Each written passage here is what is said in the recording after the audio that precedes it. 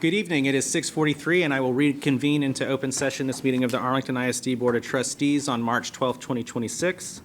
Thank you for joining us tonight. We've got quite a few things on our agenda.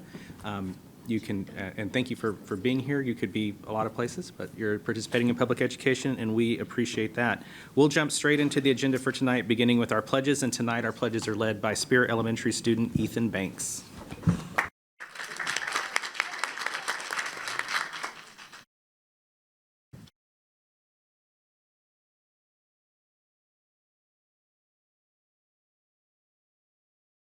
I pledge allegiance to the flag of the United States of America and to the republic for which it stands, one nation, under God, indivisible, with liberty and justice for all. Honor the Texas flag. I pledge allegiance to thee, Texas, one state under God, one and indivisible.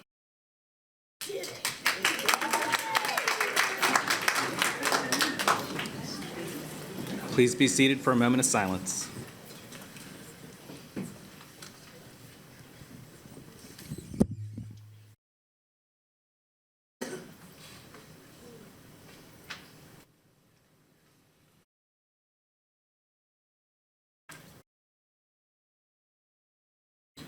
Okay.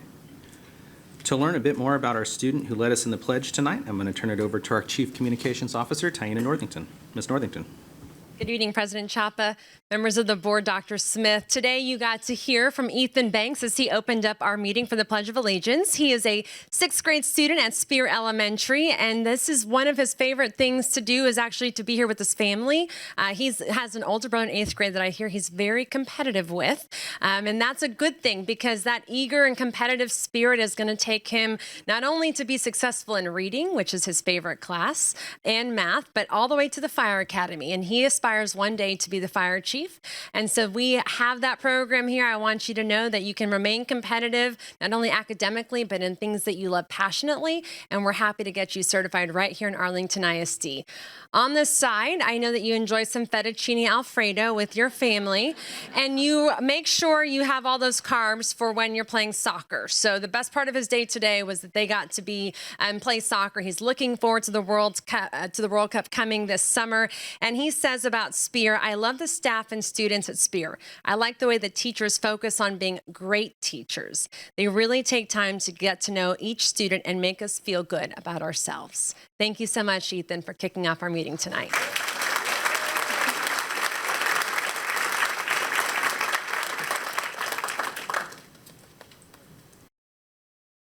All right, the first portion of our agenda tonight is for recognitions, and we have quite a few things and folks to celebrate tonight. After recognitions this evening, we will take a recess for folks to continue to celebrate, take pictures in the lobby or here in the boardroom. And so when we work our way through all the recognitions, and then we do have a few items on the agenda, they're indicated on your agenda as being in the action items section. I am going to exercise my discretion to move those further up in the agenda. And so we will also move the first action item on facilities naming will be part of the recognitions at the end of the recognitions program tonight. So we will be going through all of that until we get to the recess. So our first recognition tonight is actually a student performance, and I'm going to turn it back over to Ms. Northington. Thank you so much, President Chapa. Good evening. Starting us off this evening, we have a special performance from our Bowie High School theater students. They'll be sharing a short excerpt from their one-act play, Marisol, by Jose Rivera. These students serve as officers in Bowie's Thespian Troupe and International Honor Society that recognizes the excellence in theater. They are also members of the school's one-act play company, which recently competed at the UIL district competition with their production of Marisol. As leaders within their theater department and across their campus, they embody creativity, collaboration, kindness, and courage in everything that they do.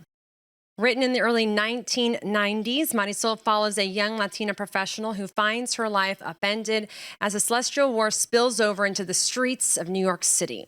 It explores what happens to a community when the traditional systems of protection begin to fail. The play is a message of survival and the power of human connection. Please join me in welcoming Bowie High School Theater.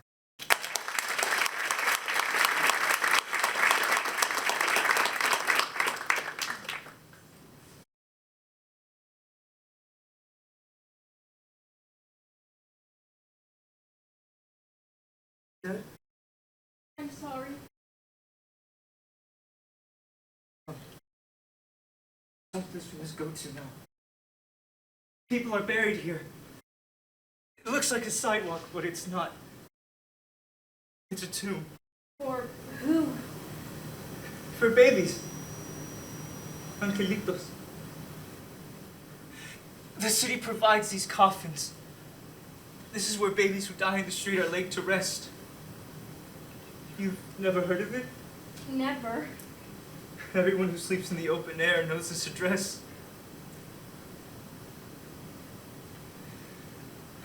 Matthew, Mark, Luke, and John.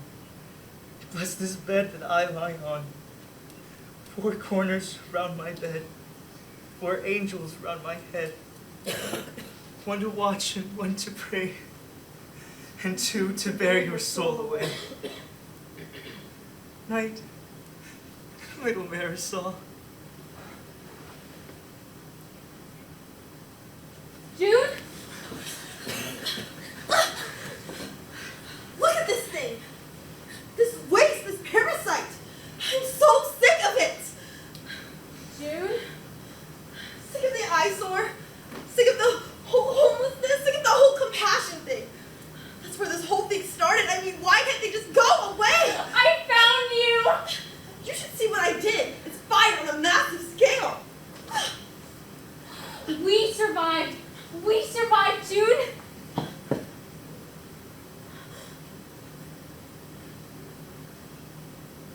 Angels are falling out of the sky, Marisol. I thought Lenny killed you. I'm sorry, Lenny. I'm sorry for everything that I did, June. June, Lenny, I have a plan for us. We are going to join them. We are going to fight with the angels. We don't need revolution here.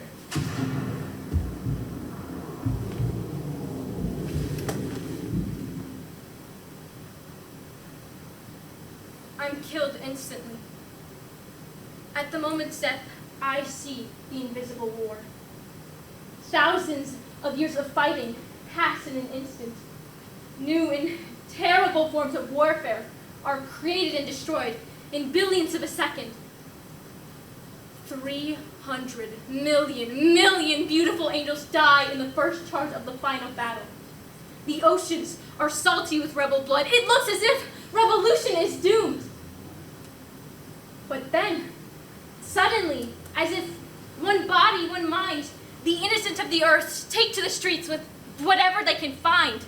Rocks, sticks, screams, and aim their displeasure at the sky. Billions of poor, of homeless, of peaceful, fighting together as no species had ever fought before.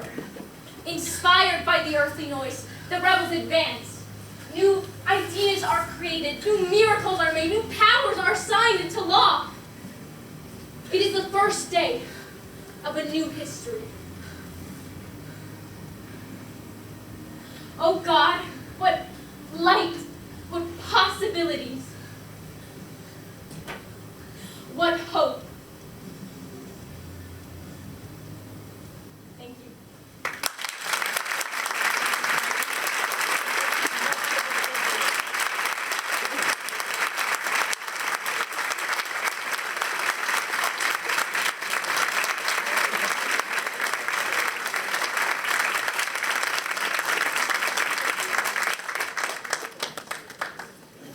Who else was just transformed? Does anyone remember they were at a school board meeting? What an incredible performance. Thank you so much to Bowie High School, their team, their student actors outside. It's just a glimpse into the passion that they all take on and they share, and their really their passion for being an actor. And so we're just so honored to have that level of student and program right here in our district. Next, I'd like you to take a mental break and turn your attention to the screens for a different type of video. It is time for our Student of the Month for March, which is Sam Houston High School, Senior Angeli Gonzalez. Angeli Gonzalez is Student of the Month for Sam Houston High School. I've known Angeli since her freshman year. When she walks into my office, she lights up the room, and her smile is contagious. She is a senior officer, and she helps me with announcements every single day.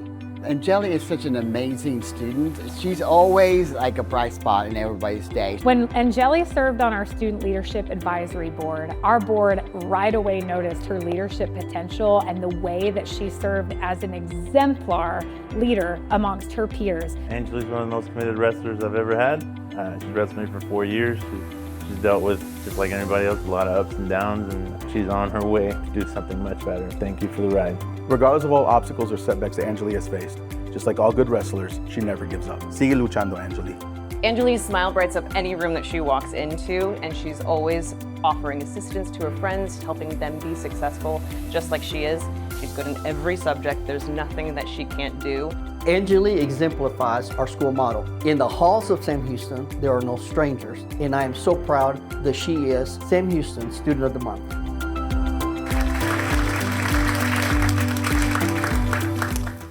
Good evening, Dr. Smith and members of the school board. I am incredibly honored to stand before you as Student of the Month.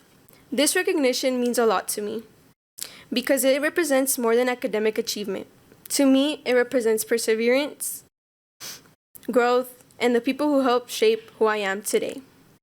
Leadership has played a big role in my high school experience. Serving as both sophomore class president and junior class president has taught me that leadership is not about holding a title or being the loudest voice in the room. True leadership is about listening. It's about bringing people together and creating a space where everyone feels valued and heard. When students feel like they belong, they're more confident, more motivated, and more willing to support each other. But my perspective on belonging actually began much earlier. When I was in elementary school, I often felt different from the other students. I was bullied because I didn't have the newest clothes, shoes, or school supplies. At that age, those things can feel like everything.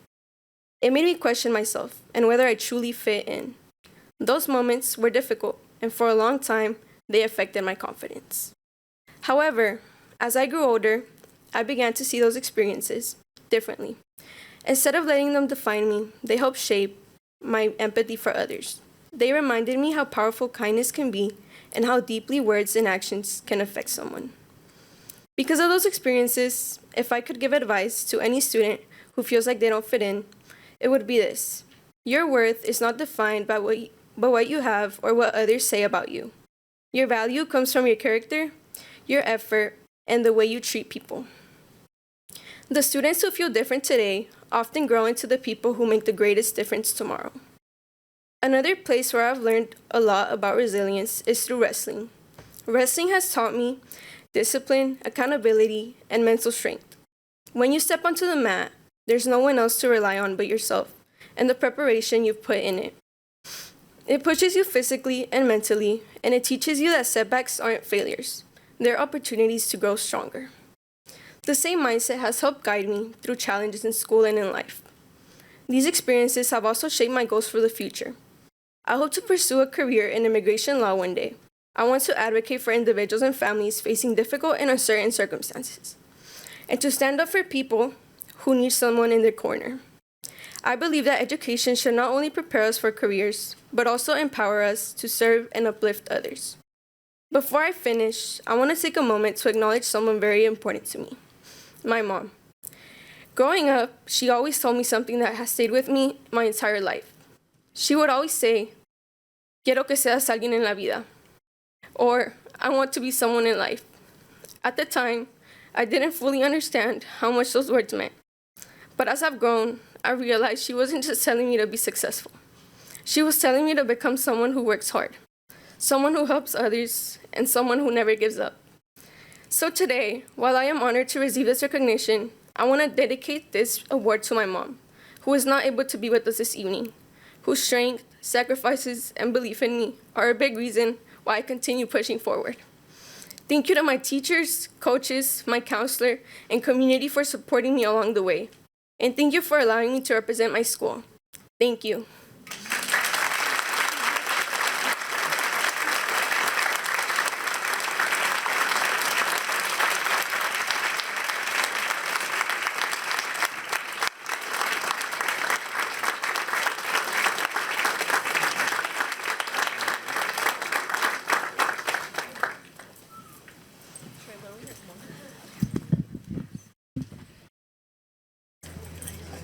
else is talking?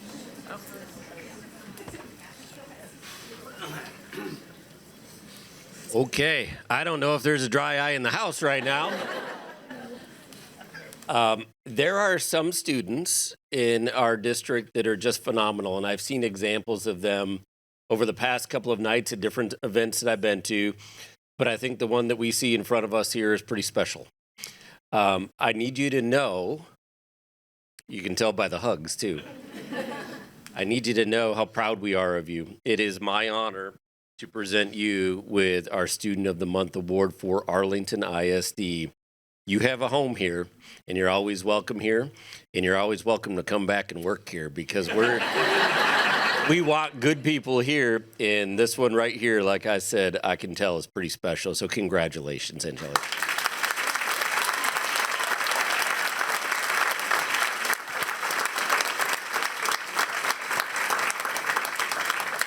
This is really neat for our board because this is sort of a reunion with Angeli. I don't know if in the video you saw, but she used to be on our Student Leadership Advisory Board as a junior, and now you're about to graduate. And just even since then, we have seen your leadership just flourish. And I was so excited to see you in the video say that you want a future standing in the gap and advocating for others. And I know that you're going to achieve that. And I want you to know that as a student, you have already done that for your school community. You exemplify what it means to be a long, tall Texan, and we are just so proud of you. Congratulations.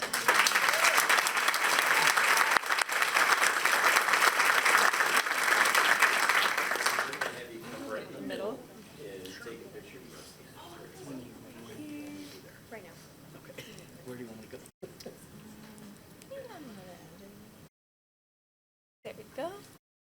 Look right here, smile. You're good. You got one that we were here. Oh no. I can tell you I wasn't. There you go. Congratulations.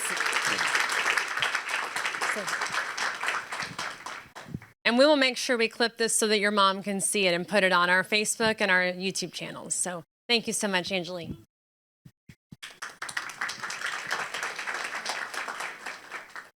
Next, we are proud to recognize 6 Arlington ISD students that have earned one of the highest honors a high school musician in Texas can receive.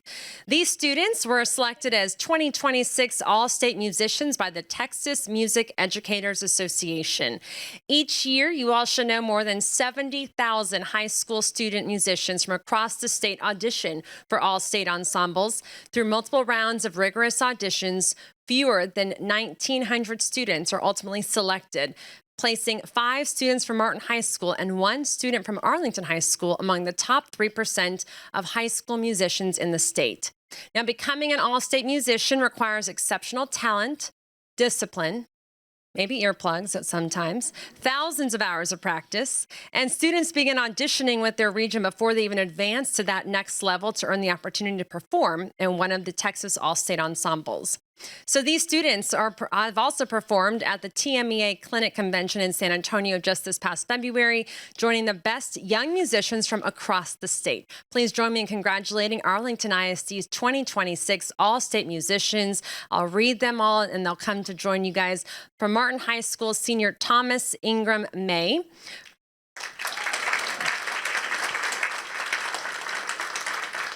From Martin High School, senior Rose Niamuhokia. Nope, let me try it again. Niamuhokia. Let me do that one time for a good take. From Martin High School, senior Rose Niamuhokia. Nope, come on. That's all right, we're gonna get this right. We got this. My name's Taina. Let me hear you say it. Niamuhokia. From Martin High School, senior Rose Niamuhokia.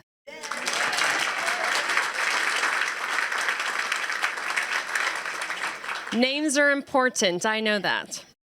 From Martin High School, senior Arlo Peacock. From Martin High School, junior Elijah Curley. From Martin High School, sophomore Avery Barton. And from Arlington High School, junior Caleb Ladd.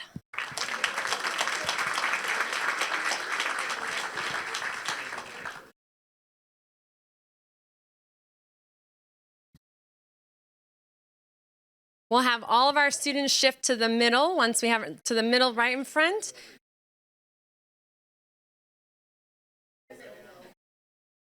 This is the hardest part. And parents, you're more than welcome to stand up and take a picture. It's okay. We'll also post all these pictures on our Flickr page, but you're more than welcome to take a picture, and we will have some time for this also during our recess. We can stagger a little bit. Can we stagger just, there we go.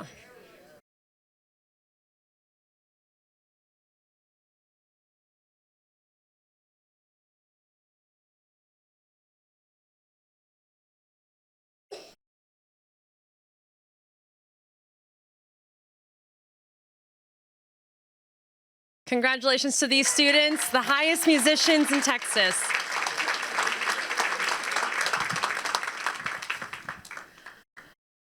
Also tonight, we are proud to recognize 15 Arlington ISD campuses that have been named in the top 40% of the 2026 Best Elementary and Middle School list by U.S. News & World Report. Each year, the rankings evaluate thousands of public schools across the country, focusing on student performance on state assessments, proficiency in core subjects, and how effectively these schools serve all students. Students that earn this distinction rank among the top 40% of public schools in their state and earn the eligibility to even display the U.S. News & World Report Best Badge on their campus website, and you'll soon see these also in some billboards around town. This recognition reflects the dedication of our educators, the leadership of our campuses, and the hard work of our students and families. It highlights the strong learning environments being created right here in Arlington ISD. We are joined by all 15 principals this evening. We're going to call each campus up. We'll start with our 4 junior highs, and they'll take one group photo with you all. Please help us in welcoming. New to the list, we've got Bailey Junior High, Bowles Junior High, Owsley Junior High, and Young Junior High.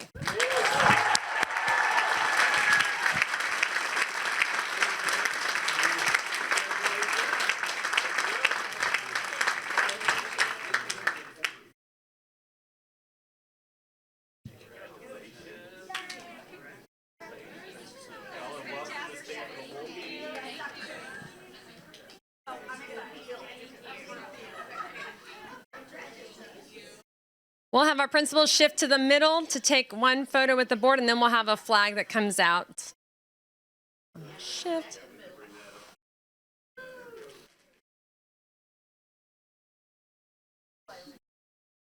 So each campus receives a feathered flag for them to have outside of their campus and proudly display the news. And then they'll be on their campus websites, social, and also our campus informational cards. Yes.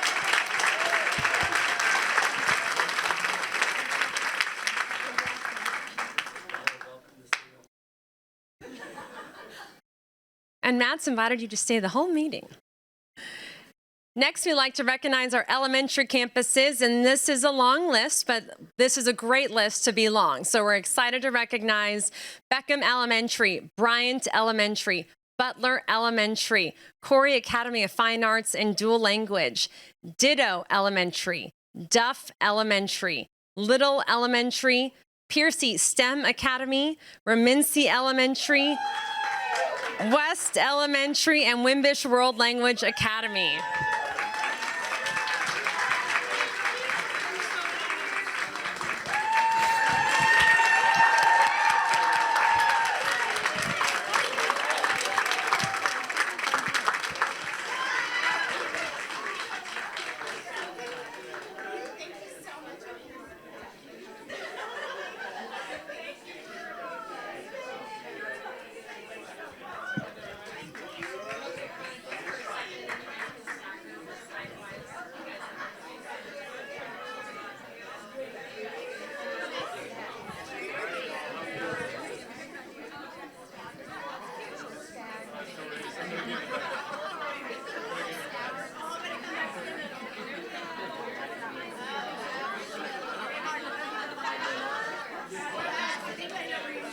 Thank you for your help.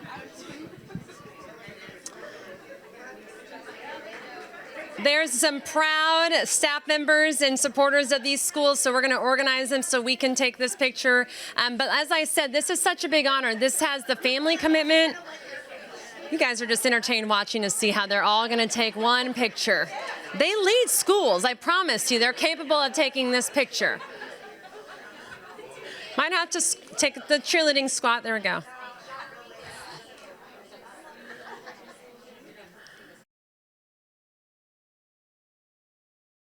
Okay.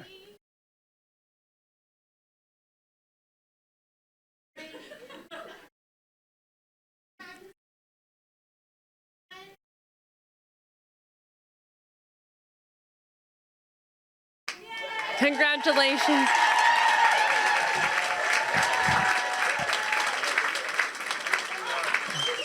This makes 19 campuses of ours that have made this list in the top 40% in earning this recognition. Board members, please stay behind. But this is 19 campuses for us.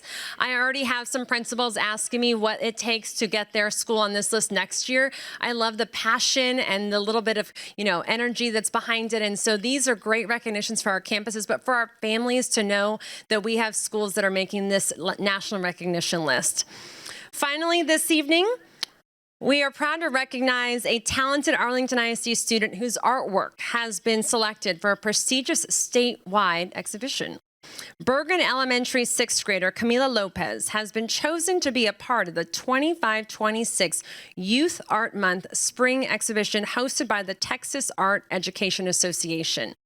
Her art piece, which you'll see on the screen shortly, the elements of a colorful palette, will be displayed at the Bob Bullock Texas State History Museum in Austin throughout the month of March. It is gorgeous.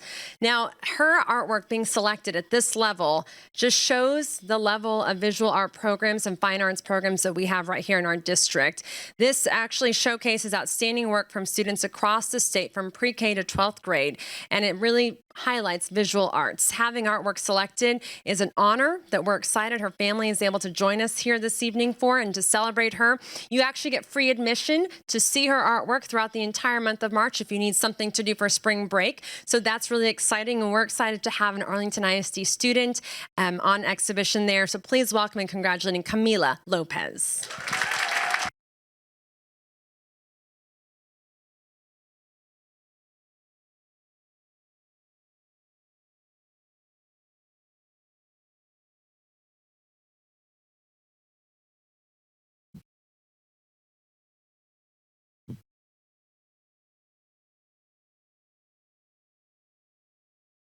And if they'll stay smiling so that Cadence, once you move, you've got mom right behind you.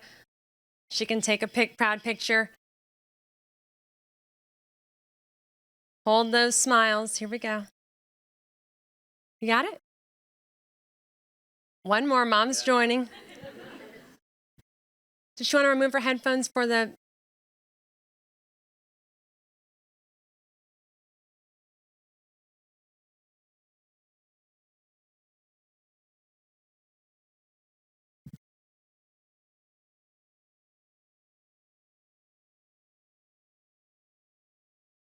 One more. Congratulations. This concludes tonight's honors and recognitions.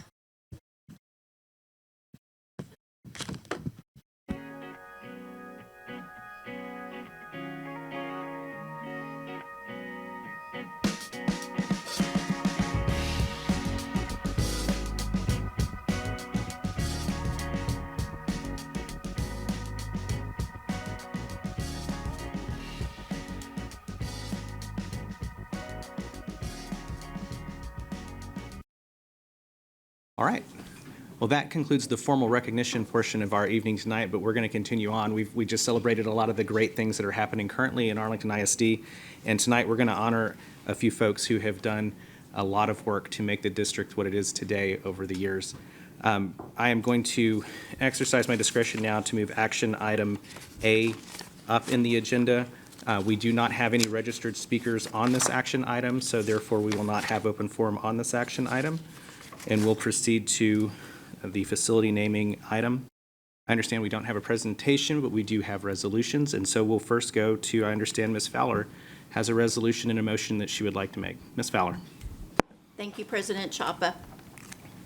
Whereas Kurt Culbertson was a proud, homegrown Arlington ISD athlete, graduating from Arlington High School where he excelled in baseball from 1975 to 1978, earning UIL District A4A First Team All-District Honors and being named Arlington High School Baseball MVP in 1978, and whereas he continued representing Arlington with distinction as a 3-year starter at the University of Texas at Arlington, earning all Southland Conference second team honors in 1981 and 1982, and was selected in the 1982 Major League Baseball draft by the Cincinnati Reds.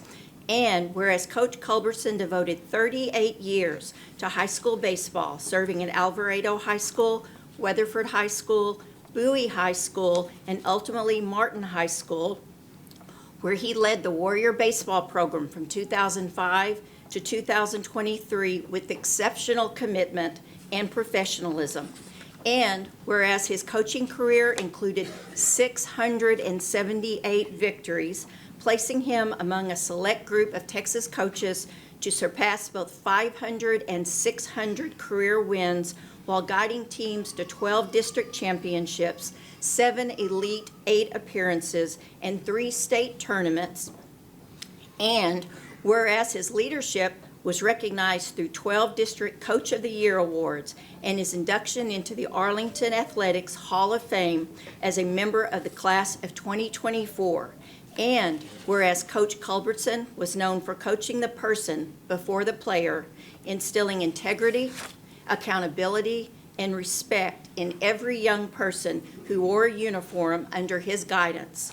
And whereas parents, families, and former players recall his ability to teach life lessons through his actions, how to treat others with dignity, and how to make honorable choices, and how to carry the values of Martin baseball into adulthood, whether or not baseball remained part of their lives. And whereas he held his teams to high standards, took pride in their growth, yet consistently deflected personal recognition, even during milestone achievement, such as his 600th win, preferring that the focus remain on the players and their efforts. And whereas family remember his steady presence, humor, and partnership, supporting booster activities, community events, and postseason traditions that strengthened the Martin baseball family.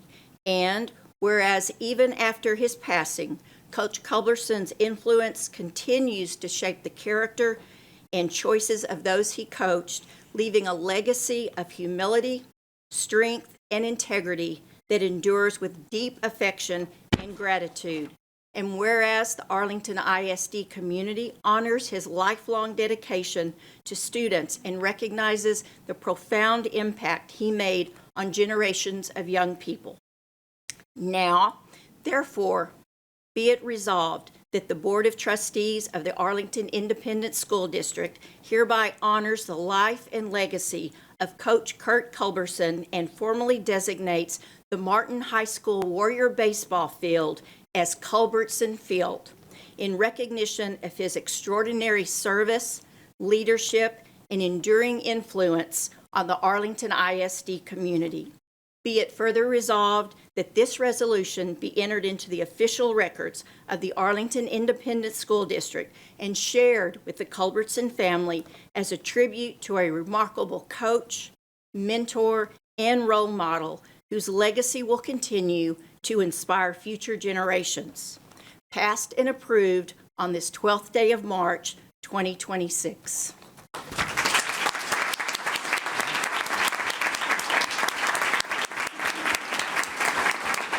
All right.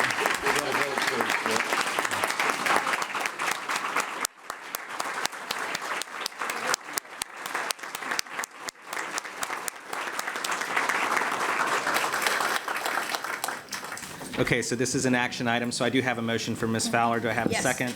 Second. I have a second from Ms. Haynes. Trustees, we are, Ms. Richardson, We got to vote. Yes. we are going to move to vote this time.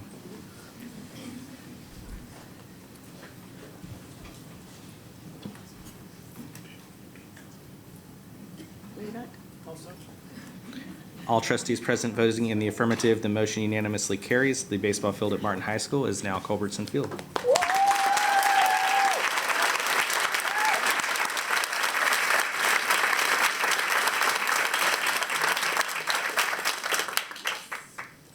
Okay, we have one other facility naming tonight. I understand that, Mr. Mike, you have a motion this evening?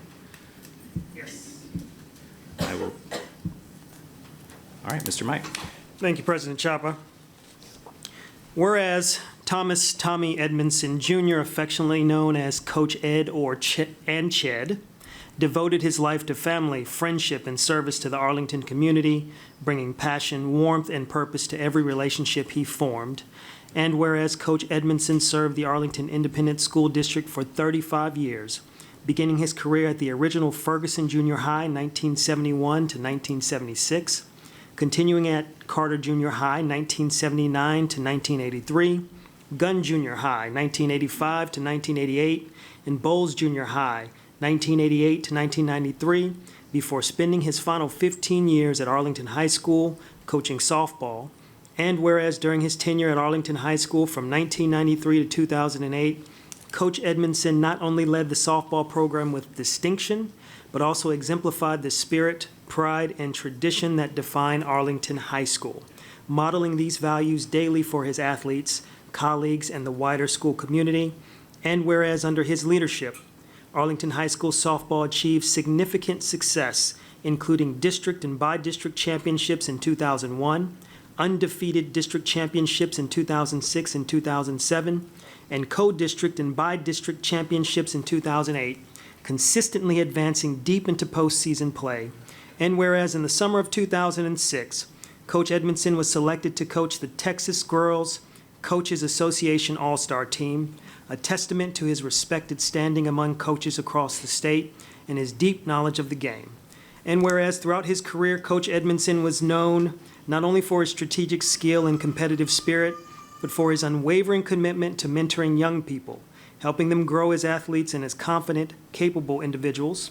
And whereas former players recall that Coach Edmondson coached the whole person, instilling resilience, responsibility, and character, and modeling the values he hoped his athletes would carry into their lives beyond the softball field. And whereas he was deeply loved and respected both on and off the field, remembered for his kindness, humor, and the genuine care he extended to everyone he encountered, creating a positive and lasting influence on thousands of students.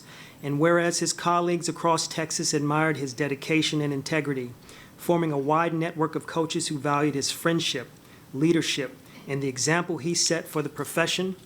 And whereas even after his passing, Coach Edmondson's influence continues to resonate throughout Colt country, as former players, families, and fellow educators honor the profound impact he made through decades of service, mentorship, and heartfelt commitment. And whereas the Arlington ISD community expresses deep gratitude for Coach Edmondson's lifelong devotion to students and acknowledges the enduring mark he left on Arlington High School and the sport of softball. Now therefore be it resolved that the Board of Trustees of the Arlington Independent School District hereby honors the life and legacy of Coach Tommy Edmondson and formally designates the Arlington High School softball field as Edmondson Field in recognition of his extraordinary service, leadership, and lasting influence on generations of student athletes. Be it further resolved that this resolution be entered into the official records of the Arlington Independent School District and shared with the Edmondson family as a tribute to an impactful coach, mentor, and the role model whose legacy will continue to inspire future generations. Passed and approved on this 12th day of March, 2026. All right, I have a motion for Mr. Mike. Is there a second? I second. I have a second from Mr. Wilbanks. Trustees will move to vote.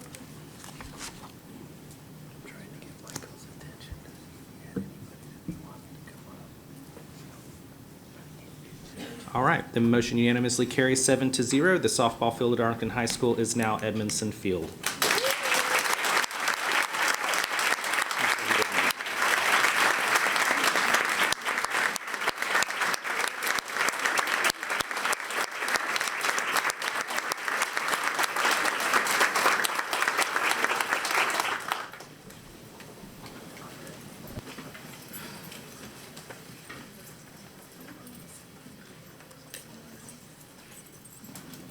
All right. Well, congratulations to the Culbertson and Edmondson families for letting us share a little bit with you tonight, and your family members gave so much to the district for so long, and it's a pleasure to be able to honor them in this way.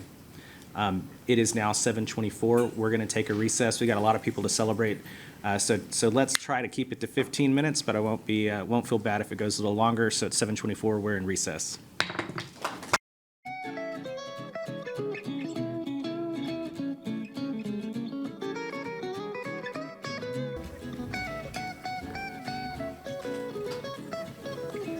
All right, it is 7:50 and we are back from recess. We're going to move on with the remainder of our agenda tonight. That brings us to our open forum for agenda items. Ms. Krosno, do we have any speakers registered for open forum on agenda items tonight? President Chapa, we do. I'll throw your curveball, Ms. Krosno. Do we also have a speaker registered for non-agenda? Yes, we do. Okay. Take a look at the list here. Okay. All right, so the next portion of our agenda tonight is open forum. As stated on the posted agenda, members of the public who desire to address the board regarding an item on the agenda are required to register at www.aisd/board-meeting-speaker-request no later than 3 p.m. on the day of the board meeting. This is a routine part of the board's agenda for regularly scheduled meetings. This segment provides citizens with an opportunity to share their views with trustees on items that are on the agenda tonight. It is not intended to be a discussion or a debate, and trustees will not reply to speakers. Derogatory comments aimed at an individual will not be tolerated, and personnel matters are not appropriate subjects for open forum. You'll have 3 minutes to speak, and when Ms. Krosno notifies you that your time is up, please end your presentation. If you have any documents for the board to review, please hand them to Dr. Hill, our Chief Operations Officer, who is sitting at the back. I've got 2 folks on my list tonight. One for agenda, who will go first, and we have another speaker who is registered for non-agenda, who I believe is a student. And so I will exercise my discretion to allow that non-agenda request to go during agenda forum. Our first speaker tonight is Corliss Bunkley.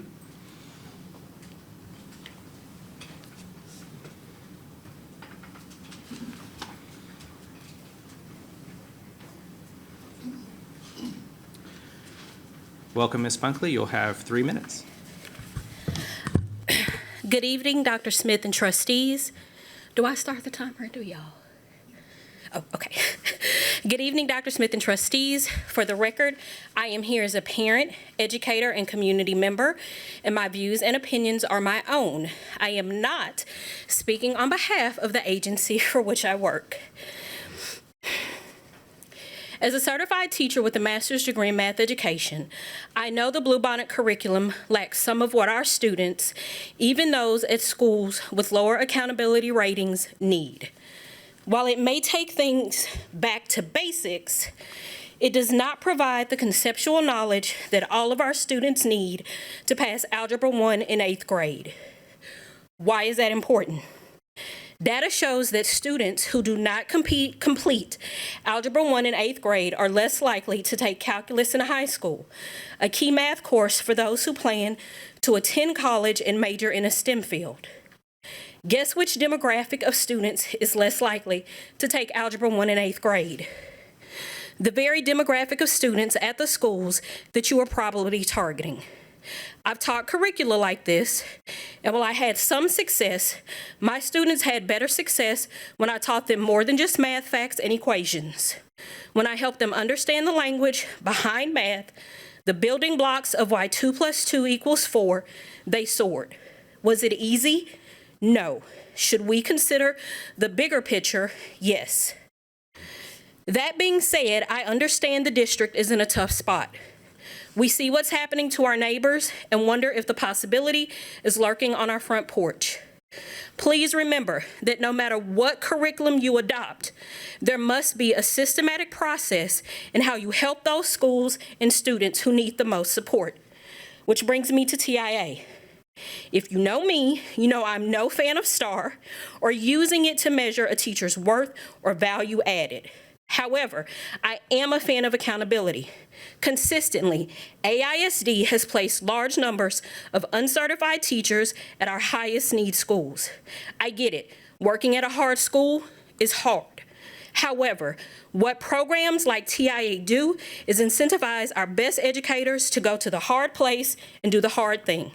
It rewards those who are already there making great gains for the same income as those who may not be making as great of gains because the kids they teach are already there. AISD is at a crossroads.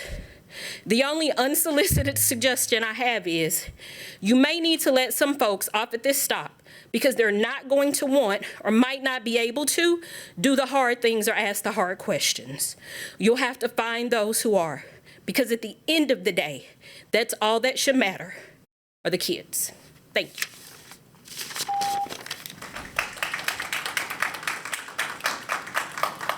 Thank you, Ms. Bunkley. Our next speaker tonight, who is registered for non-agenda, is, I believe it's Janai Velasquez Ebersol.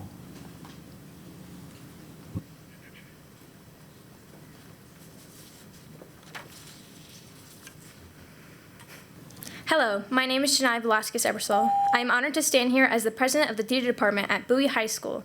I would like to extend my gratitude to the school board and Arlington ISD for granting me the opportunity to speak at this meeting about a topic that is important to me. Joining me is members of our theater department and representatives from across AISD. For example, my friend Julian back there, who's the theater president at Sam Houston. Together, we form a small part of a much larger community. We are thespians bound by our love for theater.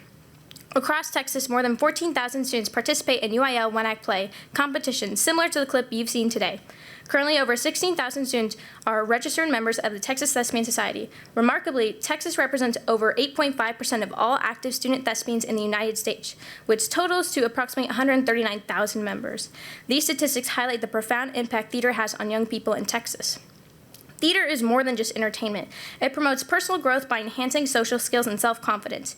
It provides collaboration and leadership opportunities, reduces depression risk, and creates a supportive school environment. Students gain life skills like quick decision-making and teamwork, with 42% reporting less stigmatization. At-risk students engaging in the arts achieve better academically and set higher career goals. Theater also improves reading comprehension more effectively than other activities. In today's technology-driven world where teenagers are often glued to their screens, theater encourages them to disconnect and engage fully in the present moment. Amidst the growing influence of AI, it is crucial to have these activities where human interaction thrives. Allow me to share the inspiring story of Yama Aguirre, a senior who has joined our theater department this year.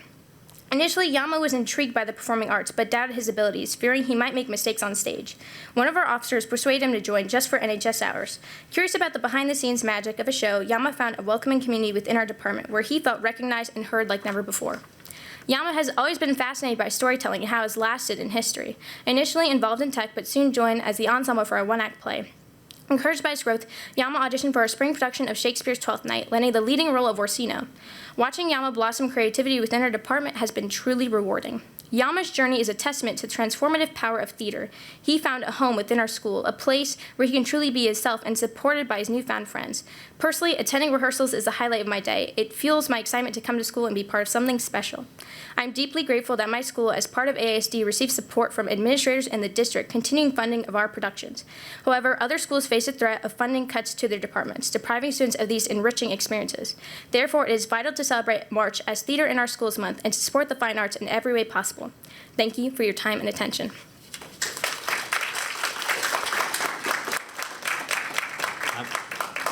Thank you, Ms. Velasquez Ebersol. I'm not supposed to respond, but I can ask a factual question for clarification. Do I understand correctly that you are doing theater across campuses? Is that you introduced the president of the Sam Houston Theater Program? No, I just do that at Bowie. Okay, you're a student at Bowie, but y'all are working together on theater. Yes, we all will meet and have outside of school. We will have the microphone. Yes, outside of school, we will have picnics and activities where we can socialize together because we all share the same passion for theater. The only time we get to see each other is at One Act Play, so it's very nice to meet with each other outside of competition and to just enjoy each other and our love for theater. That's great. That's great to hear that you are creating a theater community of your own. Thank you. Thank you.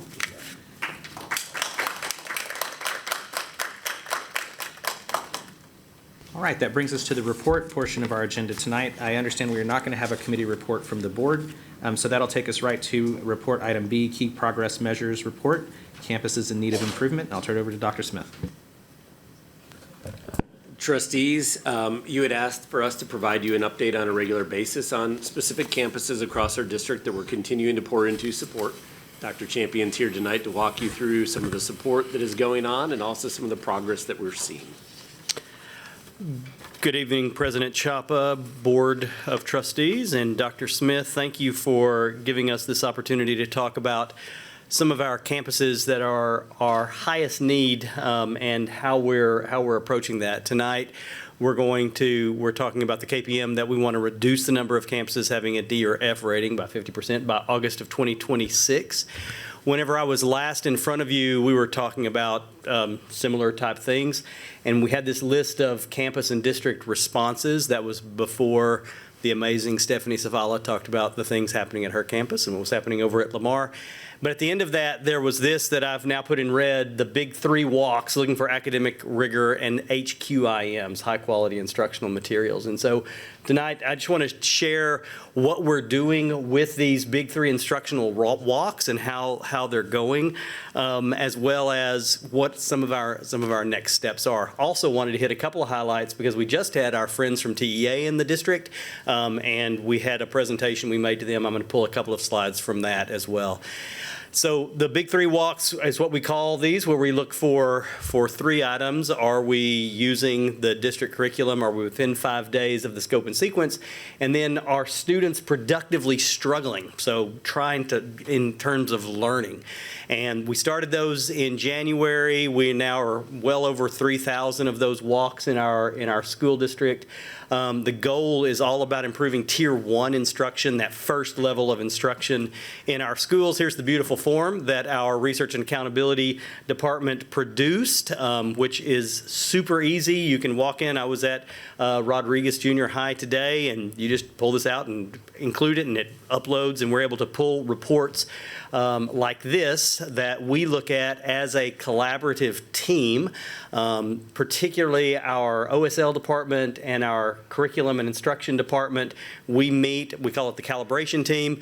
One of the pieces of data we look at is exactly this. So this was pulled right whenever we put the slide deck together, and you can see the dark blue is a yes, and the greenish bluish thing is a no. And the first one is, are we within 5 days? We're using the approved curriculum. And then this is how it defines productive struggle, that students spend the majority of the lesson engaging with meaningful grade level practice tasks and questions. That's our productive struggle question. You can see that's the one that's a bit lower. Whenever we shared this information with TEA, we also took a look at it. We can slice and dice this in lots of different ways. And so here was a way we looked at in terms of looking at those questions in each of the curricular areas of math, reading, science, and social studies. And then this slide is not connected to the data that I just showed you. And it is actually the slide from our TEA visits in the fall and our TEA visits in the spring that we just completed. And that's the change. So this was a very slim number of campuses that we attended in both of these data sets. But what you notice right away is that our focus on ensuring we're using the district-approved curriculum and the classroom timeline of being within 5 days of the scope and sequence improved dramatically across these schools. There was a question about, well, why did that productive struggle, that student engagement piece, decline in that same period? Great question. There's a couple of things that are going on. First off, it's maintained about the same. Second, we've gotten a little bit better at defining what productive struggle is. And I'm actually pretty proud of the fact that we're not just assuming it, like we actually have to see it. One of the conversations that we have with principals is that we need to get these big 3 walks aren't evaluative in any way. We're just trying to get a snapshot of the system in a 5 to 7 minute walk to see what are we seeing. It's not surprising. We were in a math classroom today where they were doing a warm-up activity, and it wasn't struggle, but they were in line and they were within 5 days and they were using district curriculum. And it's okay that that's a no, because that was in that 5 minutes that we were in the lesson. And so unsurprising in that regard. We're also getting a whole lot better at naming what it is and what it isn't. And let me talk a little bit about that. As we think about productive struggle, obviously apathy's the inverse of that. And we're trying to get where it's high skill and high challenge into flow and productive, in what would be called productive struggle. One of the questions that came up, so what are we doing with it? We are working with our principals to clearly define Arlington ISD's definition of what productive struggle is and what it's not. And you can see that definition, the very early definition that we're working through right now. Matter of fact, we just had a meeting about this on Tuesday.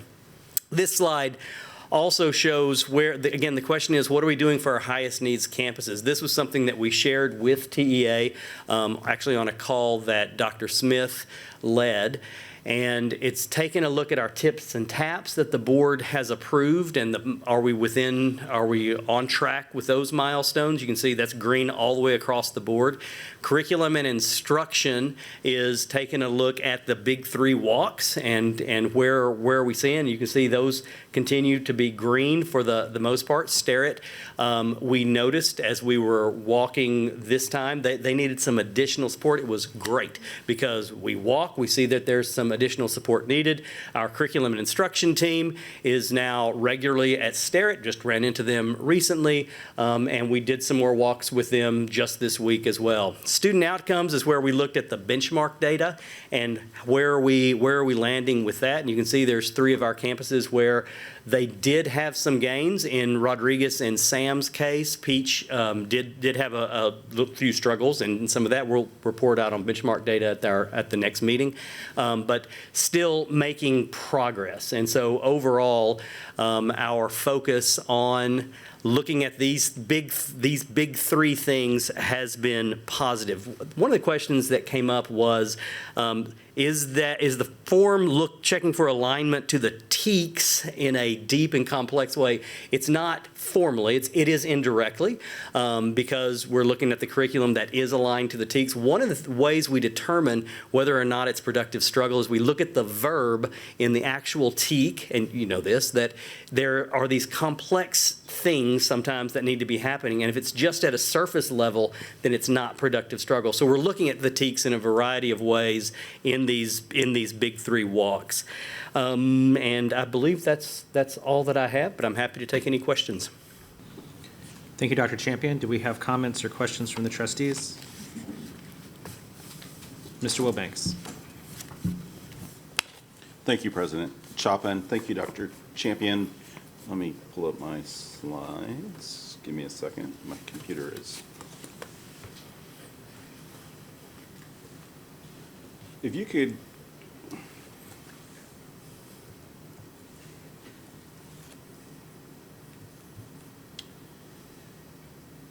Okay, so you said slide 7. Which one is that? Right there. Yes, they. Okay, so I think you tried to explain this to me earlier. This is not related to the TEA. The TEA. Correct. Okay. So when you guys are doing the walkthrough, your assessment of is it at the right rigor, and they're doing productive struggles, the last pie chart. Yep. And we're at 63% yes. Correct. How is that? And you also said that you're able to better define what that is. And so, since you started, what I'm looking for is what's the delta from? Right. How are you're seeing progress? Well, that unfortunately is not in this presentation. It's not, and it's not in part because of all these pieces, we had this conversation, the 2 objective measures, we clearly see growth. Yeah. The subjective measure, right there on the rigor and productive struggle, we actually are maintaining and maybe have even gone backwards a little bit overall as a school district. Very similar to actually what TEA said, and that is actually a celebration. because what we call productive struggle was pretty loosely defined when we started this. And we were making an assumption of giving credit with the assumption it was either gonna be there or that if just a couple of tweaks we would get there. So one of the things that we have had to try to hold ourselves to is being disciplined to take a look at, are these elements there? Are they actually there, and are they there for all students? The other thing that we sometimes saw was few of the students in the class were right on, and they were clearly engaged and working at a rigorous level, and some of the class was not. We now call that a no. At the front end, honestly, we threw it out just to have people start doing these walks, and we knew we would need to calibrate as we moved forward, and that's the area that we're in right now. Yeah, I'm glad you got this slide up, because this was helpful, because to me, what I know from talking to my colleagues across the country at Council of Great City Schools, at large urban districts and around the state, the biggest missing piece is teachers not teaching at grade level, thinking, oh, my kids can't handle this, I'm going to dumb it down and help them 100% out. right. And, That's right. and they think they're helping. That's but right. Actually, it's not. And so that's my biggest concern. And so I see that appropriate level of rigor is incorporated in it, but there's a lot in here to unpack when you're doing a 5-minute walkthrough. Absolutely. So I think what I'm hearing you say, when you're looking now, you're looking for mainly that, or no, it's something else? We are. We are actually looking to see, one, to the earlier question, is not just is it within the curriculum, but because you know this, the TEKs have these verbs that matter a whole lot. And that's that's like the first gate that you have to walk through for it to be considered a yes on this one. Then we look at these other pieces. Is it cognitively demanding? The question we always ask when we walk out into the hallway is, who was doing the heavy lift? Because a lot of times we walk into a classroom and it is outstanding, but it's the teacher who's doing the heavy lift, where throw a question out, wait for a second, and then give the answer, and instead of allowing there to be some struggle between students, and missing opportunities and asking questions to the whole group instead of having an opportunity for students to talk to each other. So each of these pieces that are included there in this productive struggle are the gates to jump through, to get through in order to get a yes on that particular marker. I'll add one thing on that too. One of the benefits of having it only be a short visit and so many visits is we're getting a snapshot of what it looks like across the district. This is in no way evaluative of teachers, and we want to be clear about this. This is just us getting a dipstick measure of what's the level of rigor, or what's the level of struggle that's happening in our students, the ones doing the work in the classroom, because we know our teachers are working hard. So this data helps us know and understand that better at a snapshot level across the system, so that we can then design and use professional learning to better our system overall. So some people wonder sometimes about why such a short visit. That short visit is for a couple of reasons. One, to help hold us accountable to not do what Brett said earlier and actually say, we assume it's coming, we're going to just make the assumption that it's the next part of the lesson. It's really just to walk in and be observers and say, are these three things, are they being seen in the classroom right now? And to be able to gather that data and see that across our system to know where we need to continue to invest in learning and support. Thank you, Dr. Smith, for that clarification, because to me it's analogous to what we actually ask teachers to do through the use of formative assessments. Is no stakes. That's right. But you've got to get frequent snapshots to know if you need to do that reteach or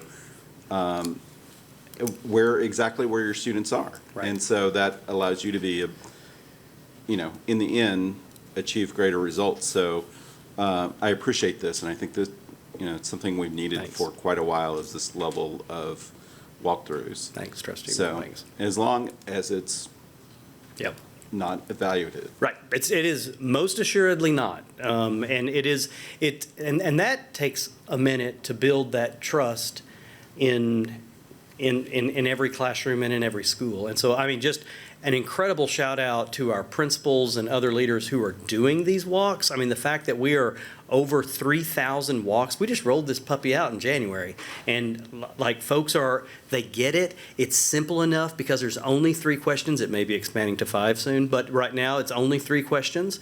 And so it's able to move pretty quickly. And folks it's becoming part of the regular heartbeat of the school week, is that we're going to go for a few instructional rounds and we go check this out. Yeah, all good stuff. I've got questions about the past, but we'll leave those in the past. Great. Sounds We're moving great. forward. Excellent. Thank you.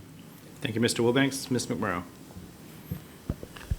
Thank you, President Chapa. Thank you, Dr. Champion. And you kind of touched on some of the questions I sent in advance. Can we go back to the slide with the progress with the big 3 under the TEA walks? You bet. So the fidelity to the curriculum has improved. And you already kind of gave context that there wasn't really a tight definition for what student engagement and the productive struggle was. It's still really jarring to me to see that this is only observed this percentage of the time.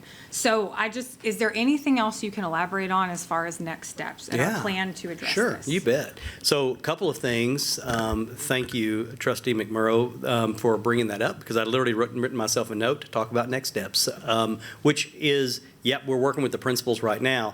And an important part of our calibration team is professional learning is here as we look at this data. And so as we think about professional learning for next year, in a collaborative way, as we think about the entire system and the fact that we are now better aligned than we may have been in the past, that it allows for opportunities then to design professional learning in a way that is very specific to the priorities that we're setting. In this case, around student engagement, productive struggle, and also assessment for learning. Actually, formative assessments would be another piece of that. And then this allows us to have a marker to see how we're seeing that as an entire system.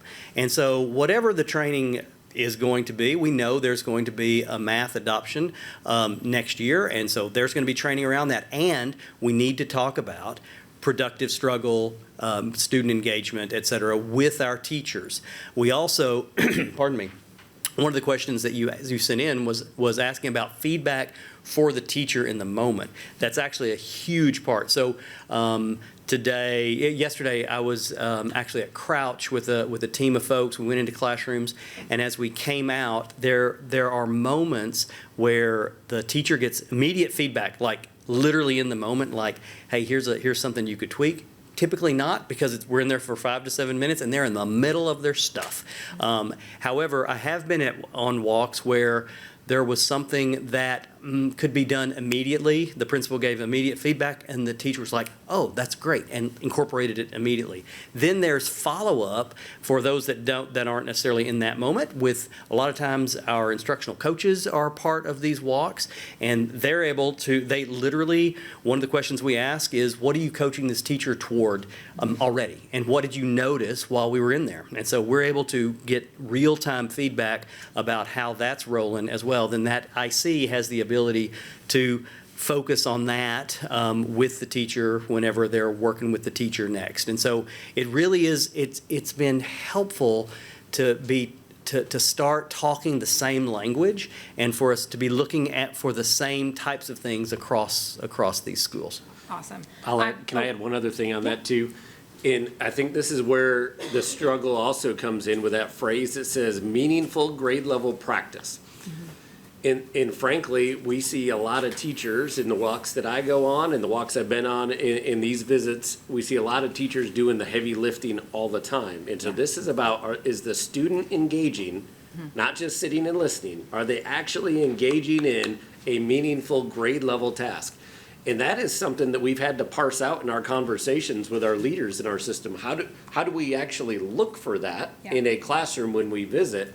Because there are some times when you have a student doing work and we see that the student is compliant, but that meaningful grade level task is the key piece for us in some of that. And I think that the more we talk, the more we calibrate, the better we'll be at that. That's good to hear. I was glad to hear that there's feedback, because if there's been over 3,000 walks, even if it's not tied to T-tests, that's 3,000 opportunities for growth. Absolutely. And looping in the instructional coach, looping in any professional who's working side by side with the teachers, that's definitely going to move the It's needle. great. So when the calibration team walks, to be clear, are we looking at the instruction, the curriculum, or both? Both. Okay.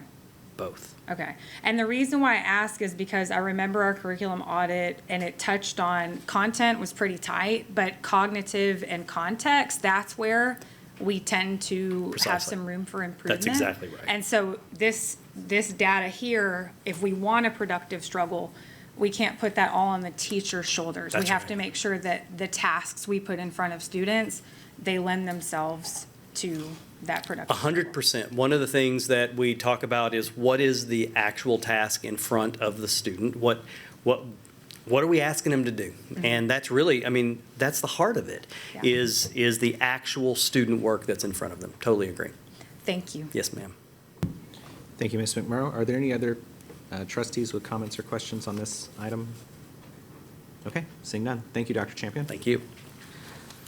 That brings us to the action item portion of our agenda tonight. I am, again, going to exercise my discretion to mess the agenda up that we took so long to put together. And I'm going to move up item D to the beginning. I understand that we have a guest here tonight, and I don't want them to be waiting a considerable amount of time to get there. So we'll move first to item D, consider approval of a resolution authorizing participation in interlocal agreement and delegation of parameter authority to superintendent and chief financial officer for the procurement of electricity services. Dr. Smith. And I'll just turn it straight over to Kelly because he knows a lot better what that means than I do.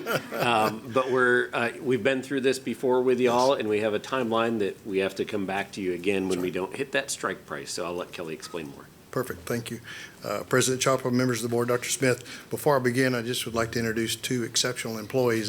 Here to my left, Ms. Shauna Alderman, our energy manager, and Mr. Corey Robinson, our director of facility services. Both these individuals do a great job of leading and managing both our energy management system and other departments, but also our building automation systems. And so, as Dr. Smith mentioned, as you begin to consider this authority again tonight, I've asked for our energy consultant, Ms. Annette Van Brunt, to come and speak to you tonight about briefly about our history, our partnership together, some of our successes from this past year, and then the two methods of procurement that we have available to us to begin to consider as we go forward and look for energy into the future. So Annette Van Brunt will take over from here. Excellent. Well, Dr. Smith and esteemed board members, thank you very much. And also thank you for moving my agenda item. I am trying to catch a flight tonight, so I really appreciate that. Let's see. So I'm going to get started with just talking about the energy management goals. And it's a pleasure to see y'all again.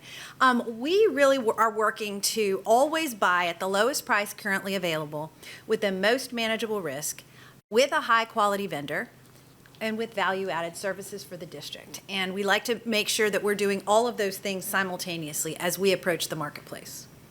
Do I just click? Nope. Here. Awesome. Okay, so to give y'all a little bit of history, first of all, before you joined the Texas Public Energy Alliance, and I represent the Texas Public Energy Alliance, which is a co-op, it's a political subdivision corporation. When Texas deregulated its energy markets in 2001, they created another purchasing method called a political subdivision corporation, specifically for the procurement of electricity, and that's what TPEA is. The district joined TPEA in 2017, and at the time when you joined, you were in contracts that didn't expire until the end of 2019. But at that time, we approached the market because the market was at a very low time period. So together with your team, we were able to secure two contracts both through a strike price process. The first strike price was that $36.25. We put that out to the market, and we were able to achieve $35.81, and that was for 4 years. And then just a little while later, we actually entered into another contract with EDF. At the time, it was EDF. They've been purchased by BP, and that got us from 2024 to 2028. And we are still enjoying those very, very low prices. So $35 is the equivalent of 3.5 cents a kilowatt hour. So extremely low prices, and the district has been able to enjoy that for some time. And so, through the TPEA process. The other thing I want to talk about is one of the products that we provide the district is providing notification. A big part of the district's demand charges, your on-core charges, are based on how much you're using when the rest of Texas is peaking. It's called the 4 coincident peak. It's June, July, August, September, the 4 summer months, and you peaking at the same time that Texas is peaking. So what we do is try to predict the load in Texas and then provide alerts to turn down. One of the suppliers in the marketplace, one of the large suppliers, gave 60 alerts this summer for 3 hours each, for 180 total hours. We provided a service that only needed alerts of 22 alerts of a total of 27 hours. And I want to tell you that this team over here kicked it out of the ballpark. You have 18 IDR meters. This service is only applicable to IDR meters. And for every megawatt you reduce, you save between $52,000 and $58,000 a megawatt. So reviewing all of your 4CP performance, this team, based on its performance, so it's trying to time that reduction with when Texas is peaking, reduced your peak demand charges by $394,000, and you're getting that benefit in this year.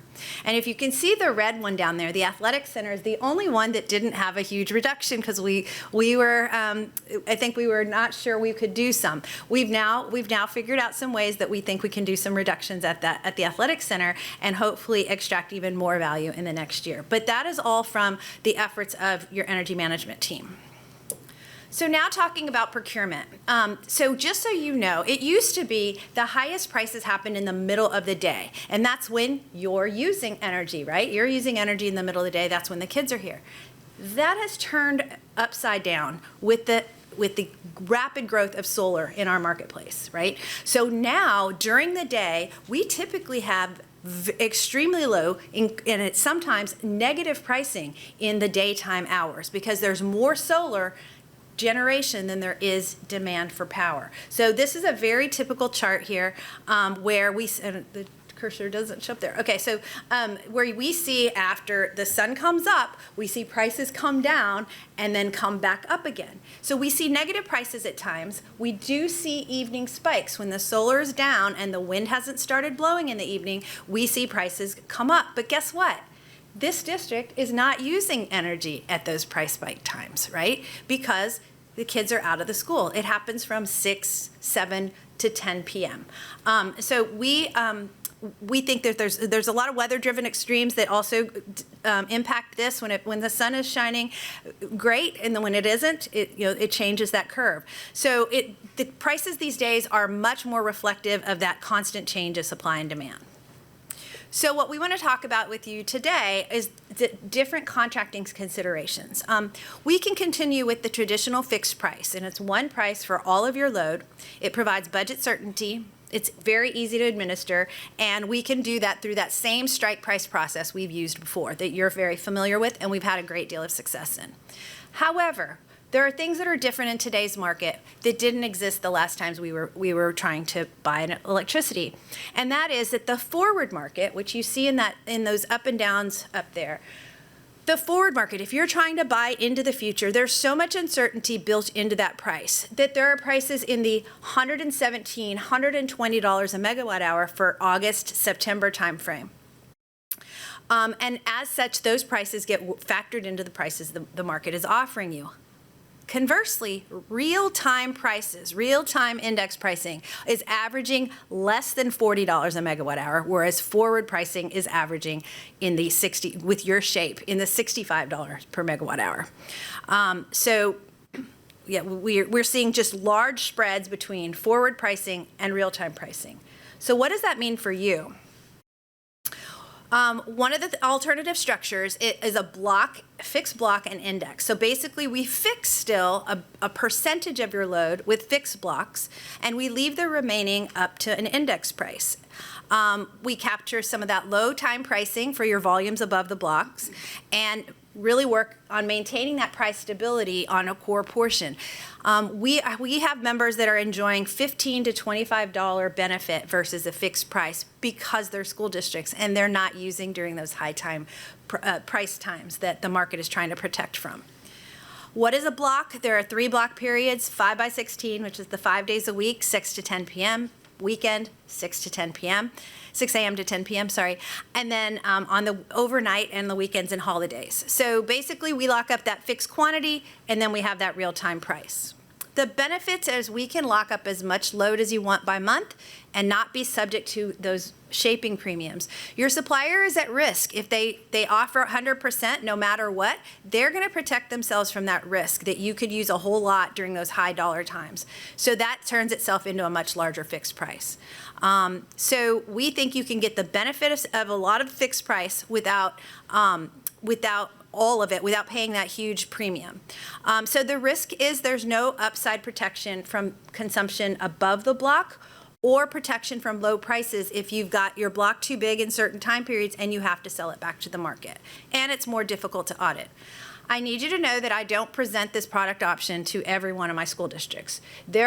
Most school districts don't have an energy management team as strong and committed and engaged as the one at Arlington ISD. There are very few districts that are good candidates for this. And the other thing is that we need to have leadership buy-in to know that that's what we're doing. So the other thing, energy load modeling really matters.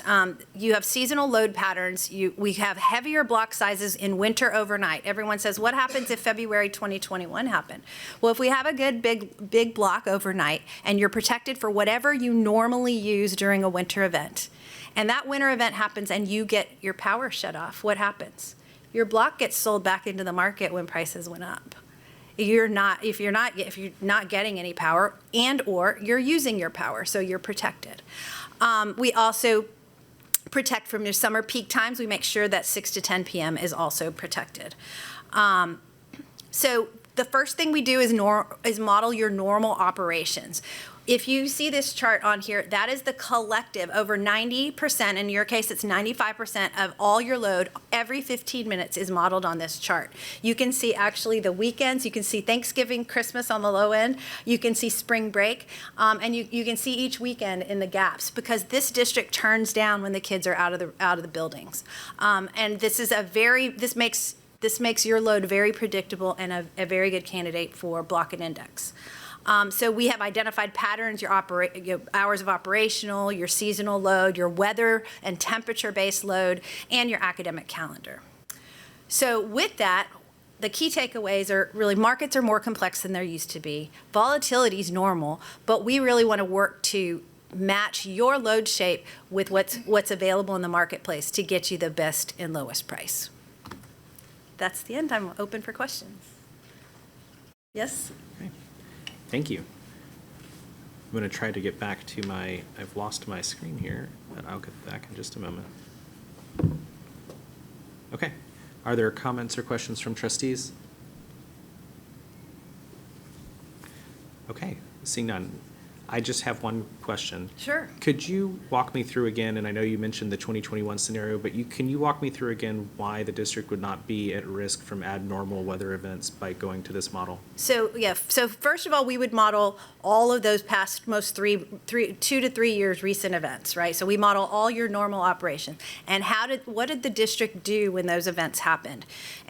And then we model it against what prices did during those time periods. So if we've protected if it's a cold event, like we didn't lose power in January of this past, the cold front we had this past the 28th, I believe. And so you didn't lose power. So we got a good idea of what you're going to use in an extreme cold event, right? So we make sure that your block is large enough to cover your needs at that time. But let's say the February 2021 event happened, prices went to 9,000. But you didn't have power, right? Power was shut off. It was not delivered to you. Well, that means you're not using the block. Your block will get sold out into that 9,000 market. Okay. On the chart here, there's a chart that we're looking at on slide 3. Three. And Three? on 3. This one, yes. One more back. Oh, yes. There we go. So is this, is what we're looking at here, that's how much we saved when we made the contract move indicated at the line, or is that how much we would have retroactively benefited from by, if we had had this plan in place at that time? No, these are the benefit from, compared to the previous contract. So when we went from this Constellation contract to the MP2 contract, the savings was 1.8 million a year for those 4 years relative to the one before. And then when we went from the MP2 contract to the EDF, it was an additional 121 above, additional savings above the MP2 contract. That's great. And that's annually, which is. Yes, yes. I like to put it in terms of how much we can do for our employees, and that would be a good chunk of a 1% raise. For It our employees. absolutely would. But just so you know, those $35 will be, they don't exist anymore. Okay. What do you project, do you have any sort of modeling or estimates on what the cost savings would be by making this move, given our past usage, if it had stayed relatively constant? Right, so the estimates are if you do a fixed price, it'll be somewhere in the $60 range. Okay. And if you do a block and index, it will be somewhere in the high 40s, low 50s. So $10 a megawatt hour, and you use about 81,000 megawatt hours, 85,000. So let's 850,000 a year. Okay. So it's 850,000 less of an increase in your costs. Okay, so if we're going from 60s-ish to 40s-ish, low 50s-ish, we're looking at somewhere between around 18 to 22% potential savings? Yes, but you're still going to have an increase because you're going from 35 up to, let's say, 50. Okay, but the alternative would be to just go all the Go way. up to 60, Right. yeah, 60 Okay. something. Yeah, I'm thinking of the Yeah. delta that we will gain by not doing that. I just want to be sure everyone knows that I'm not You're saying not there's going lower than saving. what I'm we've not got claiming savings that is not there. The market is. I'll say that the other thing is a big chunk, about $7 to $8 of what's in the current market price, is due to new ERCOT fees that were imposed after the February 2021. There are new ancillaries. There's debt securitization to cover defaults that had occurred in the marketplace. There's new payments to keep gas plants running. There are other payments to get people to turn down. So there are 7 new fees that were implemented since February 2021 that are not going to go away. They're not going away? Okay. Everybody's paying them. Okay. All right. So it sounds like if we do nothing, we're going to pay more. If we do this, we're still going to pay more, but we're going to pay considerably less. You'll pay less more. Okay. Less more. Okay. I've got it. Okay. Is there a motion to approve the resolution authorizing participation in the interlocal agreement and delegation of parameter authority to the superintendent and chief financial officer for the procurement of electricity services as presented? So moved. I have one from Mr. Wilbanks. Who do I have a second from? I gave that one to Mr. Mike. Okay, trustees, we'll move to vote. All right, trustees voting unanimously, the motion carries. Great. Thank you. Thank you, guys. Thanks for your attention. Hope Good you make night. your flight. All right, that brings us now to, we'll go back to, we are now at action item B. And this is an action item to consider potential approval of teacher incentive allotment application. And I'll turn it back to Dr. Smith.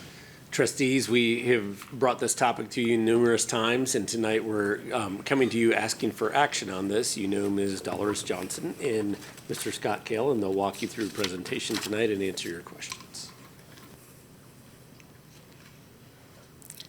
Good evening, President Chapa, members of the board, and thank you, Dr. Smith.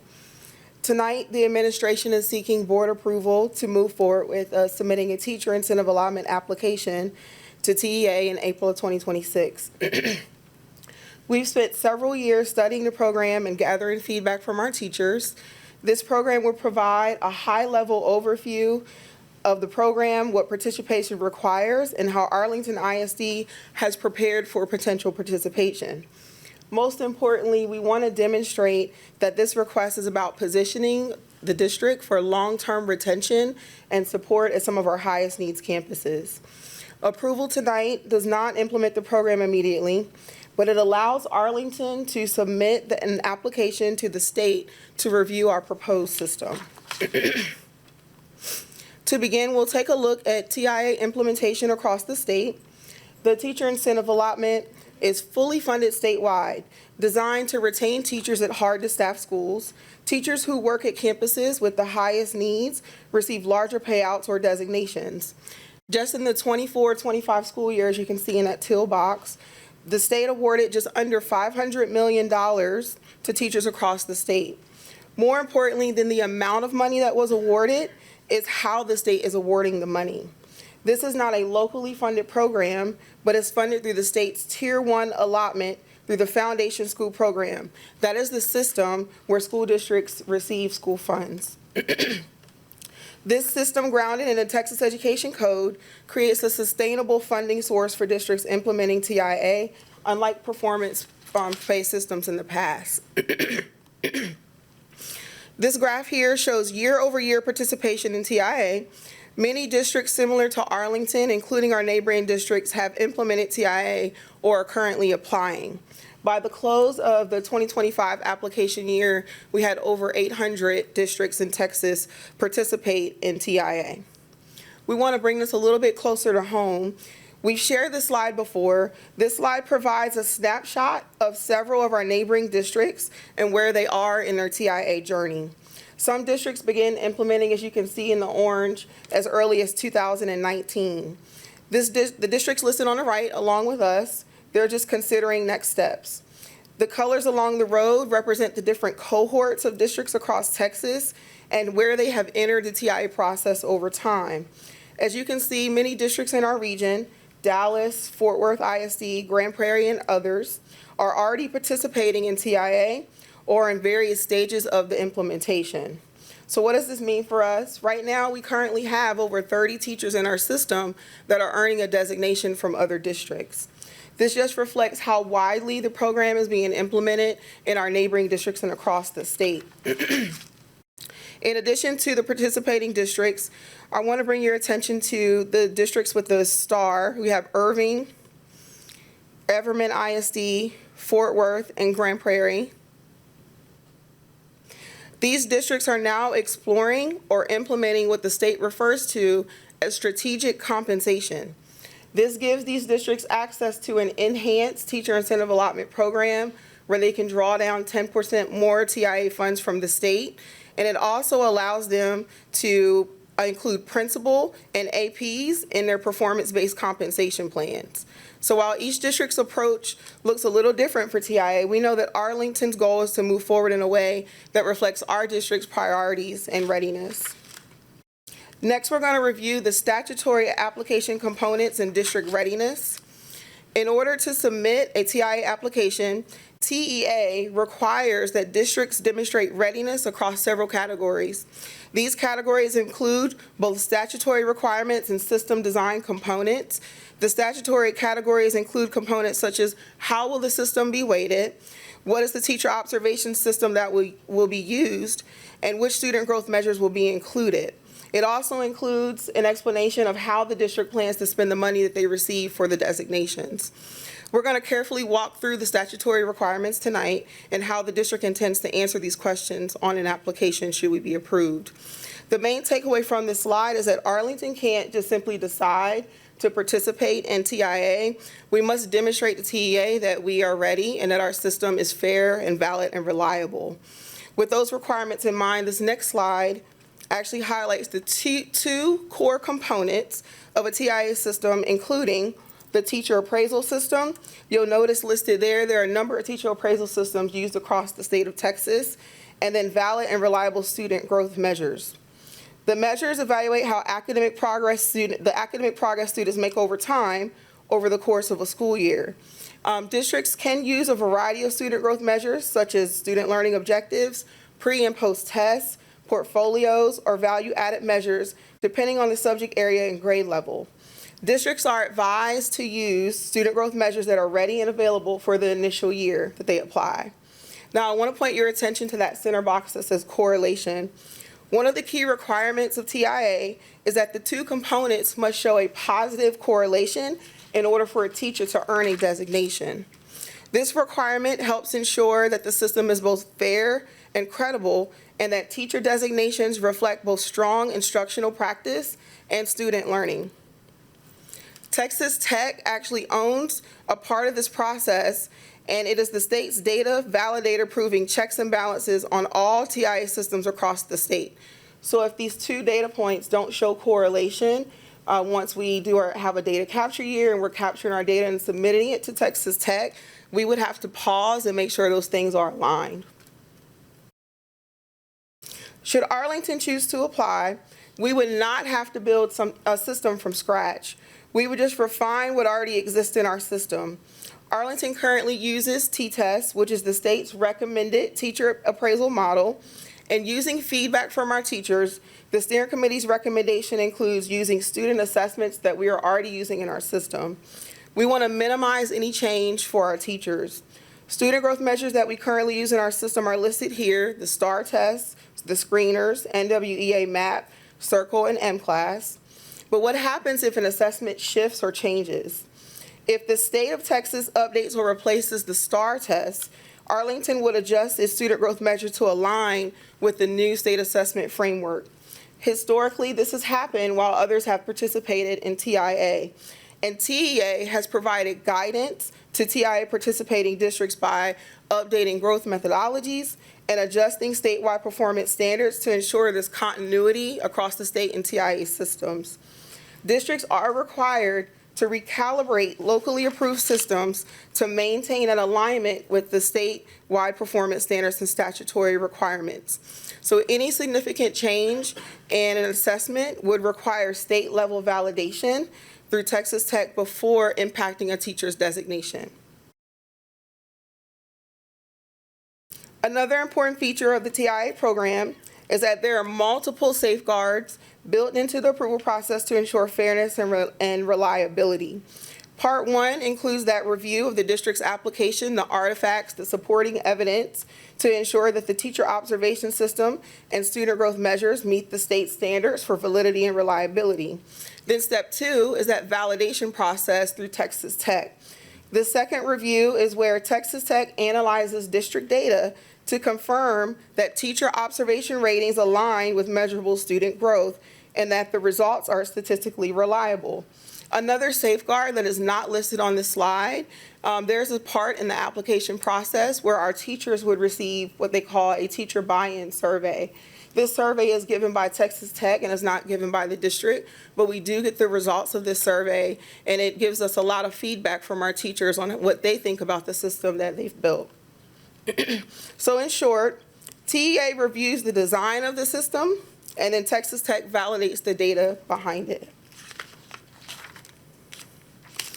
This is the timeline from application to payout. If approved tonight, Arlington would submit the application in April. TEA would review and potentially approve the application in August of 2026, and the following school year would serve as what TEA describes as the data capture year. The best way to describe the data capture year is a year that we collect our evidence. We're looking at those teacher observation scores, and we're collecting the evidence of the student growth measures.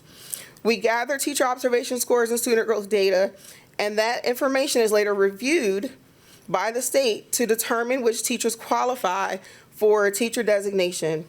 That data is the data that is then validated by Texas Tech before any designations are issued to teachers. The earliest potential payout, should we apply in April to teachers, would occur in July of 2028. TIA is intentionally structured as a multi-year process so the state can validate the system before designations or compensation can occur. What you also notice is this timeline allows the district to continue refining the system should we apply and be approved, and it allows us to continue getting stakeholder feedback throughout the process to discuss possible expansions to other content areas and teaching assignments. Now that you've seen the timeline from application to teacher payout, I'd like to now walk you through the administration's recommendation. As we review the committee's recommendation, it's important to note that these elements not only reflect the work of the TIA steering committee, but also years and years of feedback received from our teachers across the district as we've shared in our previous board reports. The steering committee recommends submitting an initial TIA application, beginning with a focused group of campuses. These campuses were identified using our high needs campus index that incorporates several indicators that are listed there and summarized on the right hand of your slide. In addition, 15 of the 23 campuses are currently identified by the state as campuses needing targeted improvement or turnaround support, or that tip and tap. These are campuses that are being monitored by TEA. Because many of these campuses are already working under state improvement plans, implementing TIA there allows us to align that additional teacher support and differentiated compensation with the campuses that are already focused on improving student outcomes. We do not recommend expanding beyond these campuses at this time. In addition to identifying campuses, TEA requires that districts identify eligible teaching assignments. The assignments listed here reflect areas where we have strong student growth measures and where the district has ongoing strategic focus, particularly in math and literacy. As we know, math and literacy serve as foundational skills that support learning across all subject areas. And special education inclusion and resource teachers in reading and math were also included because we know these teachers play a critical role in supporting students within the general education classroom, particularly for our students who require additional support instructionally. Based on these assignments and the proposed campuses, our initial analysis suggests that approximately 50% of the proposed campuses, of the teachers, at the proposed campuses may be eligible to participate in the TIA system. And that percentage would vary across campuses depending on the grade level and the course offerings. Eligibility simply means that a teacher is in an assignment where student growth can be measured. Designations are earned based on performance criteria established within the system. While approximately 50% may be eligible, or 50%, may be eligible, we want to also point out, we're going to talk a little bit about the compensation plan. Our teachers were adamant and they consistently shared that while the designated teacher may be recognized for strong performance, the growth of a student is influenced by many educators across the campus. So this is reflected in the feedback we received in our proposed compensation plan. One of the required elements of a TIA system is determining how much each measure contributes to the final designation decision. This is what we refer to as weighting.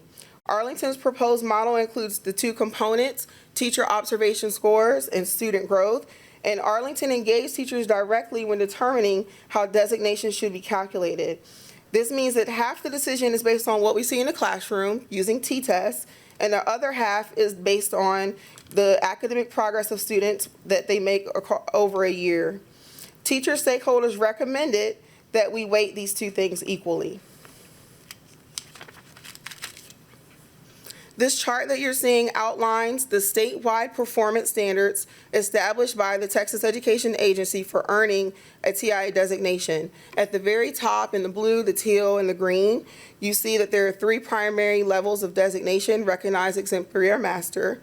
Each level represents increasingly strong teacher performance, and designations are determined by those 2 measures. You'll see in the rows the teacher observation scores looking at t-test domains 2 and 3. And student growth outcomes. As the designation level increases, the expectations for both of those measures increase as well. At the statewide level, the recognized designation represents roughly the top third of teachers statewide, exemplary represents the top 20%, and master represents the top 5%. It's important to note that these are the statewide standards. These are recommended minimum performance thresholds. The state-established TIA standards and performance criteria will serve as the foundation and guiding framework for the design of Arlington's local eligibility system. Also, in the last row, I want to point your attention to the possible allotments. You will see the possible allotments that are associated with each designation. This chart shows those broad ranges from the state, but as we shared earlier, the allotment generated depends on the campus demographics. So based on our proposed pilot campuses, we did look this up, and the highest estimated allotment would be close to $28,000 under the master's designation.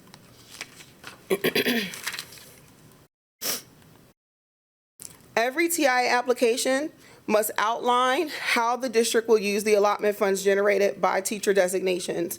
During our stakeholder engagement sessions with teachers, as I shared, teachers consistently share that while a designated teacher may be recognized for strong performance, student growth is influenced by many more educators on that campus.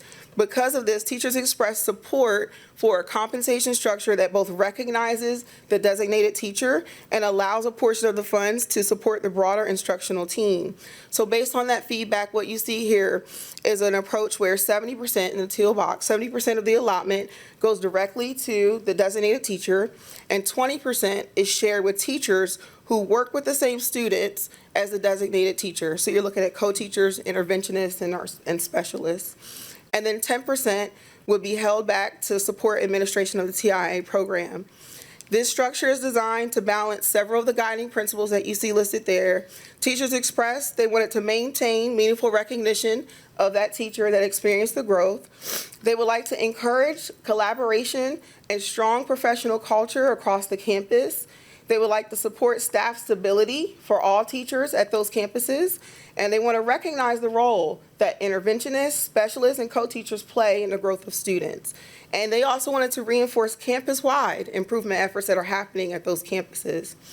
So the state law requires that we spend 90% of the designation that we received on the campus where the teacher earned the designation. What this means is we have flexibility in how those funds are distributed among teachers on that campus. Many districts begin with a similar phase-in approach to support collaboration and campus culture. You will see this compensation structure again as the district's full compensation plan is brought to you later this spring. TIA compensation has to be included in our compensation plans every year. So if it needs to be adjusted, it can be adjusted with a compensation plan. An approved TIA system would allow the district to strategically recognize and reward strong teaching at our highest needs campuses. By providing differentiated compensation, we believe we can strengthen recruitment and retention at some of our highest needs campuses and retain some of our effective educators and support greater stability on those campuses. Ultimately, the goal of the program is to build strong instructional teams and improve outcomes for all of our students.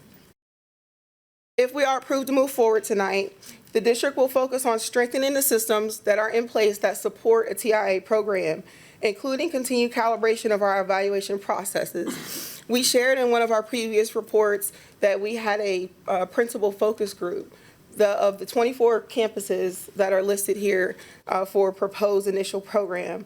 Those principals have volunteered, some of them have volunteered to lead T-test calibration efforts across the district. We will work to also ensure there's consistency in the administration of student assessments and ensuring administration of assessments look the same across the district at all campuses. And we're committed to continue to seek feedback from our teachers and principals concerning any ideas for expansion or any system refinement that may need to take place. This brings us to our recommendation. So over the past 3 years, we have engaged teachers and the campus leaders in thoughtful discussions about differentiated compensation and system readiness. Based on that feedback and after reviewing statewide implementation models, we are recommending a phased TIA program at our highest needs campuses and approval to submit the application in April of 2026. Thank you all so much for your time, and I'm willing to take any questions you may have at this time. Okay. Before we move on to trustees with comments or questions, Ms. Johnson, I just want to say congratulations on the award that you got from HR.com. Ms. Johnson was recently named as one of the top human resources professionals in the country at the HR.com annual awards, and so we are proud to have you here. Congratulations. Thank you. Thank you so much. Thank you, President Chapa. Okay. We've got some folks lined up tonight. Ms. Fowler was the first to hit her button, so she goes first. Thank you, President Chapa. Thank you for this information. This was very enlightening, and I learned. I have some, I don't know if they're questions, probably comments. The thought of giving teachers more money, I am all for that, and that's wonderful. And when I taught English 1. And so I would have loved the opportunity, I'm still teaching, but when I taught public school, I would have loved to be able to possibly get that additional money. Here are some of my concerns. My fear is that teachers that are not teaching those designated subjects, are they going to feel somehow less than? You know, that they're not getting that extra money, that they're not as important, or what they're teaching is not as important. And I think it's more important for students to get a well-rounded education, and that includes science, humanities, the arts, all of that. And so that's my fear. I don't want any teacher to feel like they're not as important because they're not teaching certain subjects that are tested. And I think we've worked really hard in this district for culture, where everyone feels equal and everyone's important and more of a family atmosphere. And I just don't want any kind of competition or anything like that with the teachers. You know, I think about when they all get together for their planning periods, and you know, there has to be, I would think, a little bit of resentment that, you know, you're getting $28,000 extra dollars, and what I'm doing is just as important, and I'm working just as hard as you are, and my students are doing well, but I'm not getting that money. And so that's a little bit of a concern for me moving forward. I just don't want that division, you know? But the thought of teachers getting more money, I'm all for that. But I just don't want there to be anything with the culture or people feeling less than, or that what they're teaching is not as important and that they're not getting the same money. So I just have those fears. Thank you. Thank you. Thank you, Ms. Fowler. We'll go to Mr. Mike. Thank you. If we look at slide 15, and I know before when we were studying this, and this slide came up with the proposed campuses, and I didn't hear it tonight, but prior to, I asked a question about the provision of the opt-in. And I didn't hear an opt-in provision this time. Does that mean that these proposed campuses no longer have an opt-in provision, that they are in it? They did have an opt-in, and all of them these campuses did want to be a part of it. They did have an opportunity to go back, talk to their staff, and when we had the principal lunch and learn, they all wanted to have an opportunity to be involved in it. Okay. That's the only question I had. Thank you. Thank you, Mr. Mike. Mr. Wilbanks. Thank you, President. Hang on, Mr. Wilbanks. My finger is larger than the button that I hit. I will fix this. Okay. You're good to go. Thank you, President Chapa, and thank you, Ms. Johnson. If we could start with slide 7. This is something I missed when I was reviewing it. So you pointed out, or maybe it was slide where you talked about the enhanced TIA. Yes, it was the slide. I know Fort Worth is trying to implement it right now. Just to be clear, we're not doing enhanced, right? No, Thank you. I'm hearing nightmares from our district next door about trying to implement that, so thank you. Yes. Yeah, and no plans, we're not going to be forced to go that route later? In order to participate in the enhanced program, you have to be a regular TIA district, and right now we are not approved to be a regular TIA district, and we are not discussing plans to move into an enhanced program at this time. Okay. So yeah, let's go to the other one. I said, so thank you for sending the data on our campuses. I thought at one point some of our campuses could earn the 3,600, but it looks like 2,800, somewhere around that ballpark, which is still a significant pay raise for our teachers. If we can go to slide 19, I've got a few questions. You mentioned that we have 30 teachers getting TA currently. Yes. Okay.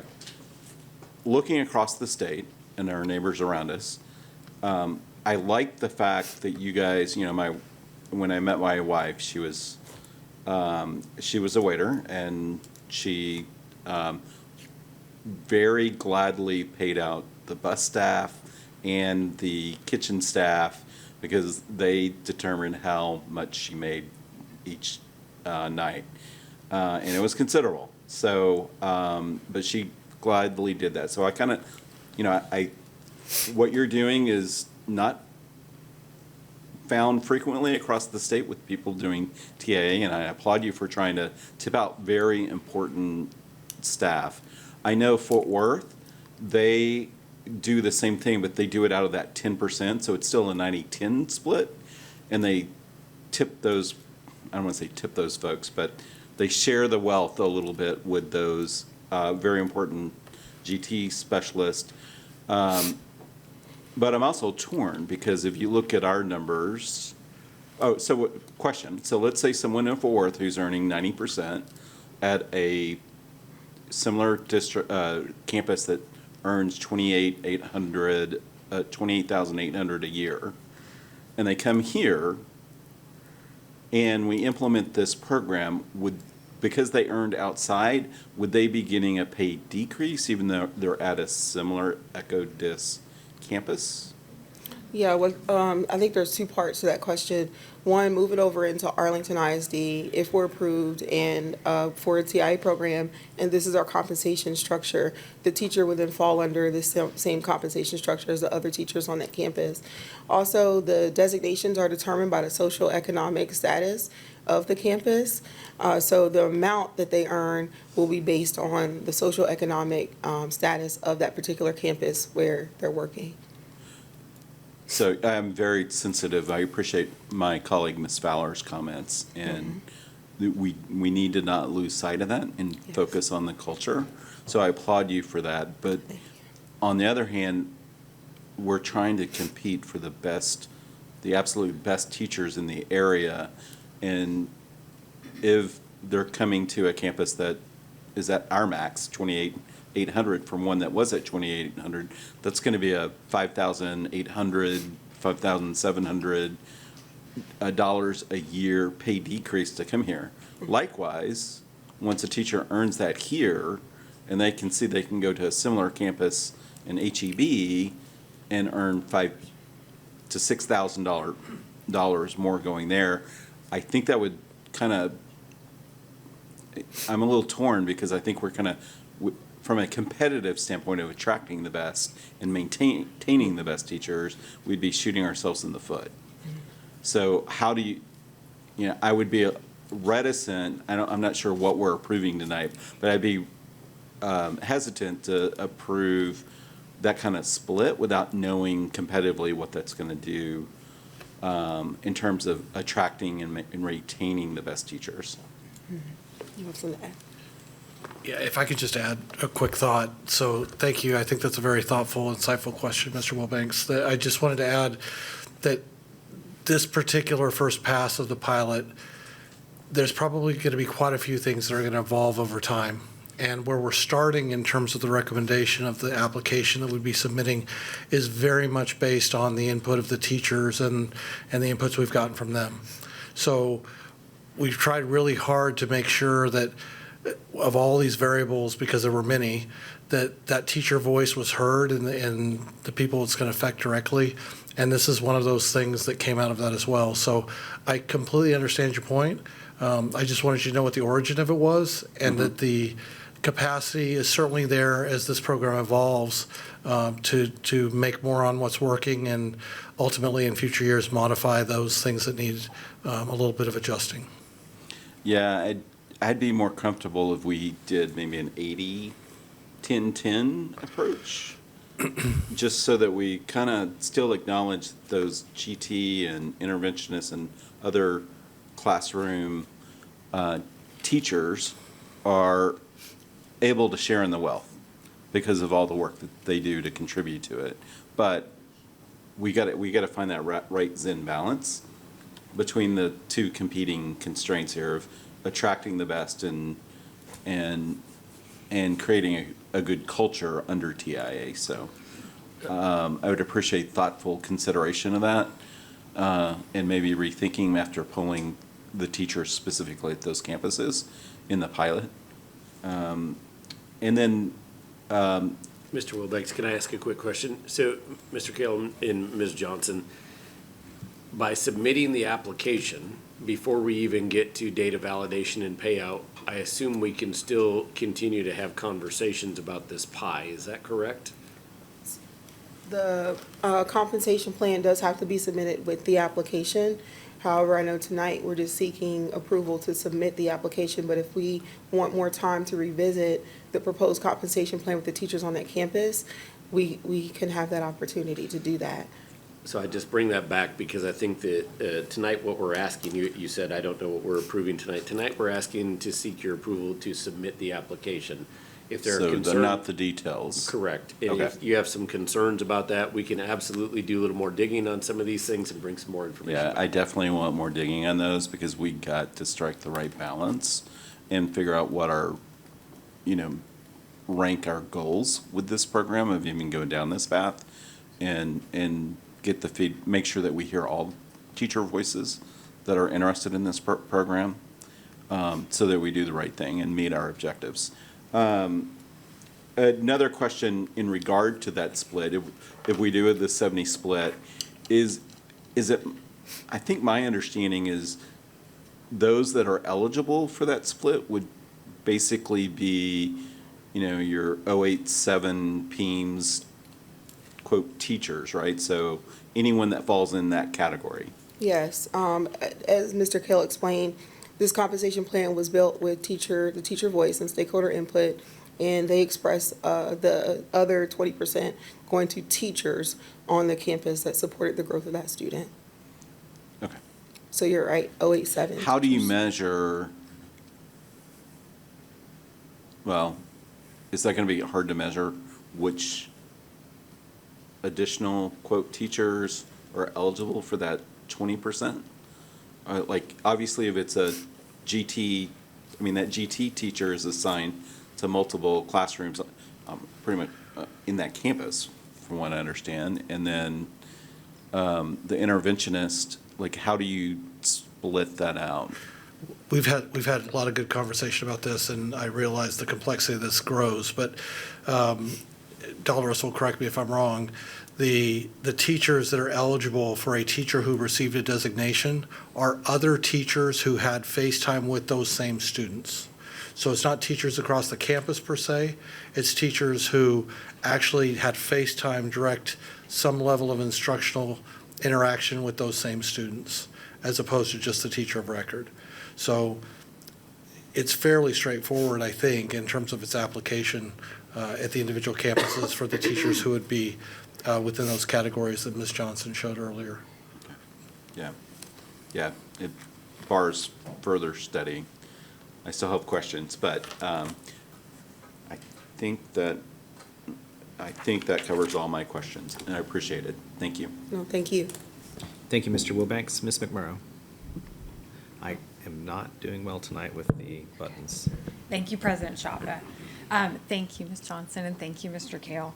So I want to echo what someone said earlier and just say thank you to our human resources team. This has been years, not months, but years in the making. And I want to thank you specifically, Dolores, because I know it's been very important to you to amplify teacher voices throughout this process. And I feel like every time we've gotten a report, I do see the progression. And at the same time, TEA has really evolved in what they allow districts to do. This has just been really complex, and I've really tried to learn as much as I can as things evolve and see what other districts are doing, and not just pay attention to plans and data, but also pay attention to the word on the street. Listen to teacher voices and just get that anecdotal feedback from teachers about TIA. So the hard thing about this all is that we as trustees don't want to leave money on the table for our teachers ever. And I want to say that with confidence about my board. Like, we have never shied away from top compensation. And that's something that I just want to commend y'all for.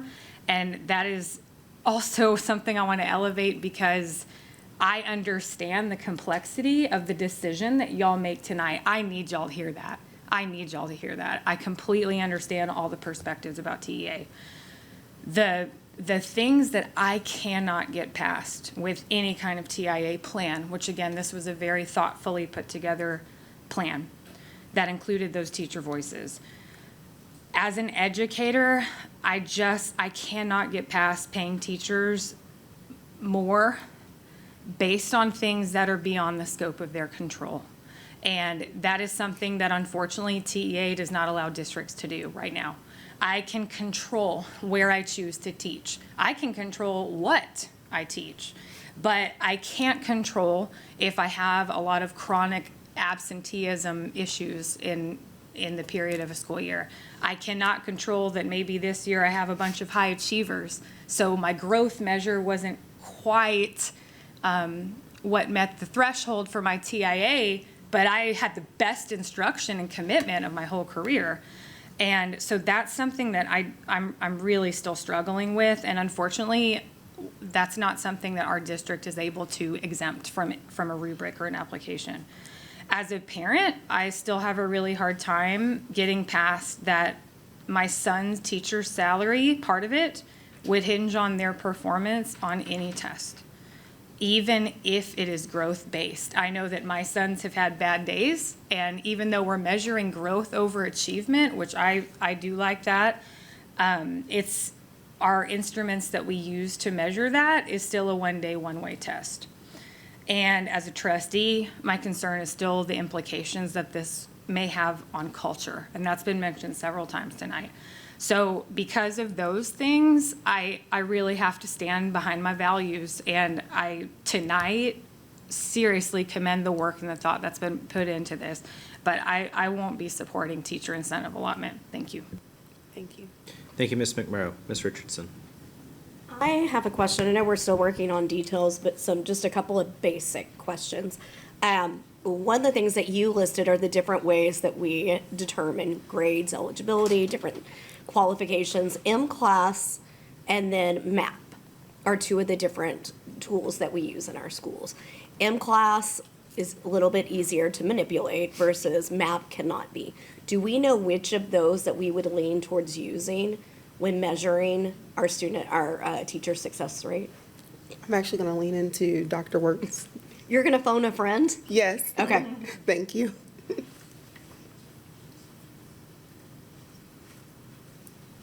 So it would depend upon the teacher and the content area that they're actually being assessed in. So in primary grades in reading, for example, we use M-Class, but we'll use MAP in STAR grades.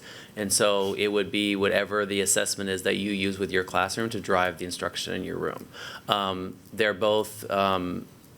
both have measures that we would measure against in terms of an EOI, and you can measure growth, and there's growth measures in each of those. They just are measured in different ways, but it would be the one that's actually utilized in their classroom, yeah. This is an opinion question, but do you feel like M-Class can be manipulated, that data and success rate, compared to MAP? Well, they're both assessments that students would take independently. It's not like back in the day where their teachers are gonna manipulate it. I personally don't believe that I would worry about that. Okay. Not in my opinion. What about our teachers at CTC programs? Would those teachers would they qualify for any of this? Because I don't see them on the list, but they might be teaching students from Lamar or Sam Houston. Sure. The initial recommendation is to focus on math and literacy with possible expansion to other teaching assignments in the future. Okay. When we looked at that list of 23 schools, you talked about that our principals have said yes and opted into it. Did they, and Dr. Smith, that may be something you need to weigh in, is that something they polled their teachers and staff on, or did they make a unilateral decision for their campus? The principals were invited to a lunch and learn to learn more about the program, and they were supposed to check the pulse, and they did the pulse on their campus, come back and report whether or not they wanted to participate. Okay. My concern is only if we have teachers reach out and say, well, my principal didn't actually ask me. My principal did this without taking my pulse, and want to make sure that we are true to the teacher voice, while also understanding that a lot of these campuses have chosen to opt in, and when that's something that we want to also respect them and their autonomy to do so. Thank you. Dr. Smith, do you have feedback on that about principals and their teachers getting the pulse of the campuses? Yeah, and I think they did a really good job because they know how important this is. And now, is there still hesitation on some? I think absolutely, because this is a new frontier for some of these schools, and I get that. I think that there's some ability to also remember this isn't district-wide. So there's still, to Sarah's point earlier about choice, there's still some choice involved in all of this too. And so if a campus is participating and a teacher does not feel very comfortable with that, remember, they still have the ability to teach in Arlington ISD, not in that program. Okay. And I think that that's important for us. We did not want to go full scale on this. And I think for me, that's really important. And I think that having the ability to have a targeted staffing model for some schools that need it the most makes a lot of sense, and to also make sure that we give our teachers in our system choice still. And I think both of those things are true with the proposal that they've laid out. With the 15 out of the 23 campuses being already on a TIP or a TAP plan, where do you see the benefit to that with TIA? Yeah, I think that definitely, well, I can go back to say, we've seen significant turnover at some of those schools over a number of years. And I think that this could be an incentive to help create some stability for teachers at those schools. And so I think a TIP and a TAP plan are talking about what we're doing academically in the school. This helps us potentially, because we would see, create some stability for staffing in those schools too. Because one of the challenges we've seen is we sometimes have teachers who want to get into the district and they take a job at a school that might be struggling some, and then they head somewhere else after a year or two. And we want to create some stability in staffing at these schools. Because in turn, when we have stability with our staff, we also create stability with our students, who we know that that's one of the things that kids need most is stability. Absolutely. With TIA, we see the roadmap of when we would be able to file to get in, when pay, all those things. What is the chance if we decide this is not for us and we want to either A, pull our application, or B, we do the program for a year, 2 years, and we want out? What is our commitment to the state at that point that we're locked into? So once you're approved for TIA system, you can submit teachers for a designation every year. If Arlington decides TIA is not for them, we just simply don't submit teachers for a designation. Okay. Thank you, and congratulations again on your award. Thank you. Thank you, Ms. Richardson. Ms. Haynes. Thank you.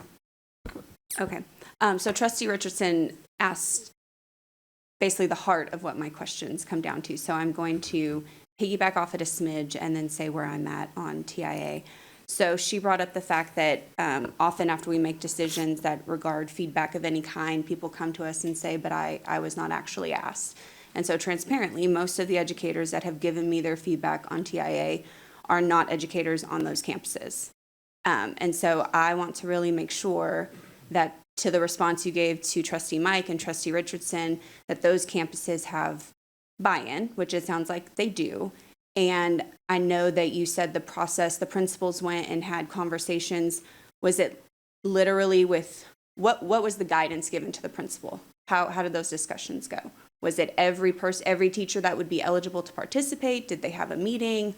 Did you give a survey? Was there any sort of something I can speak to when a teacher comes and tells us inevitably that they weren't consulted? Yeah, our principals had the autonomy to check the pulse on the campus. However, they deemed to check the pulse. We didn't give a survey to ask the teachers yes or no, but we gave the principal the autonomy to speak with the teachers on their campus and report back whether or not they wanted to participate. Okay. So with that, knowing that those campuses want this for their campus and they want the opportunity to have this, I would support trying it. I will admit I was skeptical when you guys brought it. Each presentation I have learned something new, and I've remained skeptical up until Trustee Mike asked that question, because that's really what matters. We need We need achievement on those campuses. We need teachers to want to be on those campuses. And if they have the buy-in, then I want to give them the opportunity to utilize this program for that. Thank you. Thank you, Ms. Haynes. Are there any other comments or questions from trustees? Ms. Fowler? Another question. If we apply and we're accepted, how soon could we possibly add in some other subject areas, history or science, biology, something? How soon could we do that? You can submit teachers for a designation every year for a data capture year.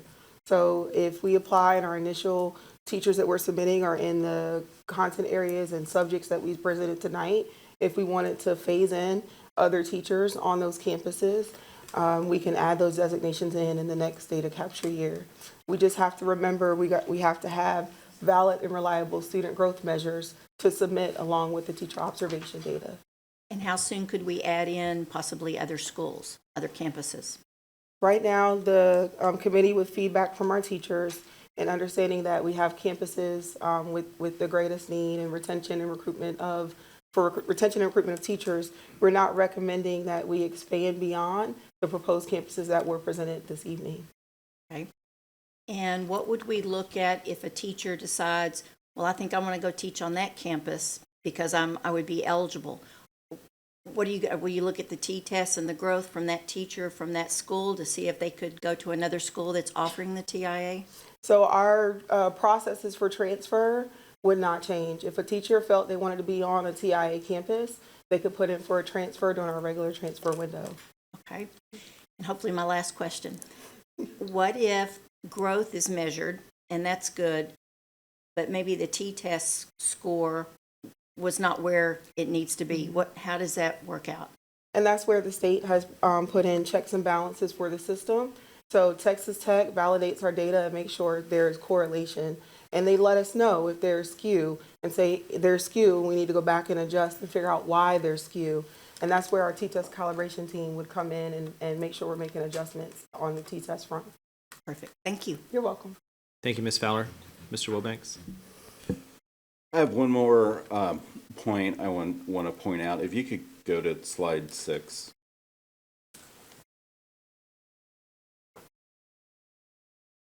That one. So here's the reality in Texas is that there's 1,200 school districts. 809 are applying, or have applied and will be implemented. And then the cohort with us and others, pretty much every major district in the state is going to be offering TIA. If we want to attract the best and the brightest teachers, we're going to be left in the dark. And if you go back to the effective school framework, right? We just had a presentation on the instructional core from Dr. Champion. The most effective lever for moving student outcomes, the next biggest lever is the teacher in that classroom. If we want to close the gaps, to me, this is a no-brainer. It is proven, it's evidence-based on closing those gaps. And teachers benefit, and they benefit big. So I will be supporting this. I think we're kind of behind the 8 ball on this. And I like the slow, measured approach. I like some of the aspects of mitigating some of the concerns on the culture. So I will be voting for this. Thank you. Thank you, Mr. Wilbanks. Mr. Mike? Well, Mr. Mike. Just real quick, if we can go to slide 15. The reason I keep harping on the opt-in provision of these particular campuses, because the majority of the students that go to these campuses are, at least from my understanding, Hispanic and African American. There's a high population. And I know based on the data that we have, when we're looking at the learning gaps, our Hispanic and Black kids have consistently scored lower. So to me, the only way that we can help improve scores in this district is to help target those demographics that are scoring consistently low. And I think it just makes sense to me to have very experienced teachers who know this is what I'm walking into and this is where I need to be to help achieve that. So that is why I have been in favor of this program, although I do have the sentiment that my colleague, Ms. McMurrill, shares, that I wish every teacher there could have this, because it takes a village. And it's not just one particular subsection that makes what we're trying to do with our children, is to teach the entire whole child. So that's just the unfortunate circumstance that we are placed in, not because of our choosing, but because of what the state rules are. And we're backed against the wall, but we've got to do something. And so that's why I'm supportive of it. Thank you. Dr. Champion. Thank you. I did want to take a moment and share. I know there was a question about how did principals gauge the pulse at the campus, and Stephanie Savala wonderfully stayed tonight, and so I had the chance to talk to her. Speer is one of those campuses, and I asked, how did you take the pulse of your campus? She presented the facts about what our current recommended plan was. And then she said, guys, you tell me, it's thumbs up or a thumbs down? And she said, across the board, it was a thumbs up. And so that's an example. It is an example. I don't pretend that happened at every single school, but I would predict that is largely how that was run. The goal was to ensure that we transparently shared what was included in the plan, what it would look like, who would be included in what that would look like, and then to simply ask the question, what do y'all think, in or out? And so I think that was an example. So I know that was 3 questions ago, but I thought it was relevant information. Yes, thank you. Thank you, Dr. Champion. Ms. Richardson. It was more of it, and I'm going to sneeze again. Hold on. Bless you. Thanks, guys. What Mr. Mike said. We have these students that we have said, no, I'm sorry, not students. We have these schools that we've said we need to move the needle dramatically, and we need to do it immediately for multiple reasons. Not just because of the grades we get from TEA, but because we have students who need it. Their education depends on it. We have had complaints, and when I look at this list of different schools who have said, we are not getting stability in our teachers, we are not getting certified, we are not getting the best of the best, they want to go work somewhere else. We have to do something to incentivize this. It would be a great place if we could just say, teachers want to be everywhere and we're going to pay them all like we pay our doctors and lawyers. We can't. But if there's a way that we can provide some stability for these schools that we have not been able to have in the past, I think we have to consider everything in our reach right now. I appreciate the fact that you're saying that we will do an application, but we still have time to refine the process. As trustees, our role is for governance and policy. It is to not tell you how to refine the process, but it is to take the process that you do come to us with and vote on that. And tonight, I think that you have done your best to give us a good recommendation at this point. And because of our role as governance, we now get to execute our job. And I appreciate you laying this out for us in a very clear way so we can do our job without getting in the weeds with you. Thank you. Any other trustees with comments or questions on this item? I don't have much to add beyond what my colleagues have said. I'm going to support this tonight too. It just is a matter of, it wasn't in this presentation, but it was in a prior one. There was a map of the DFW area showing the districts that either were already in TIA or were applying, and we were essentially the donut hole in the middle. It looks like almost 80% of districts across the state are in this progressing this direction in some way. And we have made a very strategic decision to be market leading in pay for a while now, then starting to pay big dividends for us. And just as an example of that, we recently hosted a targeted mix and mingle for trying to recruit folks from other districts. In particular, one district close to us that is large and has been in TIA for a bit.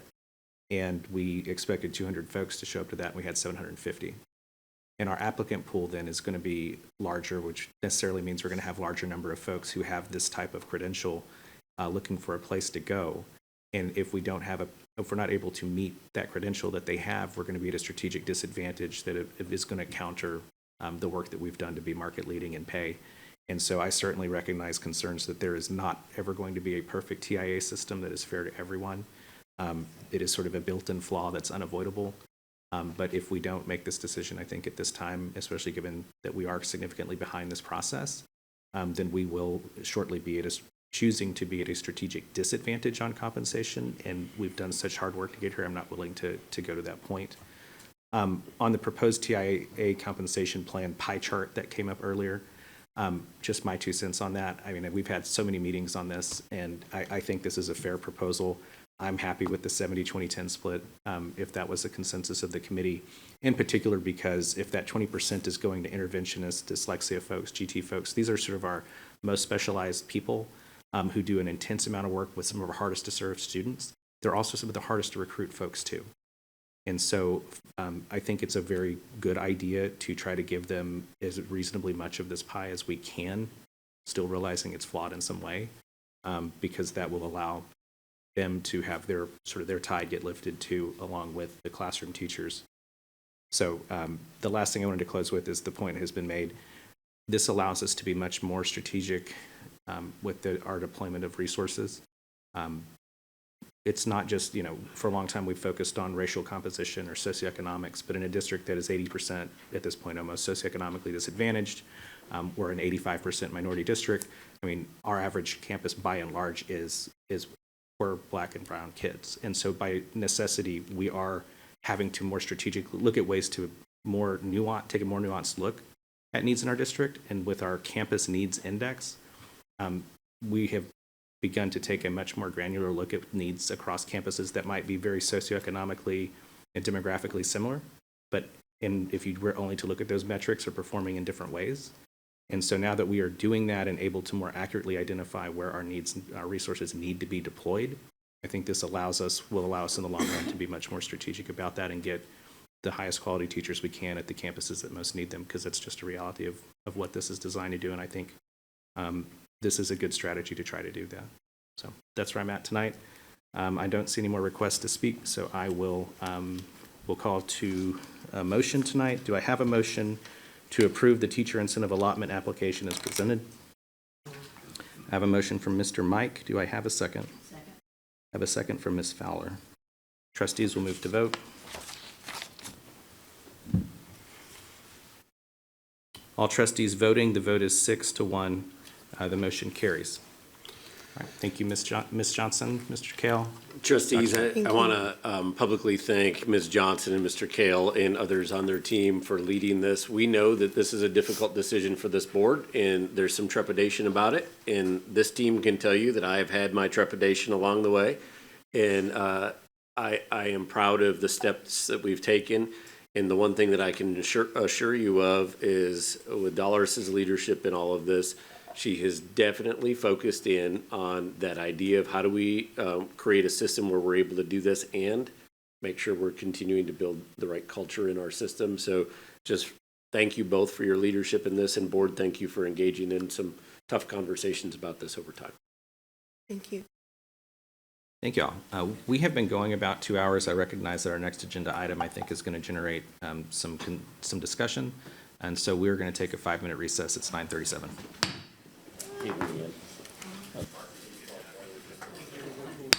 All right, it is 9:44. We're going to get back to our final agenda item tonight, at least on the action portion of the agenda. So 9:44, we're back from recess. We have one more non-consent action item, and that is item C. Consider approval of instructional math. And item E, thank you. Yeah, 2 items. I didn't flip over. Consider approval, don't worry, we would have got it. Consider approval of instructional mathematical materials and expenditures for the 2026-2027 instructional materials and technology allotment. Dr. Smith. Yes, trustees, Dr. Wirtz will be here presenting tonight. We have some others that are here in attendance, and we'll be adding in the presentation as well. This is a topic that I've talked to you about over the last month or so and asked you individually trustees, what do you need to make a informed, objective decision and things like this? And so tonight we're presenting some of your feedback to us so that you have information for consideration this evening. All right. Works. Good evening, President Chapa, members of the board. Dr. Smith, we're here tonight to talk about our instructional materials specifically for the area of mathematics and getting authorization to utilize our instructional materials and technology allotment to purchase those materials. Specifically, tonight we're going to be talking about the consideration to adopt Bluebonnet Learning as our designated high-quality instructional material for kindergarten through Algebra 2. I just want to start off by saying that the conversation about instructional materials really relates to three priorities that the board has adopted. Obviously, there's one that's prominent, which is academic growth, specifically academic growth that's designed to really help students have a passion for learning and to really engage in the type of learning that's going to help them master concepts that they can apply in a variety of settings, but also the culture of the classroom and also the utilization of resources in a way that's going to build and maximize the capacity and talent of our teachers in the classroom. When you think about mathematics and the success of mathematics programming in a school district, there are key questions that you want to ask yourself as you start thinking about where you're going to go.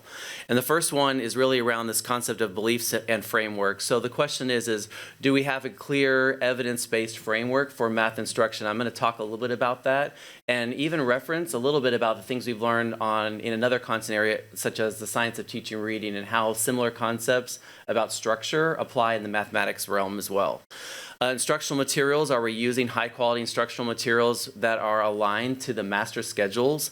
And is our assessment system strategic, efficient, and aligned to really understand where kids are moving across the curriculum and making adjustments along the way?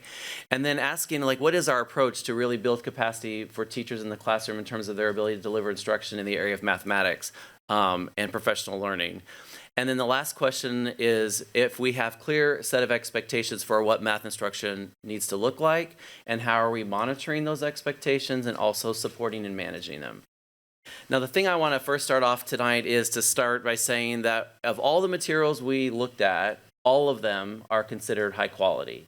When House Bill 1605 was actually adopted, they replaced what was known as the Proclamation of the Texas Resources Review Systems with something called IMRA, which is the Instructional Materials Review Approval Process. And their gold standard for this process is that the materials that are approved by the State Board of Education, 100% of those materials are aligned to the TEKS, 100% of the TEKS, and the ELPs. And the process that, the IMRA process is really important because you're identifying HQIMs, which is a core component of the Effective Schools Framework. And so when you think about what you're adopting, the first question that you want to figure out is it considered high quality? And in the past, we had to determine a lot of those things in terms of baseline understanding at the district level. Now, teachers and educators across the state are utilized to help assess against a couple of components, and I'm going to talk about those tonight. The first one is quality, and in mathematics they use rubrics, quality review rubrics, that assess two areas of a curriculum. They look at implementation quality and they look at learning quality. And there are three categories in the implementation quality that are actually reviewed. There's intentional instructional design, so does the scope and sequence actually yield a learning of 100% of the TEKS and ELPs? They also look at progress monitoring. Are there aligned assessments and diagnostic tools with data analysis guidance for teachers so they can shift and make judgments in the classroom? And is there supports for all learnings? Is there support for all learners so that teachers can differentiate and scaffold with just-in-time interventions, extensions, and utilize pre-taught vocabulary? In learning quality, they look for depth and coherence of key concepts. So vertical and horizontal alignment with spaced interleaved practice for students. And then they're also assessing the balance that happens that are in curricula in terms of the teaching of both conceptual and procedural understanding with students. So there needs to be a balance of both those two parts. So you don't want students just simply knowing how to solve a math problem. You want them to understand why they're solving it in the way that they are. And then finally, productive struggle. And we've talked a lot about productive struggle this evening in some of the other presentations. One of the quality components that are reviewed by the IMRA, in the IMRA process, is whether teacher guidance is provided to facilitate effectively productive struggle in the classroom with teachers and build students' own self-efficacy in that content area. The other area that's actually evaluated is suitability, and there are basically three big things that I'll highlight around suitability. One is, again, 100% of the standards are being taught, there's factual accuracy, and then is there all these prohibitions that you kind of see in front of you, are those omitted from the curriculum? So all like I said, all of the materials that we reviewed went through that process and met the qualifying criteria in each of those two rubrics. And we thought about this when we thought about the needs assessment in our district and how we would go about selecting instructional material, we tried to triangulate it. And there were three major components that I want to talk tonight about how we landed on what our recommendation is for you this evening. The first thing is we started back in November, and we had our C&I team start looking at what are the materials that are even eligible, because if the state board didn't approve a material, we didn't even consider it. And once those materials were identified, then we assembled a district instructional materials committee that had representatives from elementary and secondary campuses and multiple departments. And there was representation for teachers for every grade level and course that was being considered, and some instructional leaders that were involved. And they reviewed the materials for engagement and problem solving. They looked at real life application. They looked at manipulatives. They looked at building numeracy and numeracy attributes. They looked at math discourse. And these representatives from all these different grade levels also went back to their campuses, were invited to share their materials at their PLCs, gather feedback, and bring that to our discussion. The other thing we thought about too was the actual curriculum audit and context. So when I say triangulation in terms of decision making, we thought, okay, what are the materials? What does the audit actually say that there's deficits in our system that we should be addressing in anything that we adopt? And then what's the context of Arlington ISD? And how do those things come together to actually generate an experience for kids that are actually going to move the needle and move some of the results in math that we've been talking about actually this evening in some of the other presentations. So I thought tonight we would start at least with context. And the question we've been asking ourselves is, how do we raise the floor for all learners across the system? So it doesn't matter where you are, north, south, east, west, what school you're in or which classroom you have, how do we ensure there's a baseline level of expectation in terms of quality of curriculum for all students? And when you think about curriculum design, there's actually a continuum in education. You often hear about district managed curriculum, which is on one side of the continuum. The complete opposite side of the continuum is individually determined curriculum, meaning like a teacher with or without district approval would do their own, design their own. And so the continuum would go an individual with or without district approval, and then the next one would be like a grade level may decide to do it with or without approval, and then you might have a campus may be decide to do it with or without approval, and then the last step would be district managed curriculum that's required and supported. Now, districts all across the country, depending on their size and their needs, have expectations on curriculum design all across that continuum. For every component that I just described, with the exception of district managed and supported curriculum, there are like 5 things that really have to be in place in order for you to ensure that there's actually quality. You have to have high teacher skill. You have to ensure that there's significant time for teachers to actually build lessons. You have to ensure that you have high teacher retention, that there's strong leadership and coaching, and that you have low student mobility. If you have those things in place, then you can consider other things. But if you have other situations, you have to consider how you guarantee it for all students. And so I thought we would spend a second just looking at our context in Arlington, because it was an important part of our needs assessment. We currently, as you know in front of you, have about 75% of our students who come to our campuses that are economically disadvantaged, which is directly related to achievement. And we also have a very mobile student population. About 20% of our students move across our system. And that actual number is higher in some campuses than others. And in many of our more impoverished campuses, it's a real issue. So kids are coming and going. And the reason why that's a really important thing is because if a student leaves one classroom and then they go to another classroom and they're either doing different curricula or they're at different places or it's dependent on the teacher's lesson design, you start to create gaps.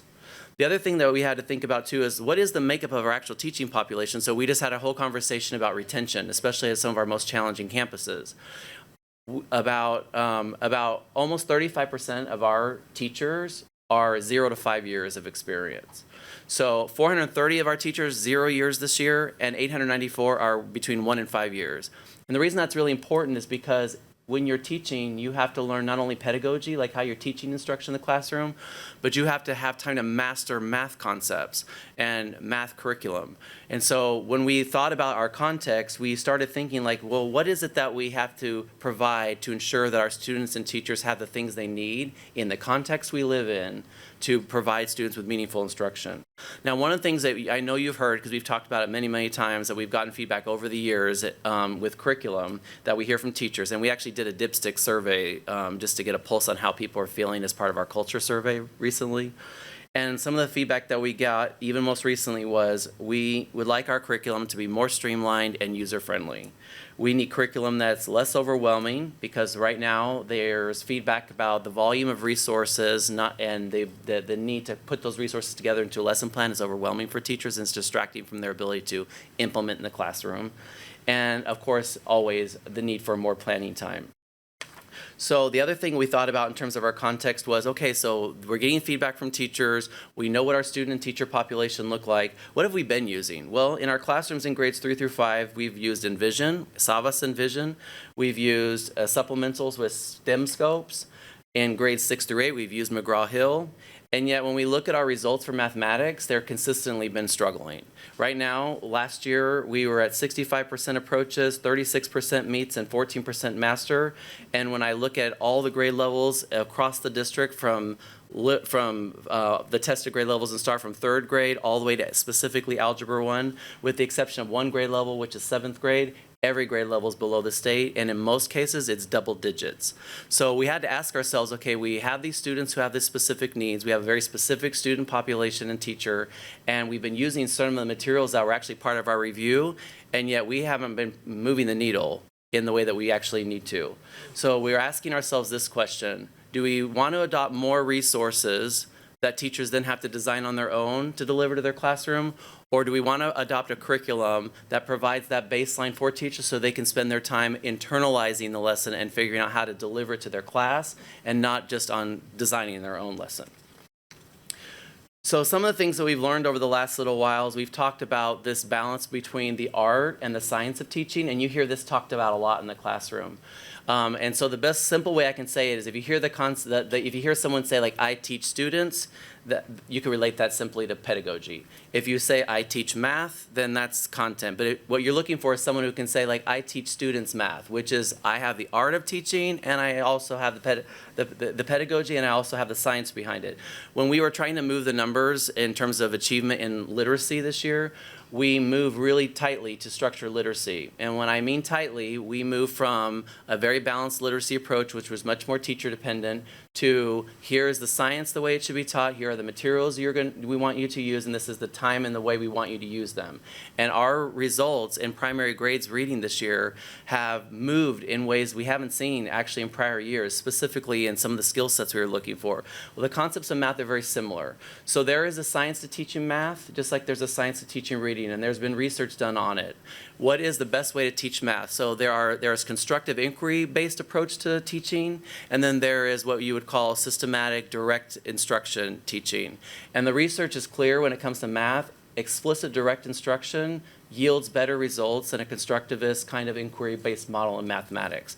And why would that be the case? Well, in mathematics, there is a hierarchical way of teaching math. Concepts naturally build on themselves in a very structured way. And so you're looking for a curriculum that builds vertically with specific skills, while at the same time increasing the level of cognitive sophistication that students are actually engaging in. And there are 3 things you want to look for. You want to look for a curriculum that has a baseline for acquisition, meaning there actually is there's a way to teach new concepts. You want fluency built in there, because we talk about fluency in reading a lot, but you also have to have fluency in mathematics, because when you're problem solving, you want things to be automated for you over time. You don't want all your time being spent trying to figure out how to solve a problem because you're stuck on, for example, a math fact. And then you also want the concepts to become so integrated in the way kids understand that they can apply it in lots of situations. You're not looking to teach kids how to solve problems that are very defined, like this is a very specific one way to solve.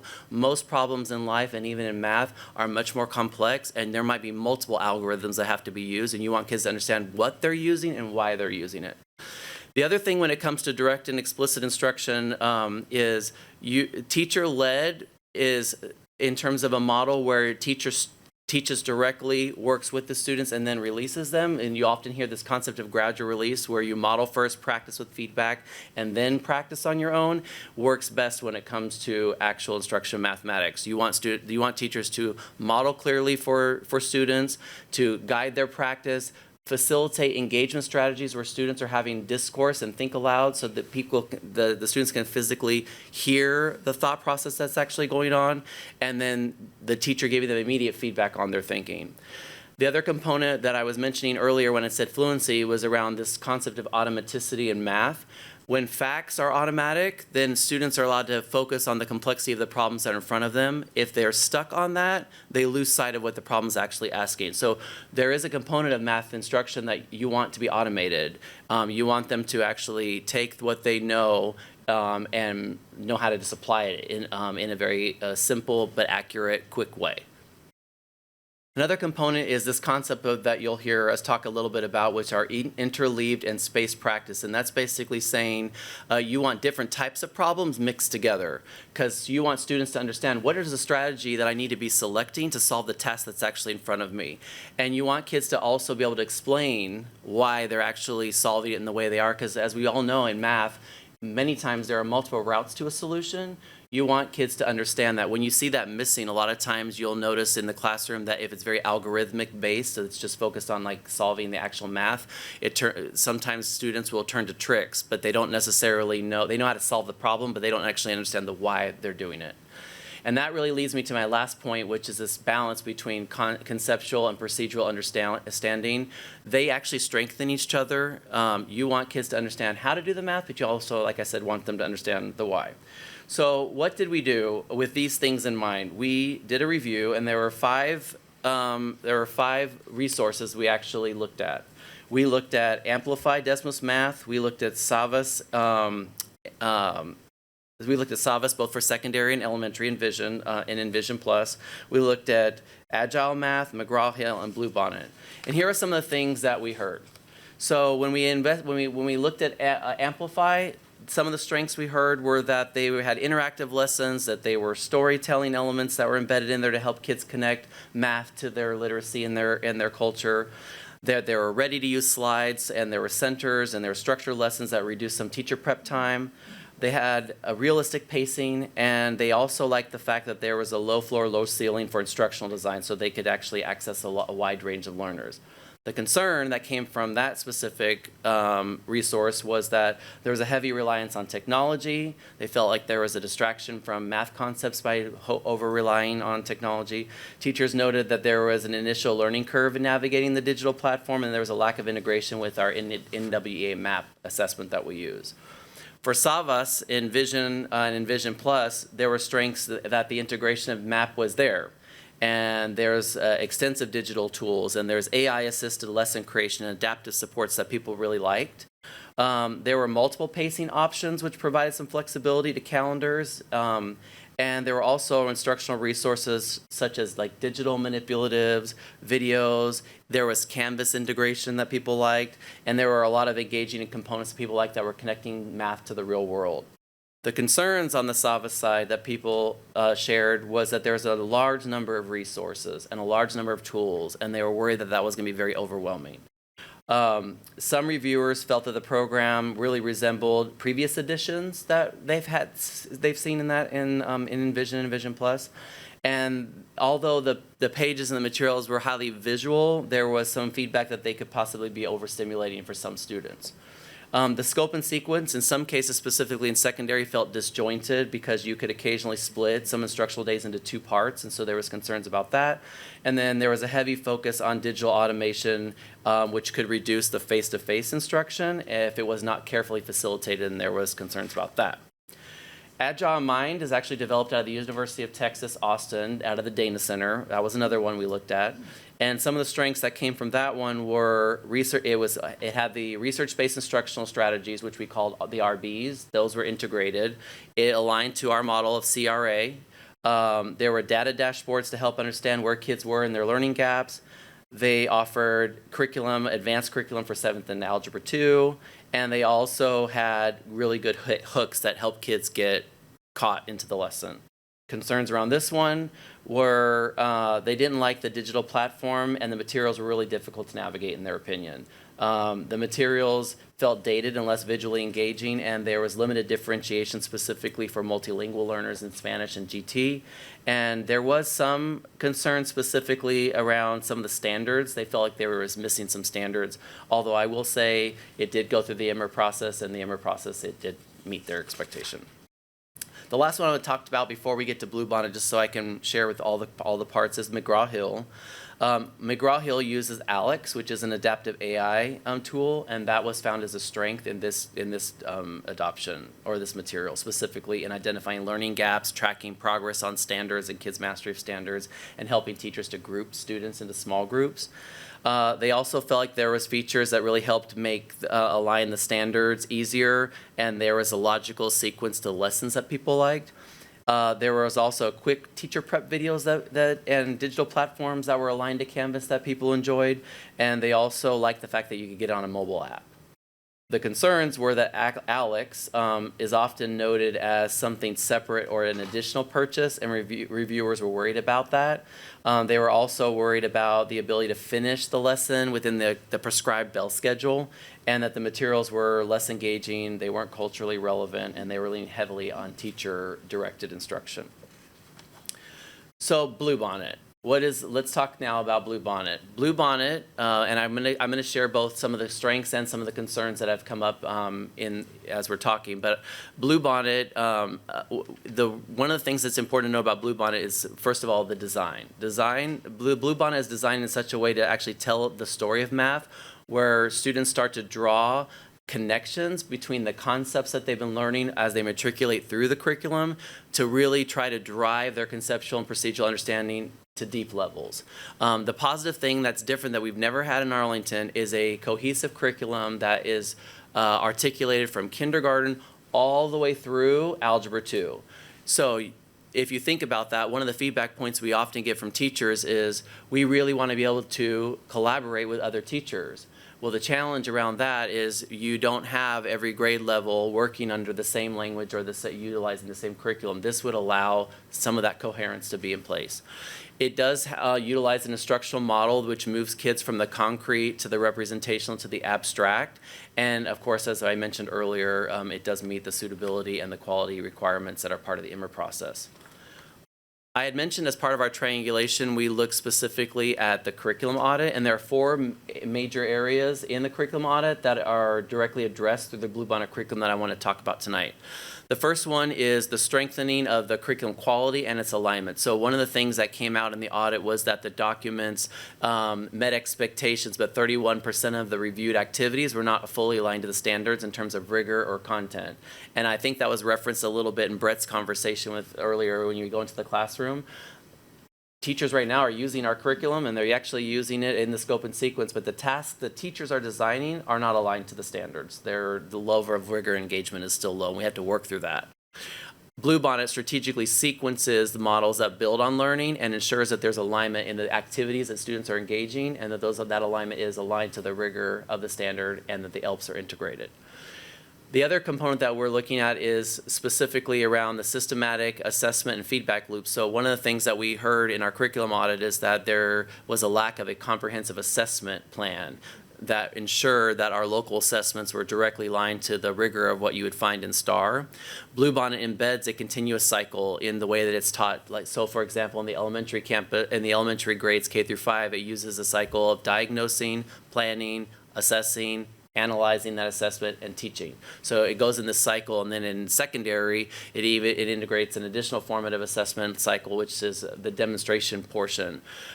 So when it comes down to the assessment cycle, the assessments are embedded in there as part of one component, even though the district will still continue to include the other assessment parts of our comprehensive plan.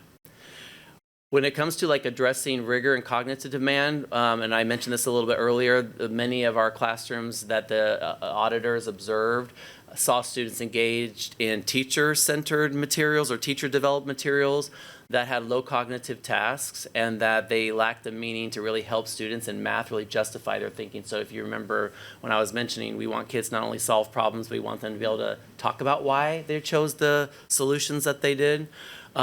That's lacking right now. So, but Bluebonnets, the Bluebonnets practices that are actually integrated into the actual curriculum here develops that deep understanding or conceptual understanding for students, so that they're able to navigate problems, but also discuss them, represent their solutions, and actually write in a way that justifies or integrates writing to justify their thinking and how they got to those solutions. And then finally, the last one that's connected to this specifically is around professional development or professional learning. In the curriculum audit, there was a finding about trying to coordinate professional learning. I know we've talked a lot about that in the last year, and we've been working really hard on that. Bluebonnet includes built-in implementation supports, which I'm going to talk about in a few minutes, such as leadership unit snapshots that help administrators really understand what they're supposed to be seeing in the classroom when they're conducting walks, so they can give meaningful feedback like right then or in a coaching environment. And there's also internalization protocols that help teachers actually understand and own the lesson that's been written. Now, what is the feedback we've been getting about Bluebonnet? So I'm going to talk about some strengths, and then I'm going to tell you what some of the considerations or concerns were that have come up. So some of the strengths were the things I've been talking about. The rigor is there. There's coherence between Kinder and Algebra 2.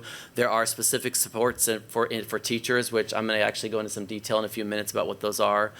There's the lessons, and then there are also slides that are editable that teachers can actually use to help guide them along the process and actually adjust to meet the needs of the kids in their class. They follow the RBs. They have our concrete representational abstract model embedded. There are trans-adapted Spanish materials, so when we adopt in English, we also will have all the materials for our students in Spanish. They have the integrated assessments I talked about, and then there are student opportunities for practice and digital tools, and I'll talk a little about those digital tools in a minute. Some of the feedback or concerns that pop up and that I'll talk about are, the first one, which is more an administrative component, is there are books in all these modules. Where are you going to put all of these? So we've talked about that. There's concerns about how do you scaffold the instruction and differentiate for students who not only need intervention, but those that actually come and they actually understand the prerequisites. How do you accelerate or deepen their learning? The pacing, there's a perception that you don't have a lot of flexibility around the pacing that came out, so I'm going to talk a little bit about how we're addressing that. And then there is some feedback around the computerized resources, the interfacing of students,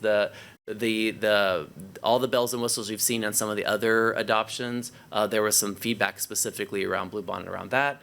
And then, of course, that the most common one that I think everyone has heard is the idea that the lessons are already written for teachers and that people have the perception or the worry that it's going to turn into a black line master, that kids are going to just be doing worksheets.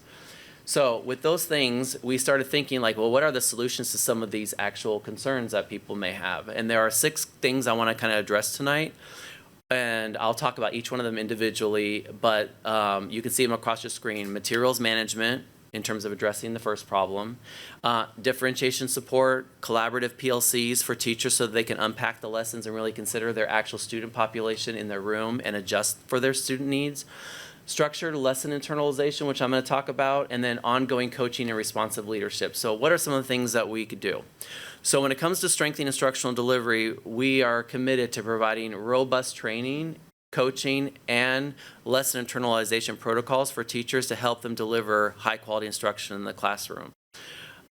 We are committed to ensuring that there are scaffolded supports so that our students who are emergent bilinguals or students who have needs have differentiated strategies that are provided, and in the PLC protocols, when teachers come together to actually talk about the lessons and to practice the lessons that they'll be doing, can consider how to integrate those strategies into the lesson specifically for their students so they can deepen the learning and extension for students who may have mastered prerequisite skills and also intervene for students who may be coming with some deficits.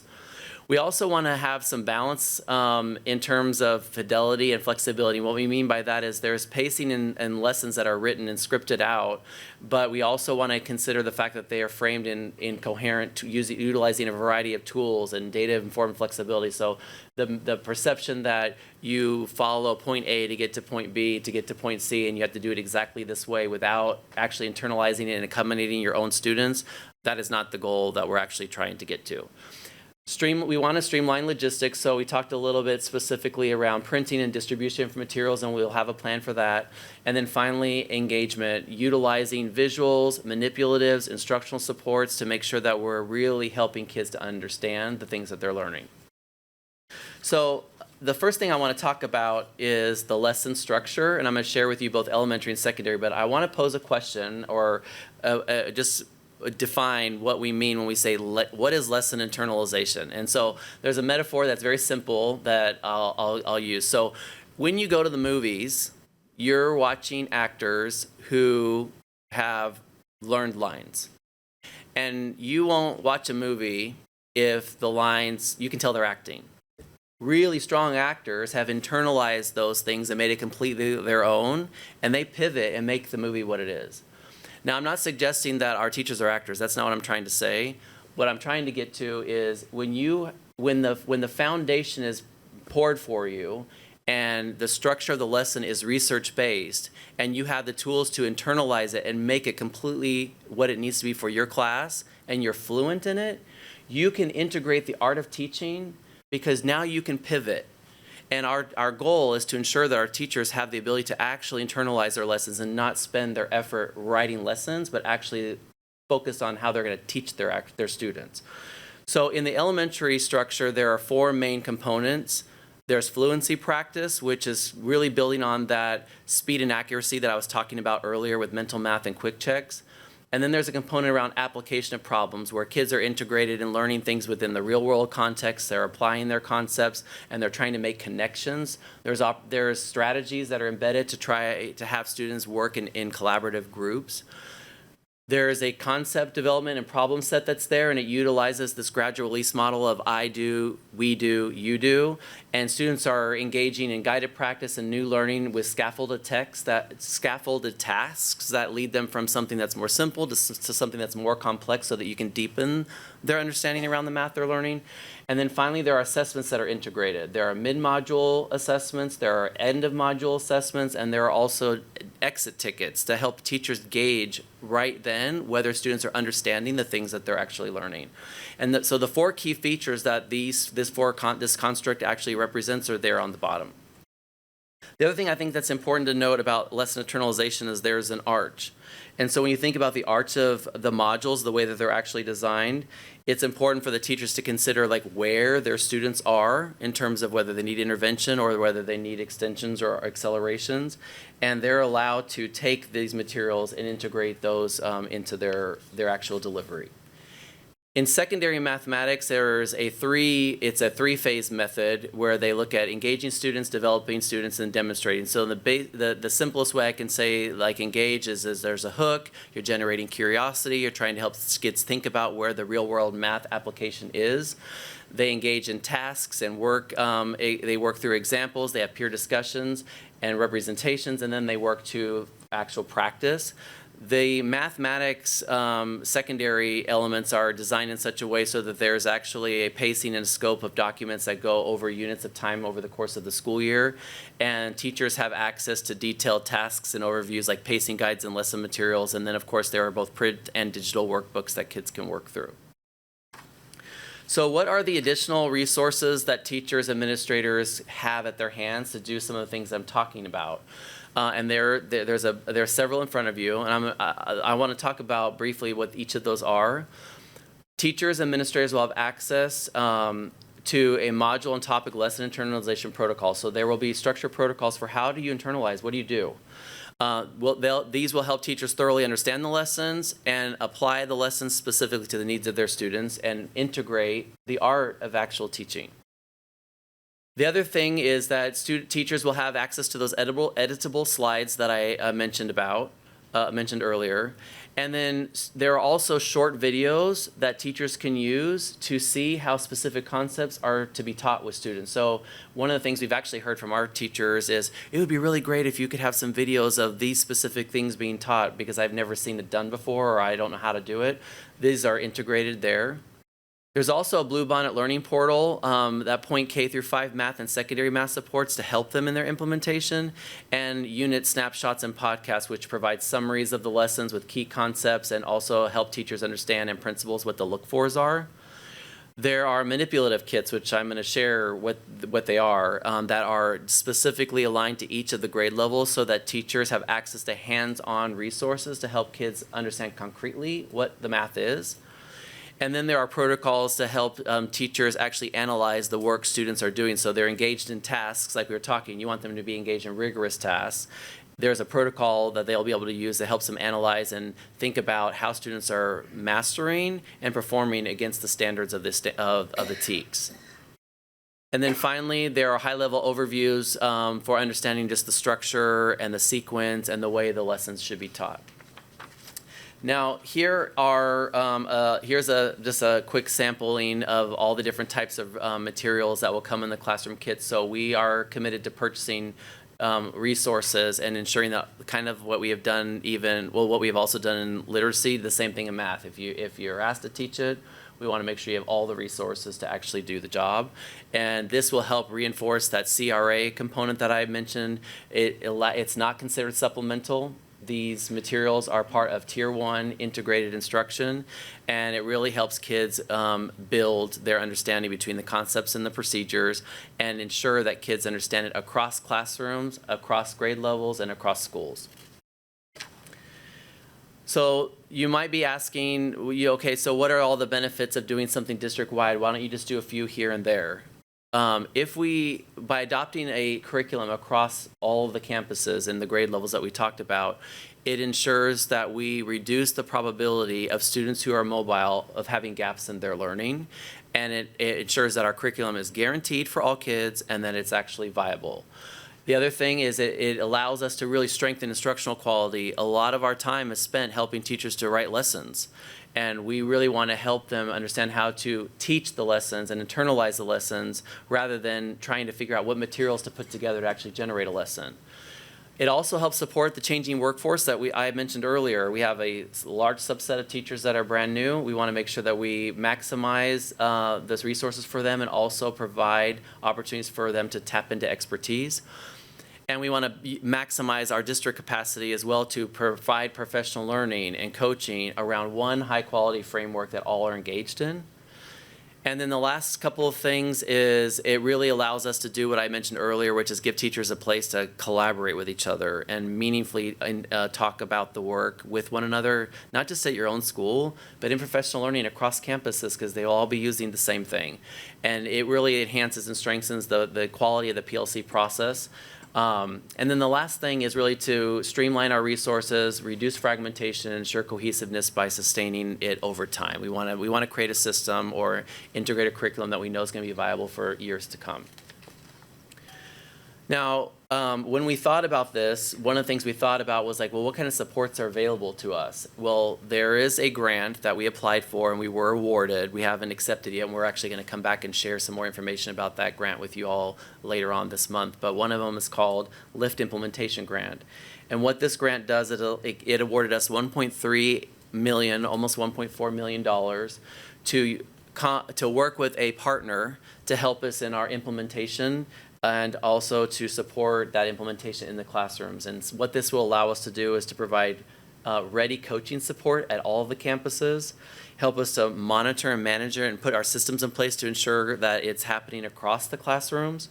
It really will help us with teachers in their lesson internalization and ensuring that there's a process to unpack the scaffolding that's needed to make sure we're meeting the needs of all the diverse learners that are in the classroom. They will help with analyzing student work and helping the teachers understand where to make adjustments for their students, and then also help us as we put more robust observation and feedback cycles into our system so that we can sustain them over time.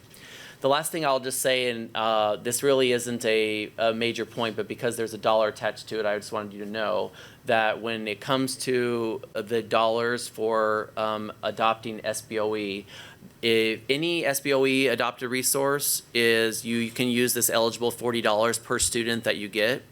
And then there's an additional $20 that is available to us to print the materials, because technically Bluebonnet is a free resource. You want to print the materials so that people can use them, so there is a printing cost attached to it, but there's money for that. So the very last thing I'm going to talk about tonight is implementation.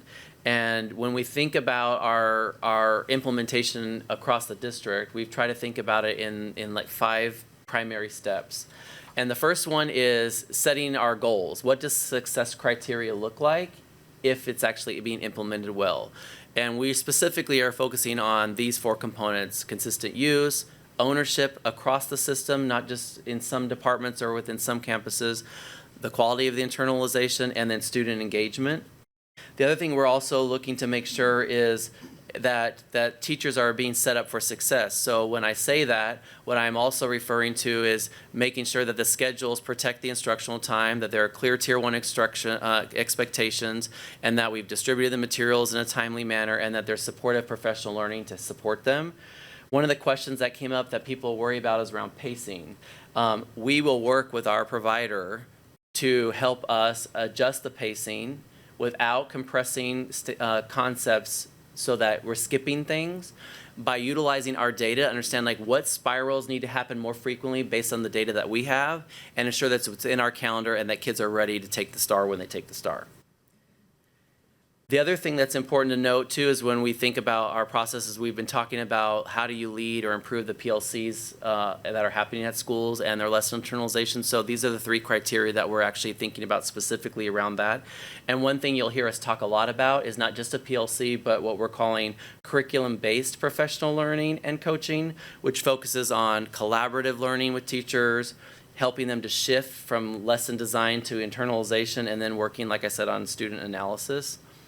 And then the observation tools and expectations and feedback cycles. And then the last one, of course, is one we've talked about earlier tonight, which is around the alignment of our assessment strategy, specifically looking at the practices in the classroom, and then the authentic tasks kids get engaged in, and how we analyze the work samples that come from that place. The last thing I want to say is we've done all this kind of work and research, but we wanted to see it in practice, like what does it actually look in practicality. There are currently 543 districts across the state of Texas who have adopted Bluebonnet Learning Math, and there's another 410 that have submitted and been approved for Bluebonnet Math Implementation Lift Grant. So there's a lot of districts. So we're like, where are some districts that we could actually go see it in practice? And we went to Aldine, we went to Birdville, we had conversations with leaders across different parts of the states that were implementing to ask them their feedback, like how's it going? And we went specifically into classrooms, like we interviewed principals. We went into the classrooms and watched teachers teaching and saw the kids actually engaged. Because to be honest, we wanted to make sure that it wasn't what people were worried about. We aren't interested in people doing blackline masters and worksheets. We want kids actively engaged in math. We want them to build their concepts. We want to see student discourse and interaction and engagement strategies. And we consistently heard and saw lesson plans. The feedback we got was that the lesson plans were really supporting teachers and provided the needed space for them to actually deliver instruction. That there was alignment, and we saw it clearly from classroom to classroom and from school to school that we went to. We also saw that it allowed for meaningful support and really maximized the district's capacity. Like we interviewed district staff and we talked to them about the providers that they worked with and how it helped them in their implementation. And consistently we heard from principals, from teachers, and from district staff that it increased the rigor and the coherence across their system, and that kids' understanding about the conceptual side and the procedural side of math was actually better. They did also say, you need to make sure you think about these things. They said you have to make sure that time is protected for teachers to internalize lessons, because that's hard work. It's not easy work, it's hard work.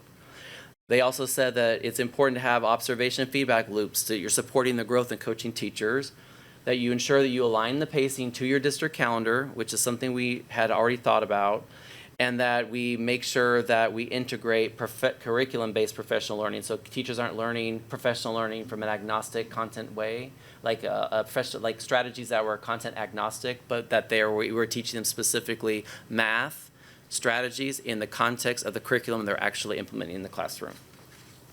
So this is the process we went through. We wanted to give you a minute to hear from someone other than me. So I have invited Tiffany LeGrand to share some of her thoughts. She's our math coordinator. And then Dr. Elena Guerrero is one of our directors in CNI. She's also going to share. And then Brett is going to talk a little bit about some of from the campus lens, things that we've heard and talked about. So, Tiffany. Good evening, President Chapa, members of the board, and Dr. Smith. My name is Tiffany LeGrand, and I currently serve as the K-12 mathematics coordinator here in AISD, but I've been in this district for a while.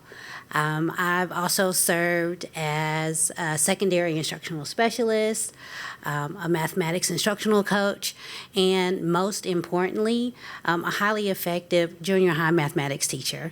And when I left the classroom, my students were at 100% success for the STAR. That was way back when we had to do multiple administrations. So my kids passed the first administration. We did not have to do it again in April. That was 100% at approaches, 91% at meets, and I think 27 at masters. So I'm here to speak to you guys about Bluebonnet. And how I think it will support our teachers and strengthen our math instruction across the district. As a math coordinator, it's my role to support teachers in delivery of high-quality mathematics instruction. And I believe that this resource is a tool that can help do that. Bluebonnet Math benefits teachers because it doesn't just outline what students should learn. It describes and grounds teachers in what strong mathematics instruction looks like in practice. It gives teachers clear guidance for structuring lessons and engaging students in productive struggle and mathematic thinking. It also creates a shared structured framework for reference for PLCs and model lessons that will help teachers collaborate more effectively and strengthen their instructional practice. Bluebonnet streamlines framework that allows teachers to spend less time figuring out how to teach and what within the resource to use. It gives them more time to build their understanding of the content and how to really respond to their students' thinking. The balance of conceptual and procedural understanding is there. The coherence in the math story to assist with vertical alignment is there and is clearly outlined within the resource from module to module, from lesson to lesson. The strategies are there to really help the teachers, help the students engage in productive struggle, and it's intentionally embedded within this resource. So ultimately, this resource provides our teachers with the clarity, the structure, and the support that they need to deliver strong math instruction that will help every student develop a deep understanding of mathematics. And I'm really excited about what this resource can bring to our district. So again, thank you all for your support of students and teachers here in our district. I'm going to turn it over to Elena.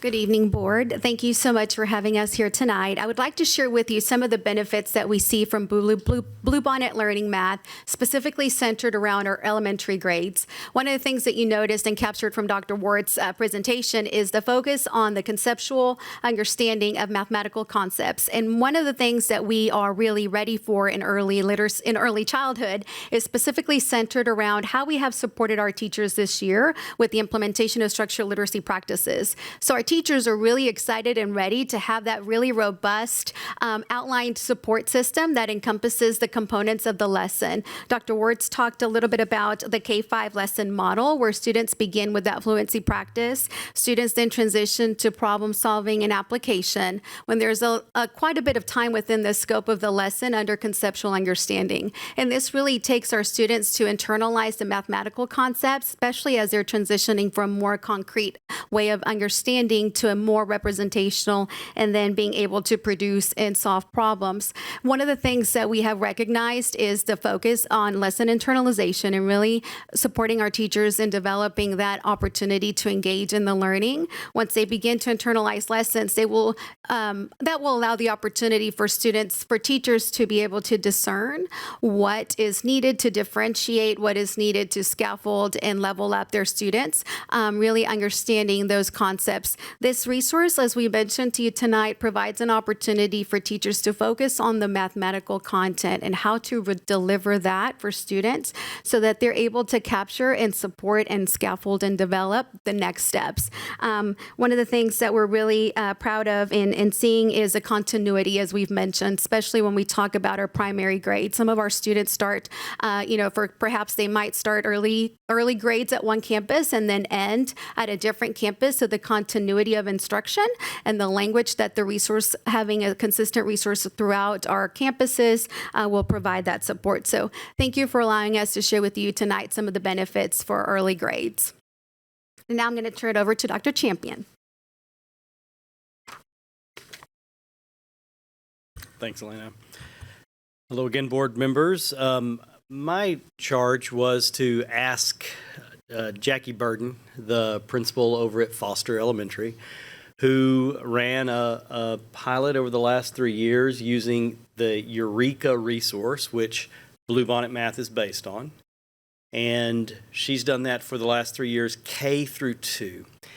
And Jackie went and talked to teachers this afternoon about what their thoughts were. And so I'm just going to share what their thoughts were, because as was pointed out earlier, Bluebonnet Math is just a resource. And at the end of the day, it's about how the teachers implement and what students are actually doing. We just talked about this in the last presentation, that what the work is in front of them. So this was, first off, Jackie's point right off the bat was Bluebonnet's not an easy thing. There is lift involved with Bluebonnet. There's productive struggle that educators go through in the implementation of Bluebonnet. She said, but once you get to where lesson internalization becomes a natural piece of the conversation with teachers, it does smooth out. And so you have to have really strong training at the front end. This aligns perfectly with our friends from Region 11 who have talked to us about Bluebonnet Math. You can do Bluebonnet Math very badly, where you run a bunch of blackline masters. That can happen. So you have to be very intentional around training and expectations and making sure that we're holding true to this notion of lesson internalization. So Jackie wanted to make sure that we talked about that. She said the thing that the teachers mentioned more than anything else was the scripted nature of the lesson plans, that they were appreciative of that. And the teacher said it allowed them then to spend time on the internalization of the lesson. Like, that's actually what they said, directly from the teachers, which is precisely what we are after. They also appreciated that Bluebonnet Math provides exemplars for each lesson. You've heard about the need for gradual release, and they said it provides that gradual release as well. Their students are exposed to different computational methods, which allows for a deeper understanding of the concept, and then there's opportunities for flexibility in math. Overall, teachers said there is a complexity and rigor to this instructional material that they really felt like they needed. They said that as far as challenges go, that it, again, understanding the lesson cycle, what exactly that looks like, that takes a little bit of time to get to.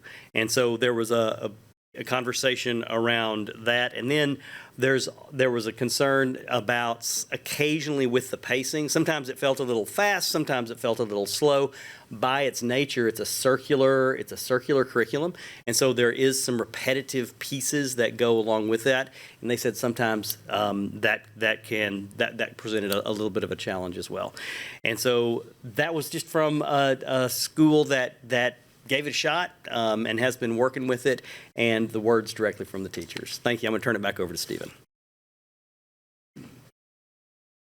All right, thank you. So we're recommending that the board approve Bluebonnet Learning Mathematics for the HQIM for kindergarten through Algebra 2, beginning next school year, the 26-27 school year, and we're requesting authorization to use our instructional materials and technology allotment for its procurement. All right, thank you, Dr. Wirtz and staff. I really appreciate y'all being here tonight. I know you're not folks that we normally hear from, and so I appreciate you being here and giving us your perspective, and especially staying late. And thank you all for the very thorough presentation.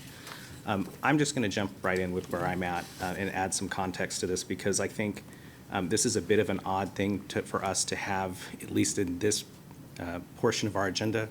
We ratify curricular decisions all the time that staff makes on the consent agenda. And so I'm contextualizing that. And the reason we do that is because we are frequently taught as trustees that there's two things that go on in a district. There's the management and operational level, which you folks inhabit on the daily basis, and there's a governance level that we inhabit. And curricular decisions usually fall on the side of daily operational management decisions. And so I know that this is a issue that districts across the state have encountered frequently as of late. That's got a lot of attention because I feel like curricular decisions are becoming more politicized in this state and across the country in a lot of ways, and so it's garnered a little bit more attention. I just want to clarify for everyone involved here tonight, which I know you know, we are not considering Bluebonnet ELAR. No. This is Bluebonnet Math. Yes.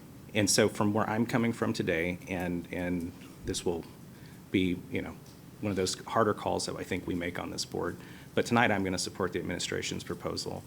And the reason I'm going to do that is because, in my view, in our governance role, curricular decisions come down to the person who gets to make the call.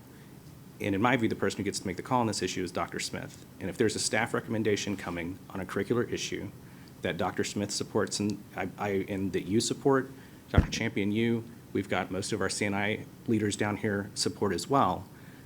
You guys are the folks that get to make the call. You're the educational experts that we have delegated the authority to you to make most of these decisions. We get to make a ratification here with this vote, but when I'm analyzing how to exercise my vote, I want to be very strategic about how I do it and remember my governance lane. I, at one time, was an educator, but I don't have nearly the educational chops that you folks do. And so when there's some discussion about a curricular issue, I will cast my net out and I will get feedback on it. And the feedback that I've gotten on Bluebonnet, obviously all of you are making this recommendation tonight, and so I don't mean to be a little flippant about some things, but we got a lot of people with ed PhDs here tonight. And I've talked to folks with ed PhDs who support this decision. I've talked to folks with ed PhDs that I respect a great deal who do not think that this is a great decision. I'm on the TASB board, and I work with a lot of folks who've adopted Bluebonnet Math from across the state. And there are some trustees who were hesitant to adopt this a few years ago and feel like it's working in their district, and they can point to actual hard data to show that they're making gains in their districts. And there's some folks that I've talked to who feel like maybe the jury is still out on that. And I use the word jury a little bit to segue to how I analytically approach this in my daily job as a lawyer. And I've had the privilege to work with some extremely intelligent folks over my career in teams where we're analyzing very hard legal issues and when we're brief writers. And so we have to make hard calls about what arguments to put into this brief.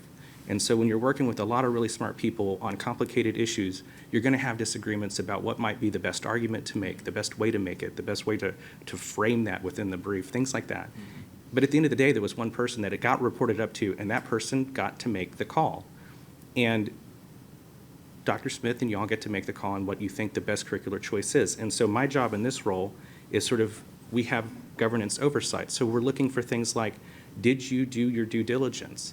Did you make this decision in good faith? Do you actually believe that this is going to improve or likely to improve student outcomes in the district? And did you faithfully go through ask the hard questions, evaluate it against the other options, and then address the shortcomings of those other options and the option that you're ultimately recommending. And you did. And you did pros and cons on each one. You did site visits, and all of you down there at one time were teachers in a classroom working with students very much like ours, and you're making this call tonight. And so I don't view this as please don't understand that I feel like I'm abdicating my role here to just turn this decision over to y'all, because I'm not. This is the lens with which I think I have to view this decision, and it's not, I'm not, Dr. Wirtz, you and I have had some discussions, and when you get into your curricular mode, I mean, it's over my head a little bit sometimes, but that's your role. You're in that day in and day out, and if we had a discussion about legal issues, the same. And so tonight, I think that's where I've got to end up, because you're the people that we hired to be the educational experts on this subject, and you are making a recommendation in good faith after due diligence and taking into account the issues. And I'm sure some of my colleagues up here will have questions that I didn't think of that weren't in the presentation, but that's where really where I'm at. And I just wanted to have one more thing to say, which is that part of our governance role is on our back end, we have our own due diligence to do. That's the asking the hard questions going forward, monitoring the implementation, and holding you accountable for the decision that you are recommending tonight. Absolutely. And I expect every person on this dais is going to do that. If this passes, we will be monitoring this implementation. We will expect the data to conform with the expectations that you have. And if at some point in the future it does not, we will expect course correction. Yeah, I understand. So that's where I'm at tonight. Thank you. We'll go first to Mr. Mike. I think that leads into a perfect segue. I've got quite a few questions. This is a first for me. Speaking of implementation, if we go to slide 12, there's essentially 4 slides on slide 12, focusing on the strengthened curriculum quality and alignment. And I know there was a combination of the audit and then I guess some of the conclusions or the things that Blue Bonnet is supposed to help with. Particularly on this slide with the strengthened curriculum quality and alignment, with regards to the audit data, the teachers were heavily supplementing. And I think that points to a fidelity issue, not necessarily a materials issue. So I would like to know what systems will the district put in place to ensure fidelity of implementation with a new curriculum so that teachers do not supplement in ways that result in misalignment to the TEKS? So that's one of so Brett actually spoke to some of the processes that are already starting to be implemented in anticipation of a move, actually across all curricula that we have in the district. But specifically when it comes to Blue Bonnet, we'll be enhancing some of those things. So we'll be working obviously with a partner. We're going to be developing specific protocols for internalization, for student analysis, for what PLCs are supposed to look like. One of the things that we've talked about too is understanding not only protocols to implement those, but also rubrics to when we go to observe, even a PLC. What's the quality of the PLC that you would actually be looking for? What are the components or the things teachers should be engaged in? Is it happening the way that it should so that we can provide professional learning and real-time coaching when necessary? The other component too is we will be observing classrooms. Principals will be observing classrooms and giving feedback. Coaches will be observing classrooms and giving feedback. District staff will.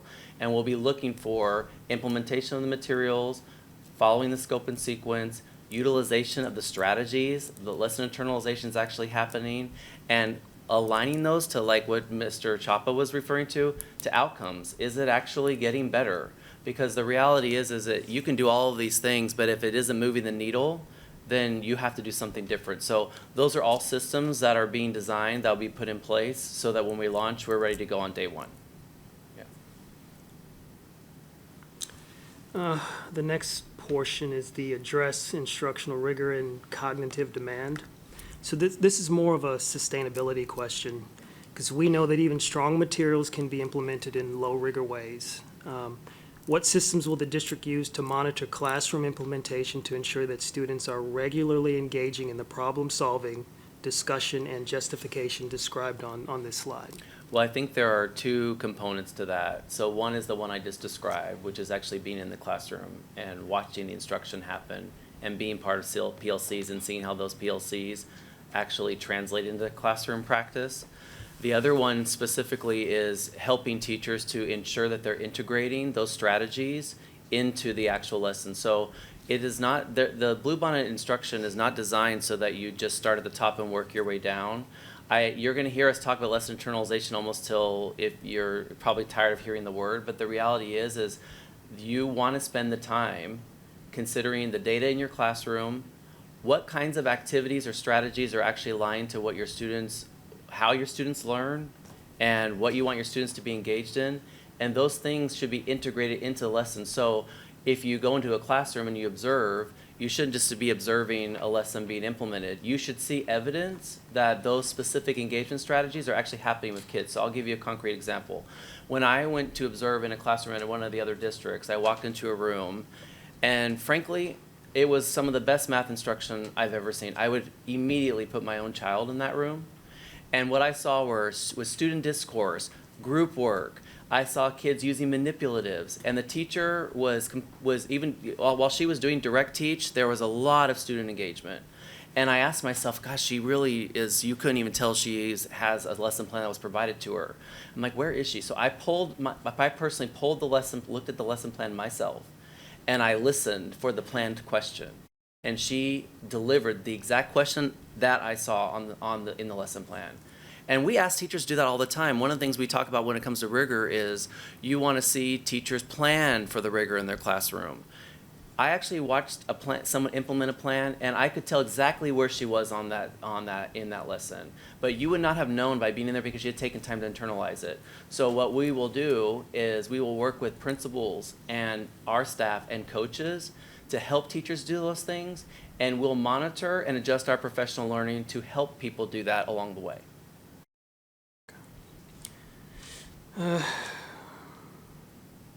This may have been asked in some sort of way, but because you talked about audit, and I've read a lot of the audit. Yeah. For this established systemic assessment and feedback loops.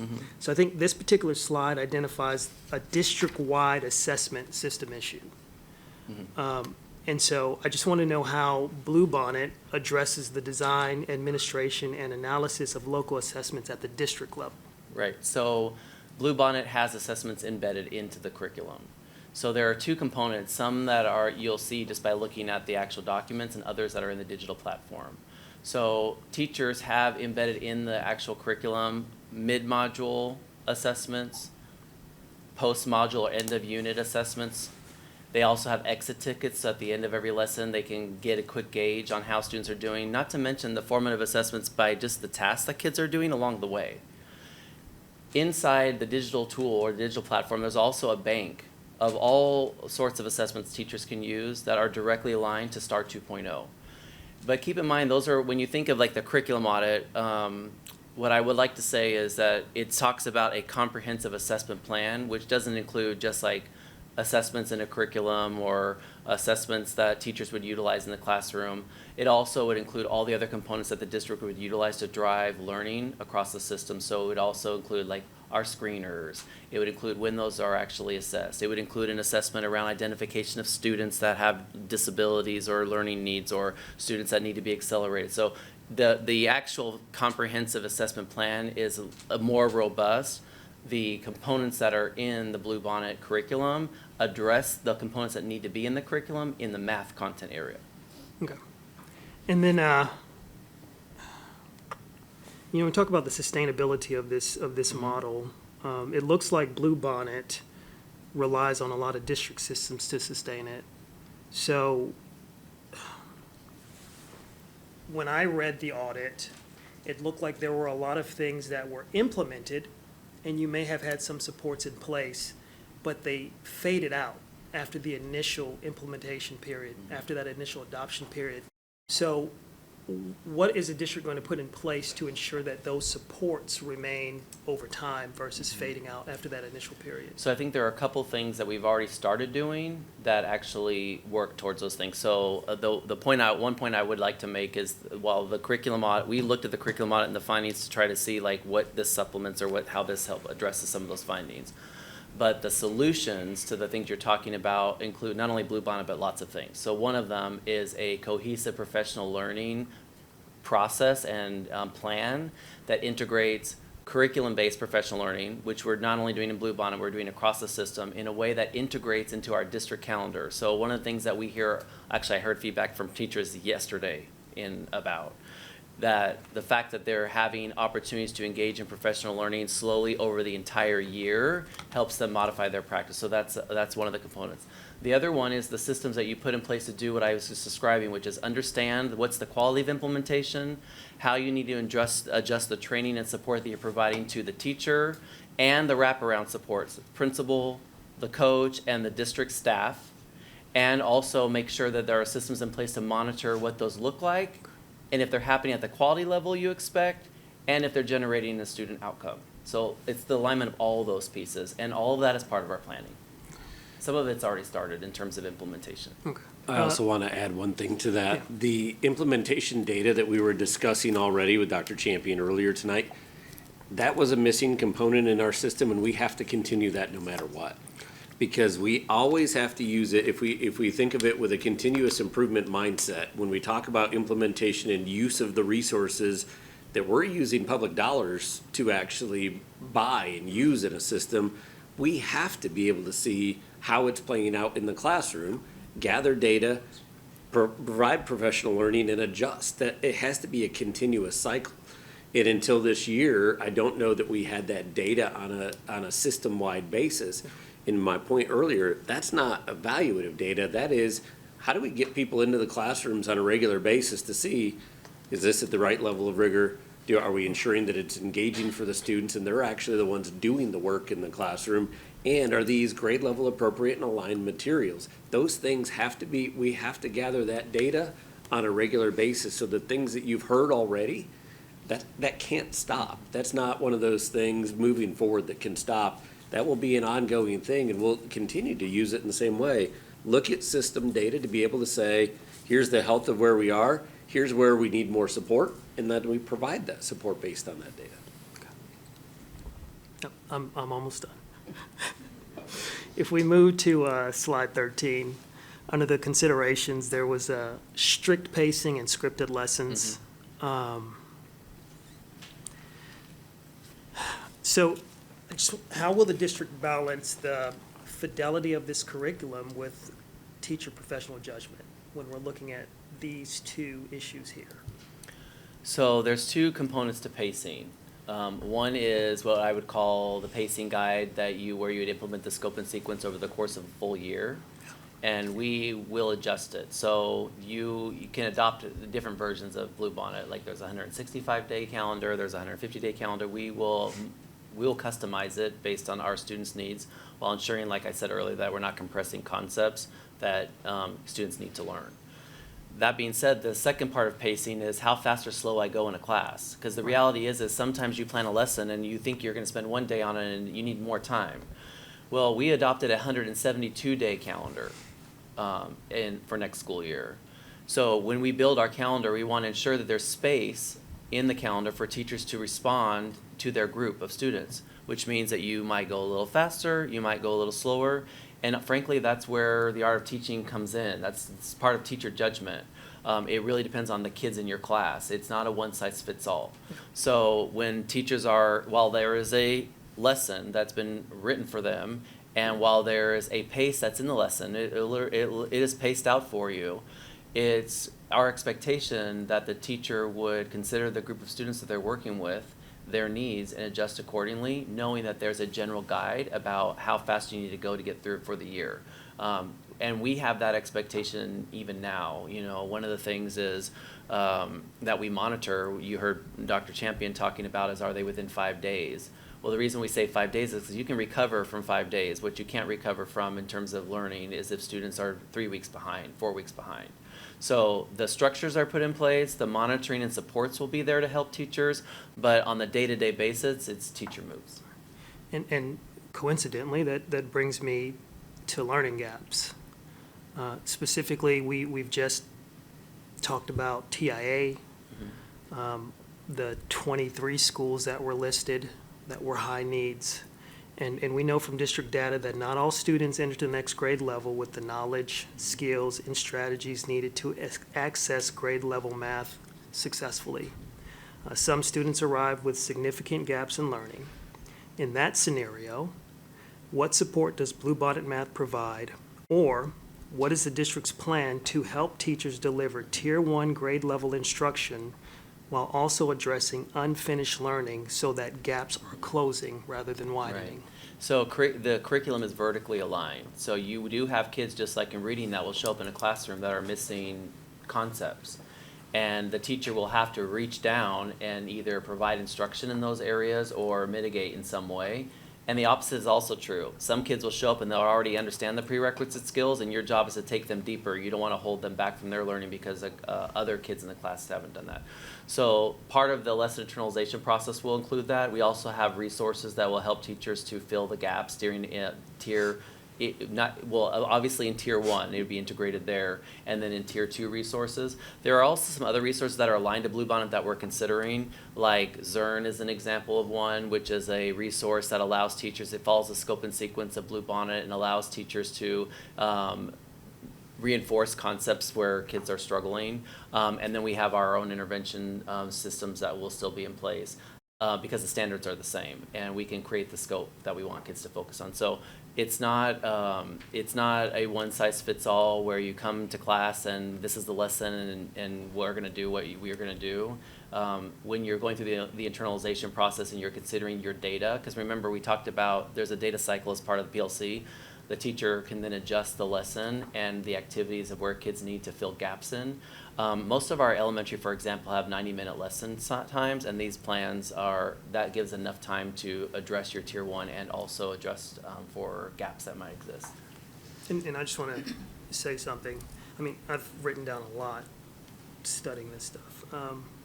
Just to close up, I think a yes vote for Bluebonnet Math is a vote to move the work of academic growth forward within the timeline and conditions that Arlington ISD is currently facing. It reflects a decision to adopt a state-developed program and align with the direction the Texas Education Agency is encouraging districts to take.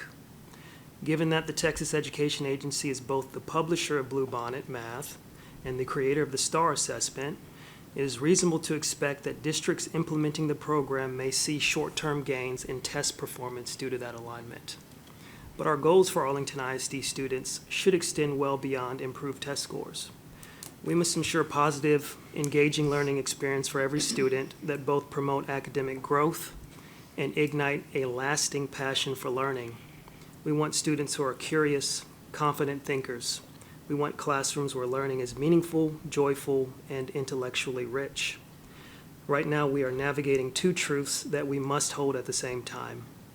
We must continue moving the work of academic growth forward within the realities and timelines we are facing, while also ensuring that the decisions we make today leave space for future decisions to serve the broader vision we hold for our students and their future. Thank you, Dr. Wertz. I would like to add one thing, Mr. Mike, to your last question about specific student groups and investing in the student groups across our system. So I've spent some time recently with my friend and colleague, Dr. Molinar from Fort Worth ISD, and you know that they've been working hard on some things there, and they did implement Bluebonnet Math this year. And so she has shared their data with me from their assessments throughout the year. And they are seeing significant growth. And there's some things that in lessons learned along the way, obviously, whenever you implement a new curriculum, you have those lessons learned. But they are seeing outcomes in all student groups in math right now that are meeting the growth targets on MAP. And I think that that is something that Fort Worth ISD, who looks a lot like Arlington ISD in many ways, it's something for us to be able to, again, look at our district neighbor and learn from them and grow from them, and they are using those tools and seeing some results there. I'll get into a little more detail later about in my comments about the other parts that you just said, but just as an aside, we did reach out and ask some districts about how the students are performing and took a look specifically at our student groups that are predominant in our system.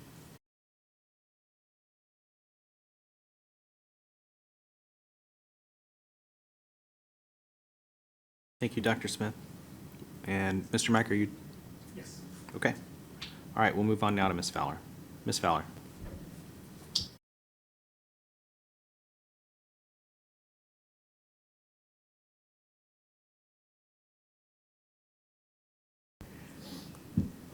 And now she's gone again. Okay. Ms. Fowler, I'm just going to activate you from the left screen here. There you go. Okay. Thank you, President Chapa.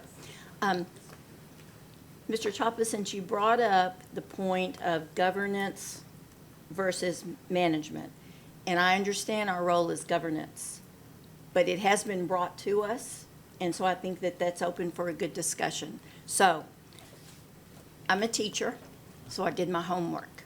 And so I have some things that I want to ask and some comments that I want to make. So I understand there's two different versions of Bluebonnet math. There is not. That's a misconception. Is that a I can tell you where it misconception? came from. So when we, there's one Bluebonnet version. There have been some edits that have been made over the course of this year because teachers have been using it. So just like any kind of publisher, you make your corrections as you get feedback. The reason why there's a misconception is I think when we were soliciting feedback, the way that we did it.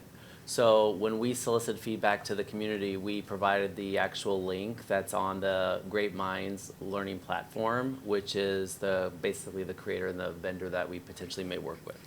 And it had the specific student materials, and it also had the resources that parents would use, because our thought was, well, parents are going to want to see what their kids are doing or what they're looking at and what their parents would need.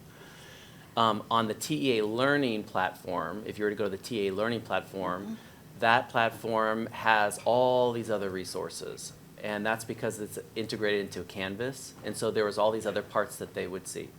So what I guess I'm saying is, there really isn't two parts. We're going to have all the things. It's, I think, in the way that the feedback was solicited, I think that's where the misconception was accidentally drawn. But there is only one version.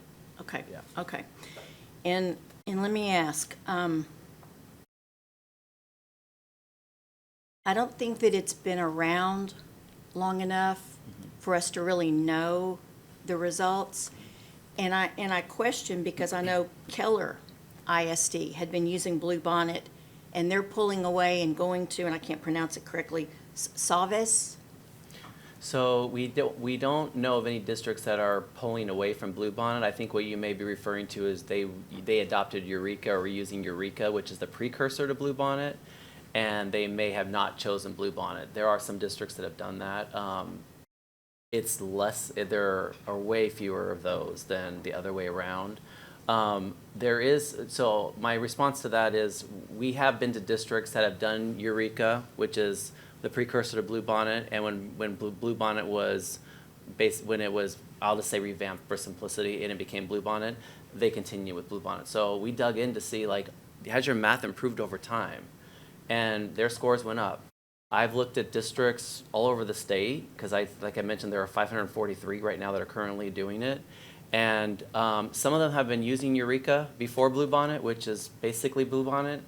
And all of the districts that I was trying to compare ourselves to that were in a range of between like 50,000 students and 20,000 students, somewhere around there, all of their ratings are going up.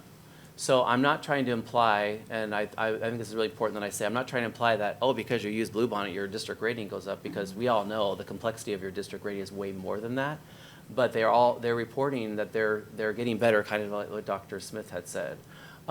So the other thing I would say too, so to the question about, what do you do? It's kind of new. It is true. Bluebonnet Learning, with the label Bluebonnet Learning as you currently see it, was approved by the State Board of Education a year ago, and this is everyone's first year through. So no one's actually even gotten all the way through Bluebonnet Learning.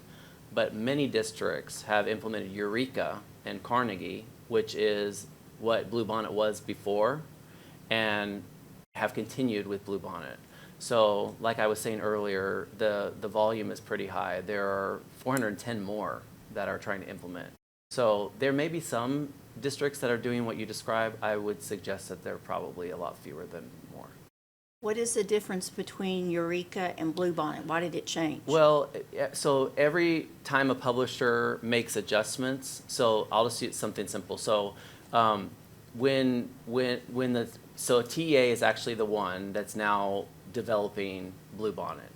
And the starting point was Eureka, and the starting point was Carnegie, and they have adjusted it enough that we would call a new curriculum or program. It's actually the case, I'll use Srvs and STEM scopes. Srvs and STEM scopes, like we've used in our system for years, we've used McGraw-Hill in grades 6, 7, and 8. We've used Envision in grades 3, 4, and 5. We've supplemented with STEM scopes. And none of those were initially part of an adoption either with the State Board of Education. But when they go through a strong enough revision, they get a new ISBN. And then that's the specific ISBN that the board approves. So if you adopt, for example, let's just say worst case scenario, like you adopt a curriculum and it's a specific ISBN and it's State Board approved, and then the publisher makes enough revision that it actually gets a new ISBN, it has to go through the whole IMRA process all over again. So Eureka was the starting point for Bluebonnet, but the IMRA process that went through is the version that's now Bluebonnet, and that's the one that we would be adopting. Okay. And is it true that there's over 4,200 edits and fixes?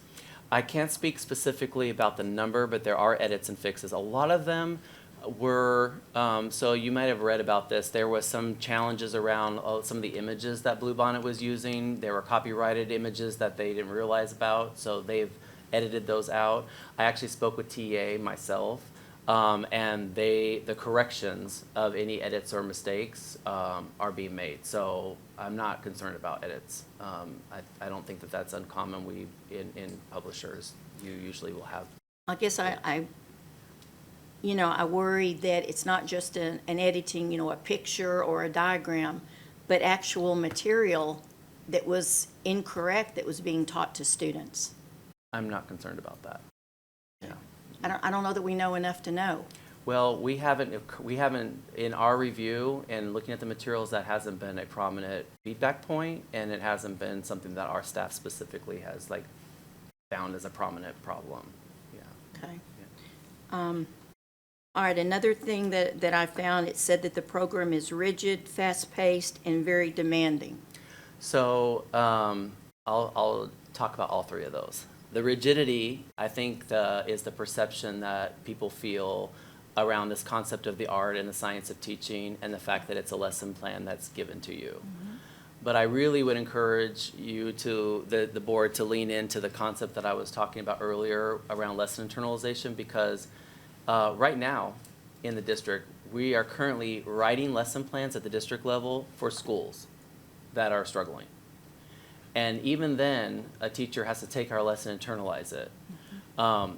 A teacher sits on a grade level, and there are 4 teachers on the grade level, and one often will write it and share it with others. Well, those others have to internalize the lesson to their own class. The concept is very similar. So we're not asking or suggesting that teachers would give up the art of teaching. We actually want quite the opposite. I want teachers to implement it in the way that I saw, and that's the kind of way that we're going to train to it. In terms of you said rigidity, and then what was the other two? Mm-hmm. Demanding to implement. Demanding. So the lessons are robust, and there's a lot of material in there, which is why, kind of like Brett was saying, lesson internalization is the demanding part. Teachers have to make instructional decisions. And there's a way of teaching that requires deep understanding around mathematical concepts. You're not just teaching kids how to solve problems. So there is a lift, and I think it's important for everyone to know, it's not like you're just adopting a curriculum and it's easy. It's a new curriculum. The way that you teach requires, like I said, internalization, and the lift that we hear from teachers who implement, from principals and districts, it's in the internalization process, and it's real. I think what I would say that Brett actually talked about, that I feel like was repetitive in some of our visits and discussions with leaders and also in the classroom. I visited with a principal at a school that I think pretty much mirrors Thornton is a good example. High performing school, and the instruction was amazing. And she says you have to make sure you set time aside for teachers to plan, meaning internalize the lesson, provide them the supports. In some cases, they even pivot. So one of them is lesson rehearsal. They'll go through a PLC process of internalizing lesson. They'll realize that this part is the part that's hard. This is where misconceptions happen. Let's practice together. And they actually will rehearse right there because the lesson's already designed for them. So I think that's where the honest thing comes from. But it's not, no matter what you do, if you're actually teaching strong lessons, there is a lift. That's just part of teaching. but it's additive a little when you adopt something new. It just takes time. I think Brett made a comment that the teacher said once you get going, it starts to feel better. I think that's how it is. And I worry if it's that demanding and fast-paced, are we going to lose students? You know, I math is not my thing. You know, give me words, don't give me numbers. And I feel like teachers sometimes are forced to go faster. You've got to get through the material. You've got to get through the material. And I think a lot of our students never get the opportunity to get a strong foundation because they're having to move too quickly. No, I don't feel like it's what's being it's not fast paced where you can't get through it. They're designed to be 60 minutes. We have 90-minute lessons. If you're in junior high, they're 45 minutes. The teacher has to adjust. You have to keep in mind, like when we think about our scope and sequence and our pacing guides, we're building time in for teachers to go faster or slower based on their class. That's actually going to be in the pacing. So there will be some days, I think, where a teacher will teach a lesson and it will call for it to be this amount of time, and she has to spend longer because the kids don't get it. That's being accounted for. So it's not there. We're not creating a scenario or an expectation where a teacher has just to fly through lessons. I'm sorry you don't get it, and we're going to keep on moving. We're not doing that. And to Mr. Mike's point, we're monitoring the data. We want to know are kids actually achieving. If they're not, we're going to figure out why. So yeah. Okay, and I know one of my worries is just, you know, handing this and this is what you're going to be teaching. Because I remember way back when I was teaching public school and I was teaching on the, it's STAR, but whatever they called it back then. And I remember the English department head handed me this binder. And she said, here's what you'll be teaching. And I was looking through it and I said, well, you know, where's the literature? Where's the poetry? No. We don't do that. This is what you will teach until STAR, and then you can try to work that stuff in later. Yeah. And I felt so defeated as a teacher, and I felt like I was doing such a disservice to my students that I had this scripted notebook that I had to be teaching to get so that they would do well on the STAR. Yeah. And I just don't want our teachers to feel like, you know, everything that they have learned, everything that they've practiced is no longer good enough. This is what you need to do. And I worry about that. Yeah, I would say I 100% am aligned to that. That is absolutely not what we want.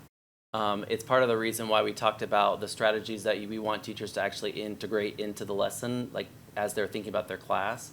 It's the reason why we're purchasing manipulatives for every classroom based on grade level standards to make sure that the kids are actually utilizing hands-on experiences. There is engagement strategies. There are engagement strategies that integrate into the curriculum that encourage student discourse and collaboration and, you know, talk about math.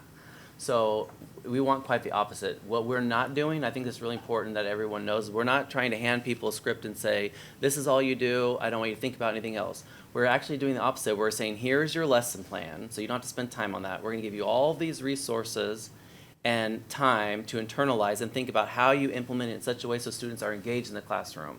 We want, you know, one of the things I think that's important in the vision statement that the board adopted, we want kids to have a high quality learning experience, but we want them to find joy in it. Like, school should be fun. It should be enjoyable. We're not looking to make it rote in the math classroom. That's not the goal. Well, as a teacher, I know when I first started and I was teaching 6th and 7th grade, and the 6th grade lead and the 7th grade lead would bring me their lesson plans on Friday, so I would be ready for the next week. And I thought that was so much harder to use somebody else's plans rather than to come up with my own, because I knew what I wanted to teach and where the students were. So I think about that, and yeah, I appreciated their help, but it was so hard to teach somebody else's lesson plans.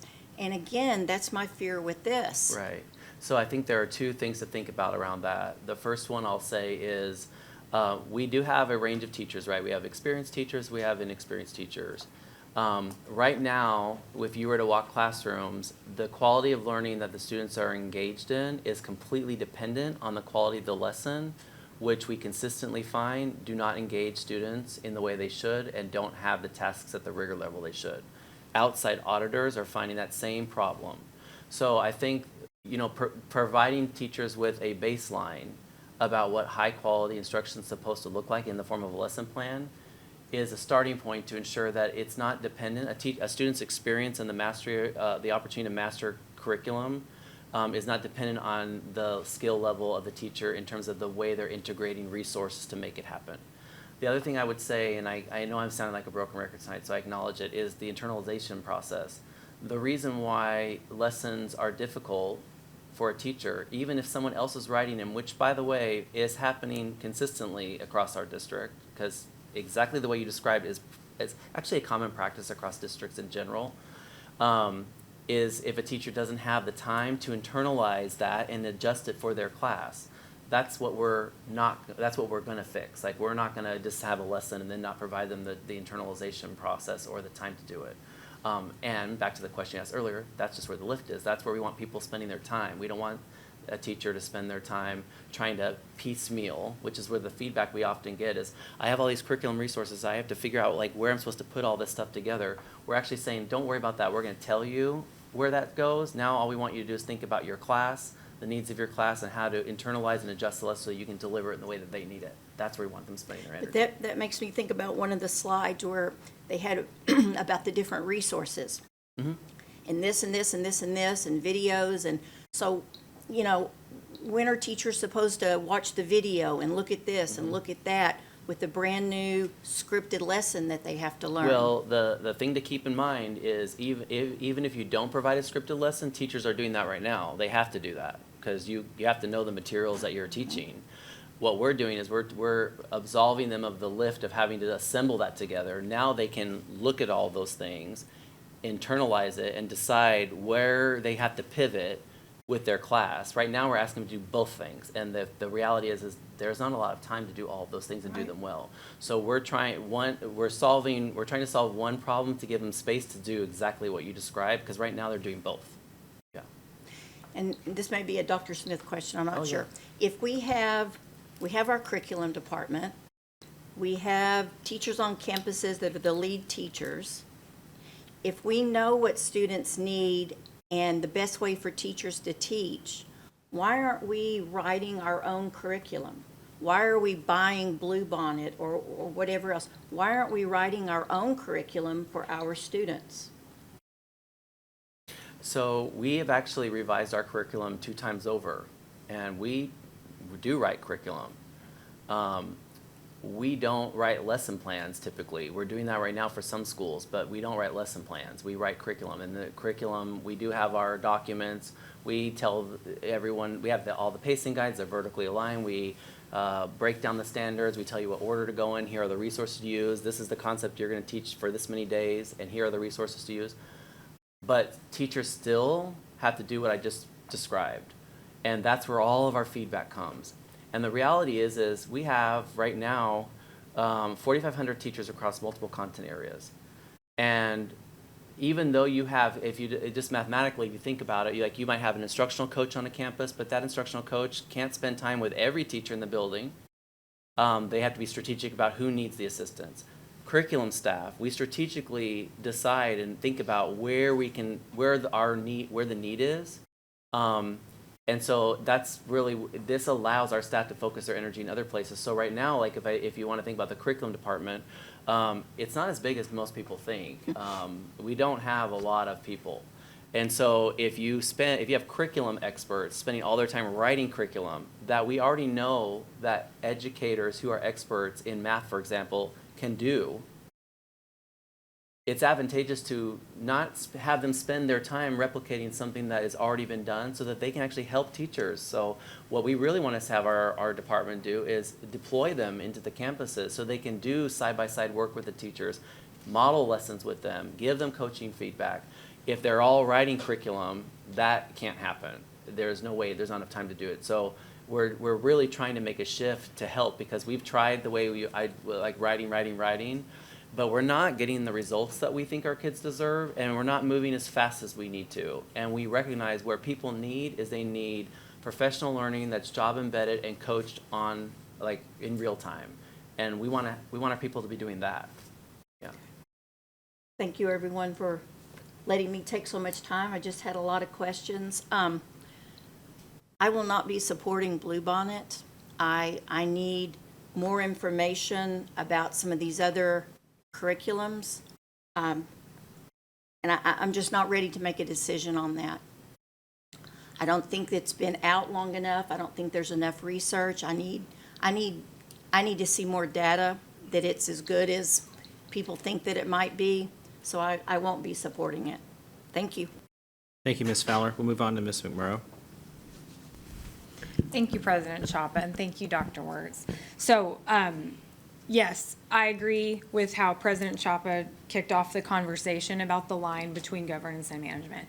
And as we also know from our Holdsworth training, that line can sometimes be porous.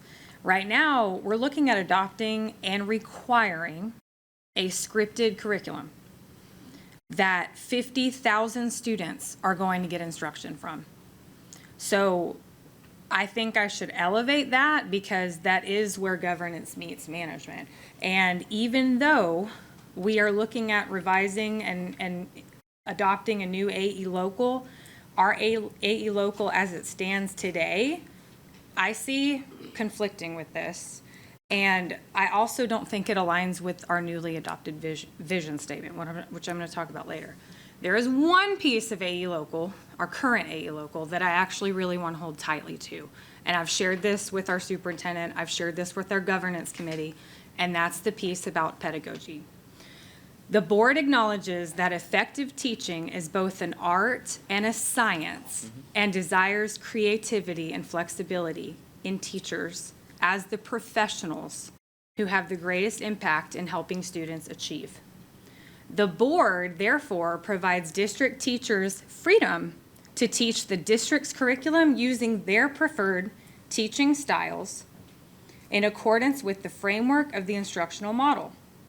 Because the district must strike a balance in controlling the delivery of a well-managed curriculum, ensuring adherence to an instructional model, and yet promoting teacher expertise and creativity to affect student high achievement, the interplay between requirements and flexibility in this regard must be constantly monitored.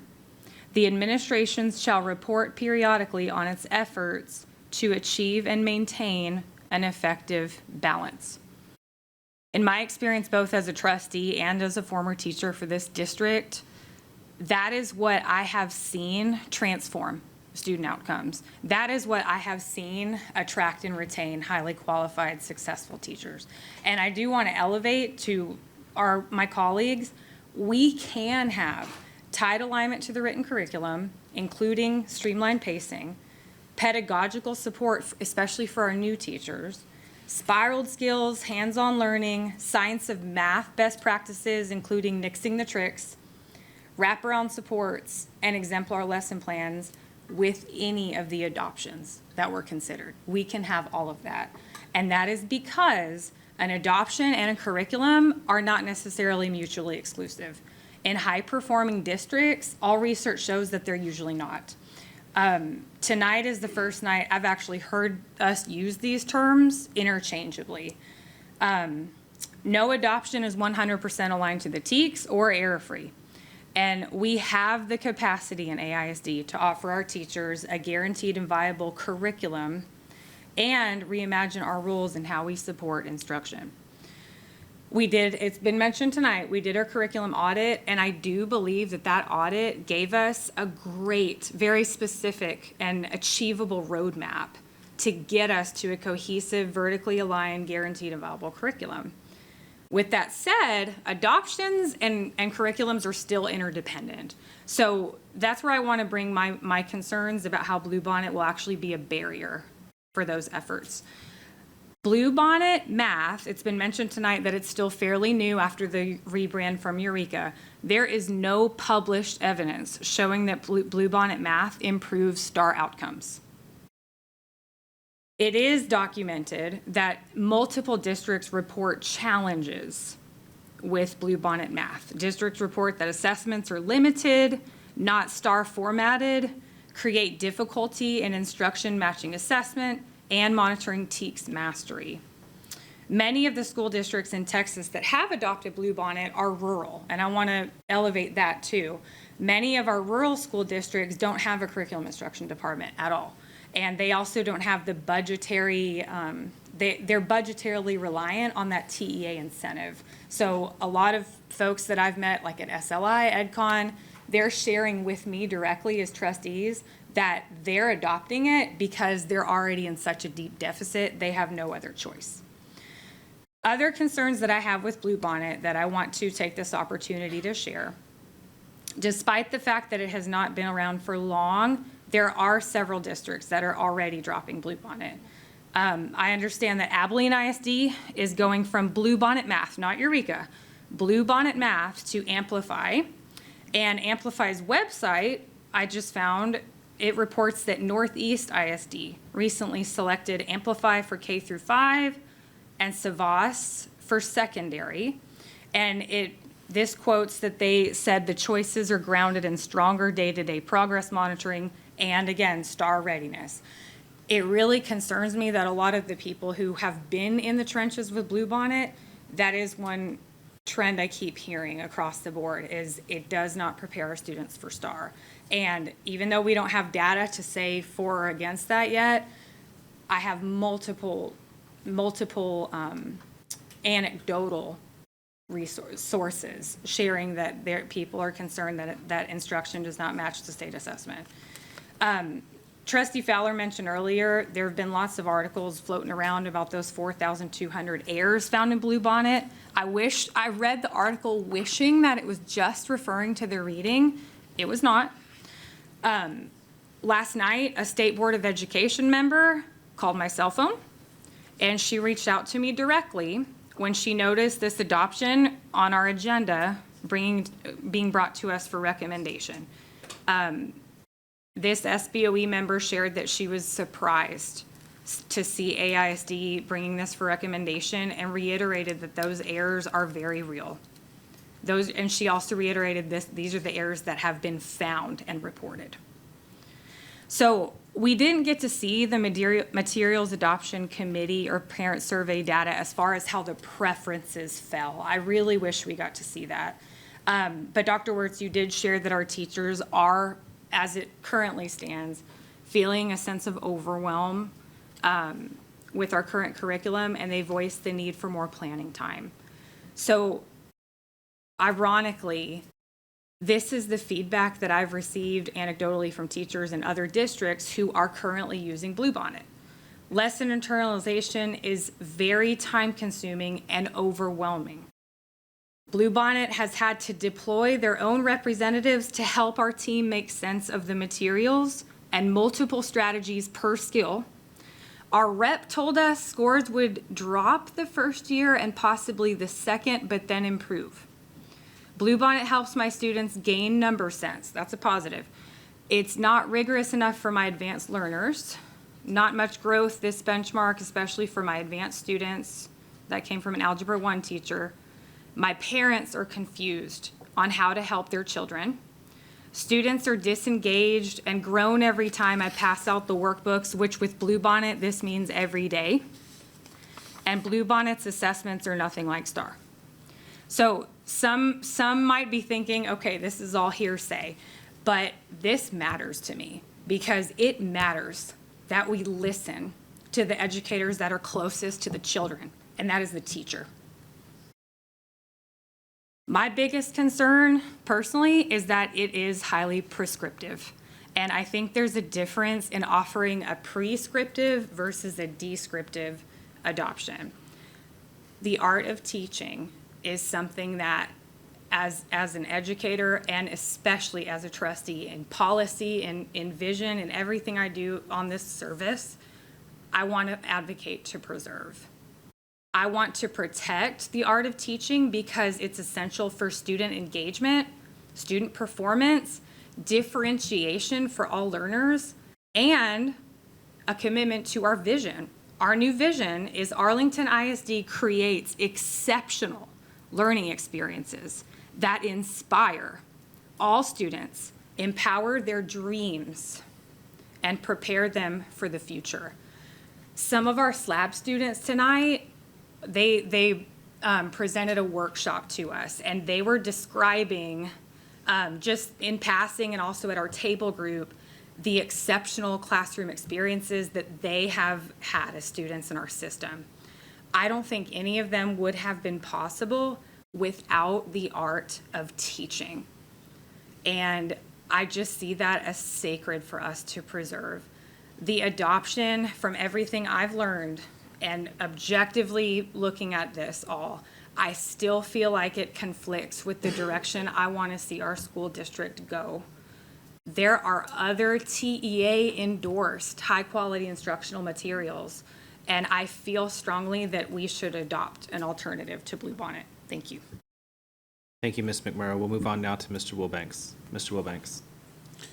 Thank you, President Chapa, and I really appreciate the remarks and the passion from especially our former educators on the board. And Dr. Wertz, you've done a phenomenal job of presenting the data, and I particularly appreciate Mr.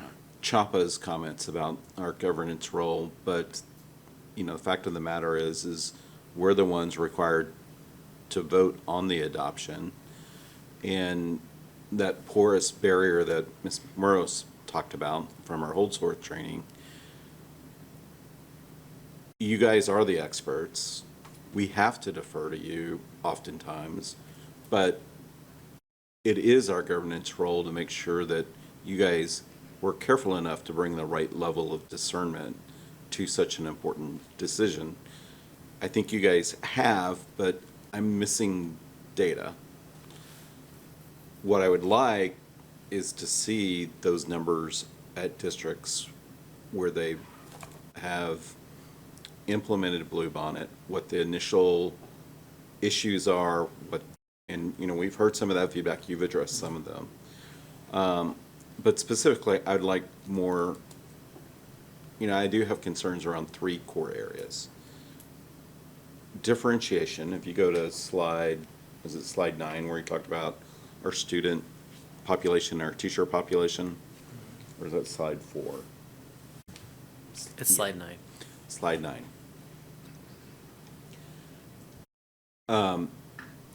The scripted nature, I've heard from teachers that are using it, and I've heard from districts and superintendents in the area.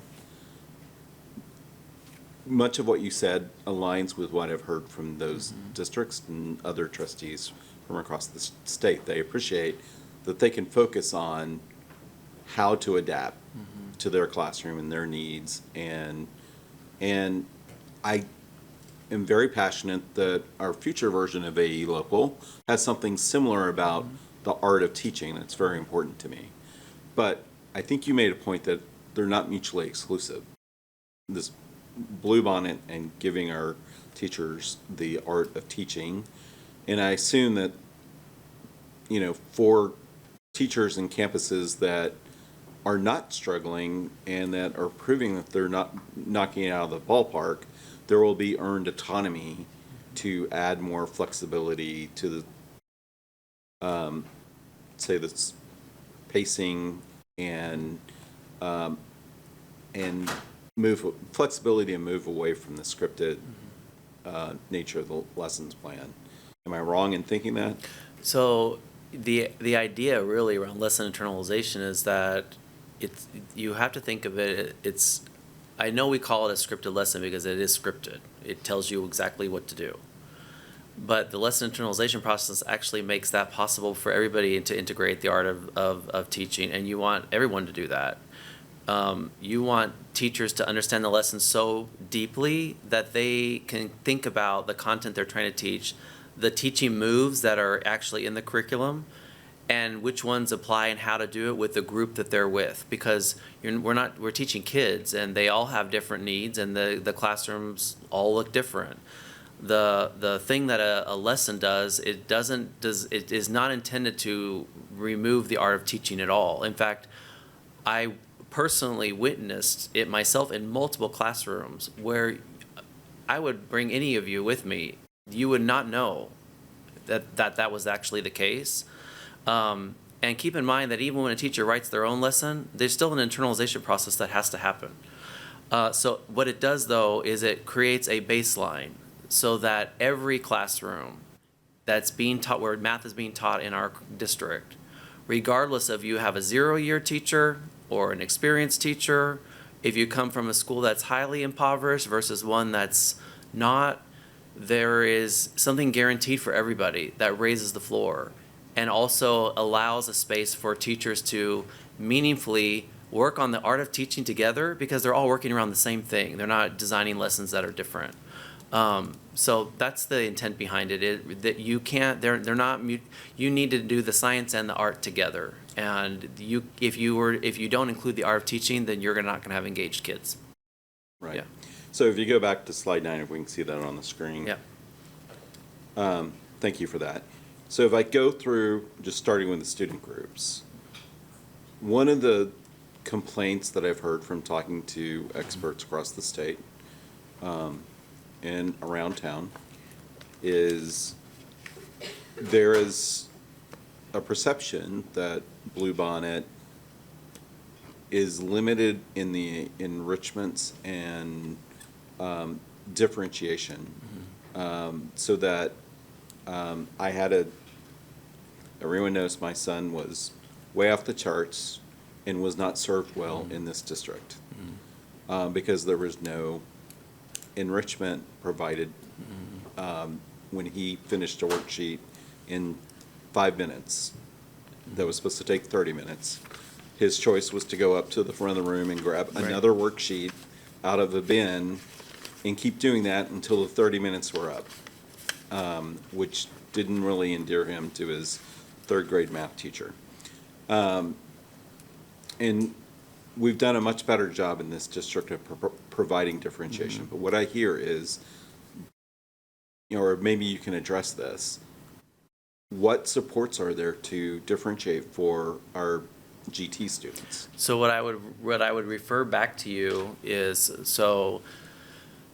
the components that I had shared earlier that are accessible to teachers and digital tools. I'm not saying that digital tools are the reason you get to GT. What I'm suggesting is that there are resources outside of just the strict lesson plan that teachers can use to integrate into their classroom. When you think about internalization, you have to actually consider both sides of the spectrum that I was talking about, kids who have gaps and how you intervene, and kids who you can actually deepen their learning because they're advanced like your son may have been. So the teacher can actually integrate things into her lesson that allows students to deepen their knowledge if they have some prerequisite skills that are already there. And there are resources to do it. If you're on the opposite end of the spectrum, even where you need something that's even more concrete, or because I said it's vertically aligned and you have concepts that you're in 3rd grade that you missed that need to be built for you because you're now sitting in 4th grade and you're behind, the teacher's allowed to make those pivots. So I just can't overemphasize the idea that we don't want teachers just following a script and moving through a curriculum day by day. We want them to do it in consideration of the class they have so that kids feel engaged. And that's what we saw when it was being done well. Well, and to be fair, looking at this slide, only 12% of our students are GT. What I'm more concerned with is the emergent bilingual students. Right. And there is given the other IMRA approved curriculum, there's not a robust language supports for emergent bilinguals, especially in Spanish, which you think a Texas approved high quality instructional materials would have robust Spanish language supports. Well, the curriculum for kids that are in the bilingual classroom, we have Spanish materials, like the materials are in Spanish.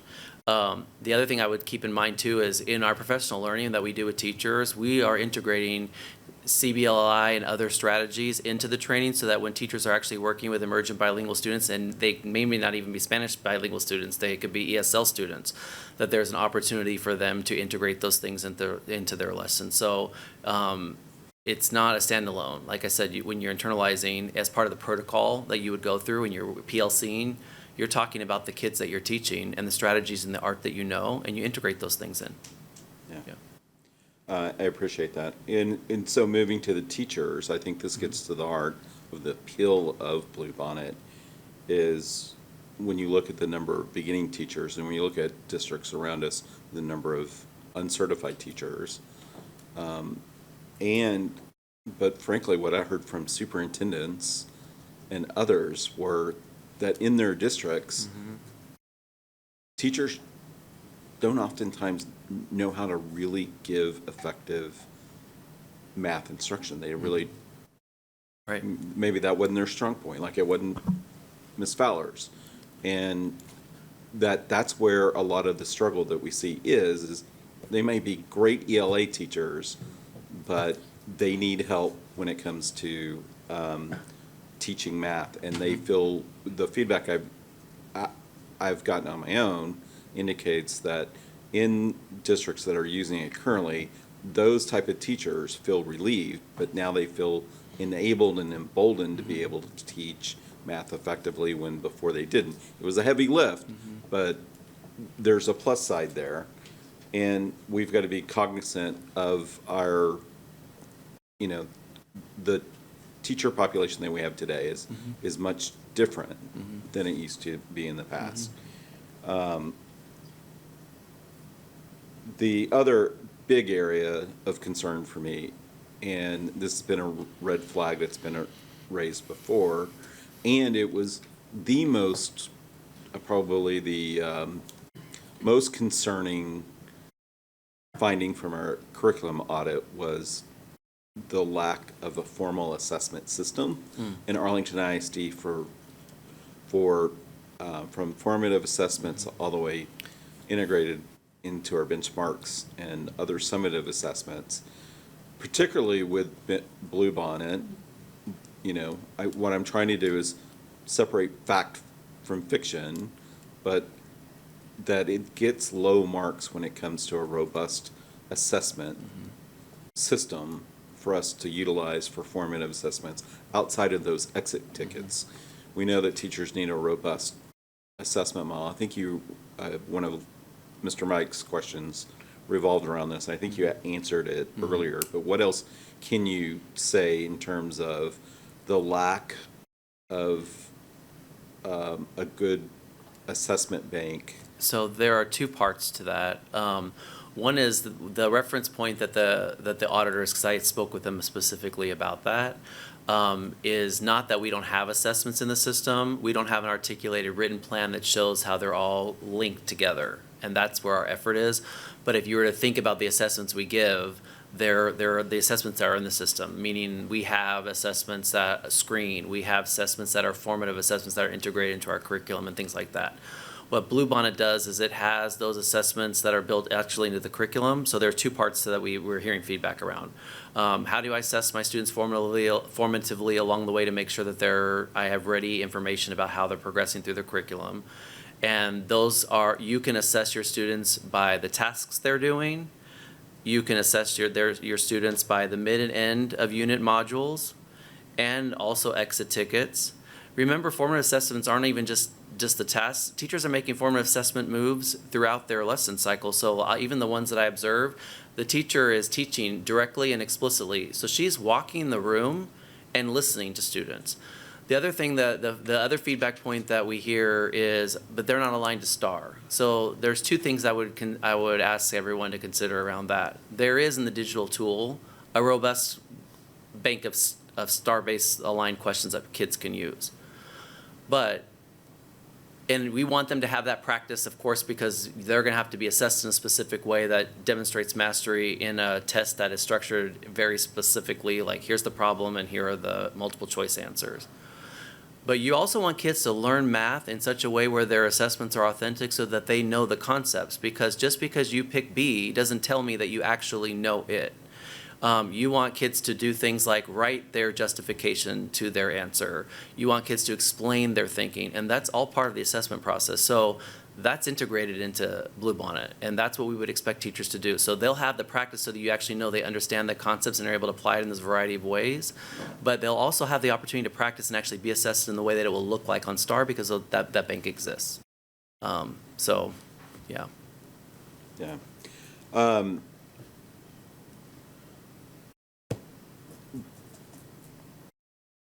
The other side, and I think you've addressed this, is the amount of work of printing and unpacking, and the lack of online or digital assessments requires a lot of manual grading and writing and printing on the teacher. And where, I guess what I'm curious is, when compared to, I don't know that you shared, what are the other curriculum that you looked at that are on the IMRA list? Which ones did you seriously consider? We shared, hold on. Well, you gave the whole list. Did you look at every one of them, or?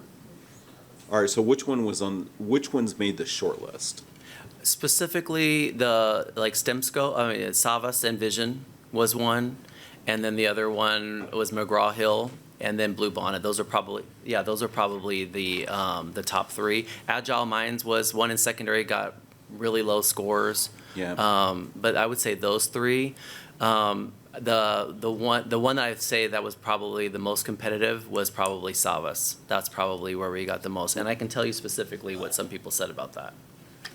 Yeah, I mean, for context, Srvs has a perfect score on the IMRA rubric. They do have a perfect score, yes. And remember, but Bluebonnet was right up there. They are, and they have thresholds. They have thresholds because you're looking to make sure they meet 100% of the criteria, and Bluebonnet meets 100% of the criteria. I think the feedback that we got about Srvs that I think is important to note is there's people like the digital platform. They like the tools and the resources. The digital platform is highly rated. Saves teachers a lot of time. They also say, so yes, they do like that. They also say the feedback is it's overwhelming. It's replicating the problem that we actually have. They still have to put those things together and access them and put them in a way that has coherence in their classroom. So the big idea is more isn't always better. In terms of like the resources. We want to make sure that teachers have all the materials and tools to have innovative classroom instruction that's meaningful, but we want to do it in a way that actually can be implemented well.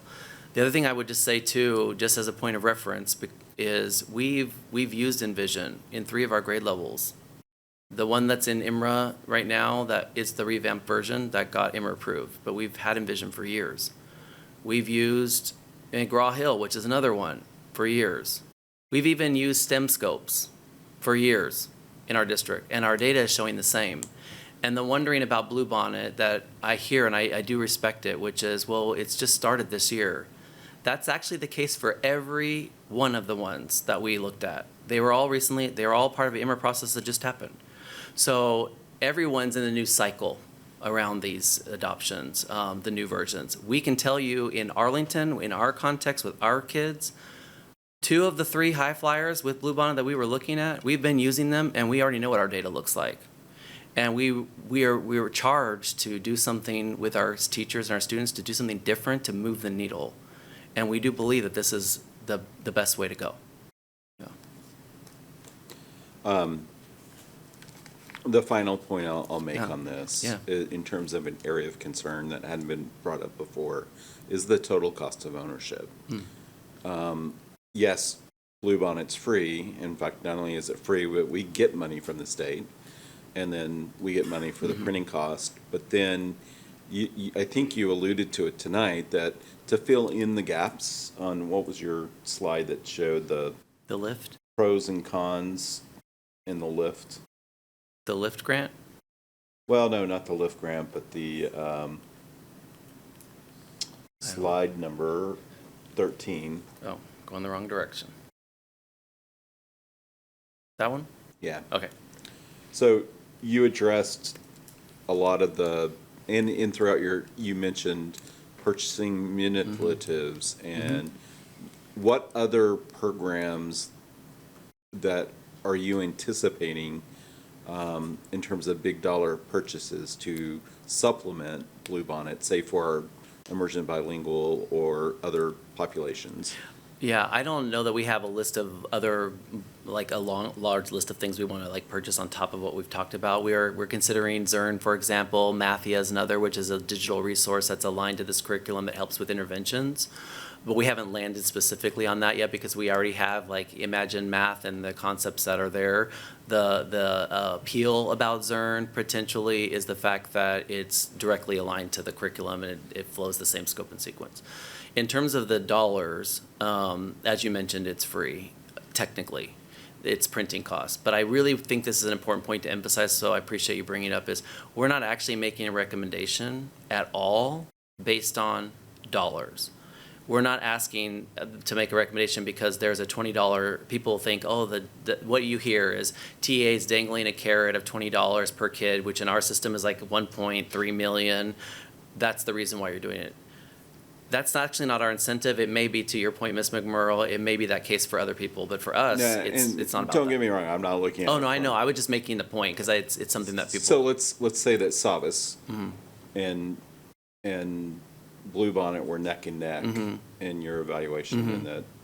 But when you looked at the cost of augmenting Srvs or the cost of printing and doing all the things to make, and all the PD that went along with, I mean, there's a lot of costs that are going to be involved. This is going to be a huge shift for the C&I department.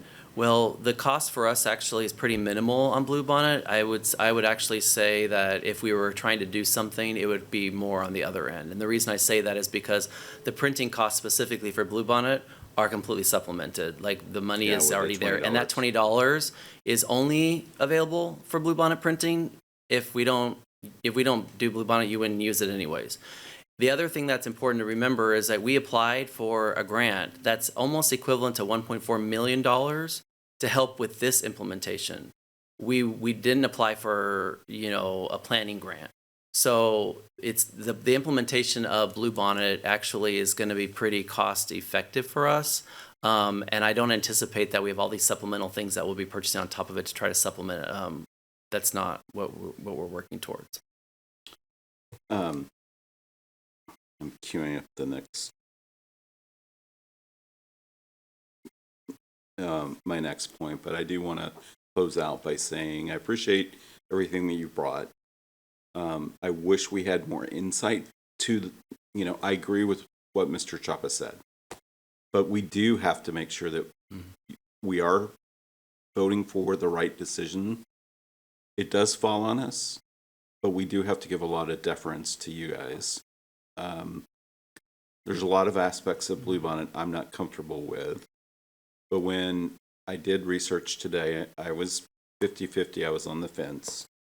I heard from trustees from across the state, and Ms. Fowler, I want you to know, I reached out to several in the Leadership TASB class, and they've toured a couple of campuses that are using Bluebonnet math specifically, and on their benchmarks, they were all rated D on STAR last year, and their benchmarks are in the 80s, high 80s. 84 was the lowest. So it is moving the needle, and the teachers do like it in the campuses. Now, we know that when you go on a tour, it may be curated, so there's that caveat. But the teachers did genuinely look, and the teachers, much to what Dr. Smith said, the teachers were engaged, and the students were engaged, and it wasn't this rote, scripted like what I experienced when I was doing math in third grade. So there is that. I did also talk to superintendents and people nearby us, and they're also seeing the same kind of double-digit gains on their benchmarks and their predictions for how their district will end up on STAR in elementary math. So I need the data to know that you're making that. I have to give you guys a broad swath of deference on a big decision like this, but we are supposed to vote on it, so I need to make sure that you brought the right level of discernment. I can't really tell that, but the data is pointing that while it's not perfect, what we know from the Harvard study on this subject was it's not really about the curriculum. It's about all the things that Dr. Champion and others, and incentivizing teachers to go where the highest need is and ensure that we have high quality teachers in this district. Those are the main things that are going to move the needle. This simplifies it. And I remember one of your first presentations to me when I was on this board. We had a lot of heavy rocks we had to move in a lot of different areas. I think Cindy Bell had one, and I called it the night of the Greek heroes, because Cindy Powell had a Herculean task with the budget, and your staff, in terms of writing curriculum and having your team write curriculum for us instead of adopting curriculum, was a Sisyphean task, because every time you wrote curriculum, the teaks changed and you had to go back and rewrite the curriculum. So every time you thought you were almost done, that rock would roll back down the hill and you'd have to start all over again. I don't want your staff being in the job of writing curriculum. I want your team out in the classroom where we know it's going to make a difference. And I think for that reason alone, I've gone from kind of slightly negative on this to giving you guys the benefit of the doubt. But we know, I'm concerned enough to know that we as a board need to have you on a short leash to make sure that this is going to move the needle. I'm not comfortable making this decision. It's a tough decision. I'm not the expert. You guys are. I appreciate President Chapa's comments, and I will be reluctantly supporting this adoption.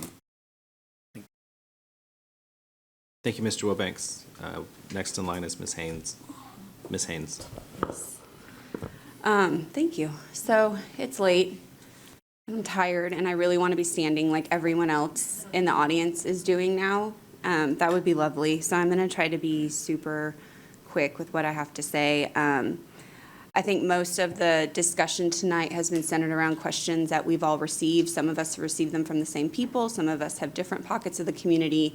And I think that you and your team have done a great job of answering them to the best of your ability with what you know. And so for me, to President Chapa's point, that is what I need to know as a board member, because I have put my trust in you guys.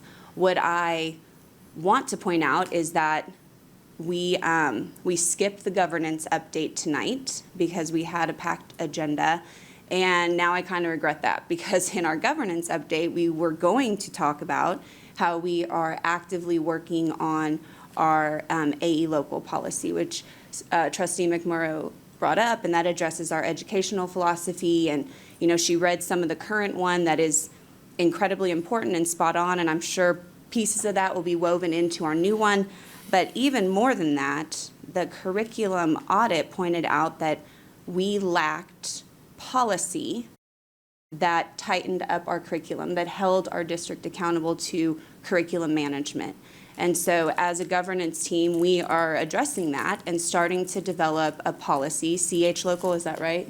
EH local, there you go, to address that. And so I think, to President Chapa's point of living in the governance lane, how we can answer, Trustee Mike's questions about how is this going to be sustainable, how do we hold you accountable, and to your very short leash comment, that policy does that. And so I would encourage my colleagues that when we have a draft of that policy come to you guys to consider, that you really consider it, because that policy is what is going to hold Bluebonnet or whatever other curriculum we go with accountable. It's going to hold them accountable for managing that in the way that all of you have spoken to, that we want our curriculum to be managed for student achievement, student experience, student learning. So while at the end of the day, I am not an expert, I do trust you guys, and I do think that knowing what I know as a trustee, I trust my ability to put a policy in place that is going to support the management of that And so I will be voting to support Bluebonnet this evening. Thank you, Ms. Haynes. Ms. Richardson. I am also going to go very quickly based on the time of night that it is, and that is now actually Friday morning. I had no idea. Yep, it is now Friday morning, guys. Okay. Congratulations. This has happened twice in my time in Your Arlington. spring break is about to start. One of the things that I want to push back on, and it's one of the few things I want to push back on what you said, was when you were going through all the different options that we had, one of the things you talked about was this is what would probably be easiest on our teachers. I don't necessarily want to adopt something that it's easiest on our teachers, and that's my putting it in my words. My words, not yours, Dr. Words.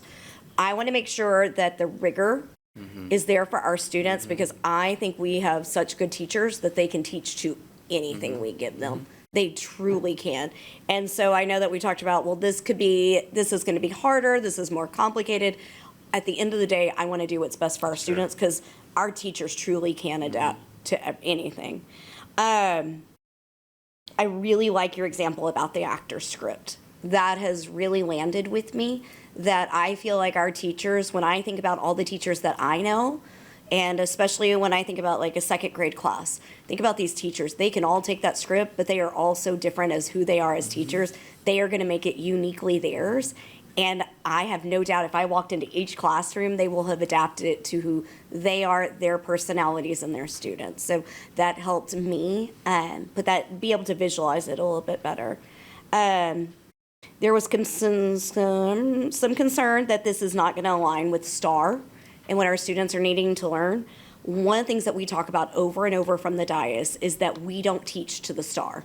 We teach our students what they need to know. Along the way, they are going to learn what they need to learn from the STAR, but we do not need to teach the STAR. That's a one-day test that determines their worth, and we know they are so much bigger than that.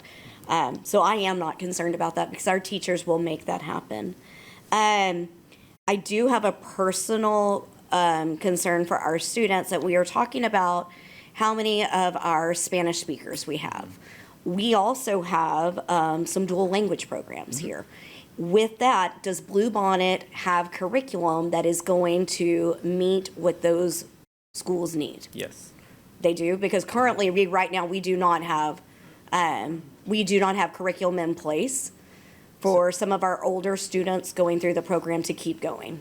That is Spanish. So the Spanish materials, so I think you're referring to like high school courses. I am. Right. So high school courses specifically for a two-way dual program may need to be adapted. The specific programs that we're talking about for here would be for the bilingual classrooms. They are in Spanish.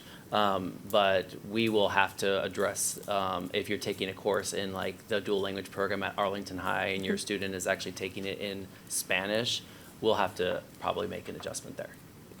I would encourage you to do that. We have sophomores right now that are headed to juniors, and they're being told they do not have Spanish classes next year to be taken.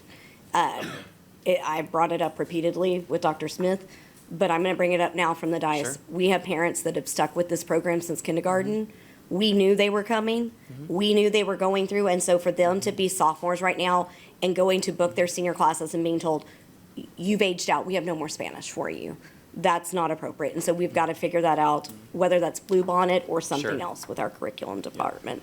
I want to make sure that as we are doing this with Bluebonnet, that we make it very clear that we are making this decision based on whether we believe Bluebonnet is the best or not, but it does not have to do with TEA. We are not making, I'm saying for us. Because the truth is TEA is right now the boogeyman that we all know about that is coming into districts, that is shutting them down. We do not want to do things because we are afraid of what Austin might come and do to us. We are making our decision based on your recommendation, what your staff has told us. We may vote yes or no individually, but at the end of the day, we're doing this based on what we believe, and it has nothing to do with TEA. And I want to make that very clear because I don't think any of us sit up here and make a decision based on what Mike Morath would tell us to do. We believe individually in you. I personally will be supporting it, and the reason is this. I'm not going to have you on a short leash. What I will do is you are our employee, Dr. Smith. You are going to be the one we hold accountable because this is your staff, and at the end of the day, you trusted them to come with this recommendation. You know what's on the line. You know our test scores. They are not our employees, but you are. And so we don't need to have you on a short leash. You know what's on the line. You know the test scores that are going to come back. You know what Arlington stakeholders and parents are going to say when we study this. And so do you, Dr. Smith, so we don't have to threaten you with a short leash or anything. At the end of the day, you want the best for our kids. You are not here at midnight because you just want to give them worksheets to be done. I trust you. When we hired you, we said we would trust you to make the best decision.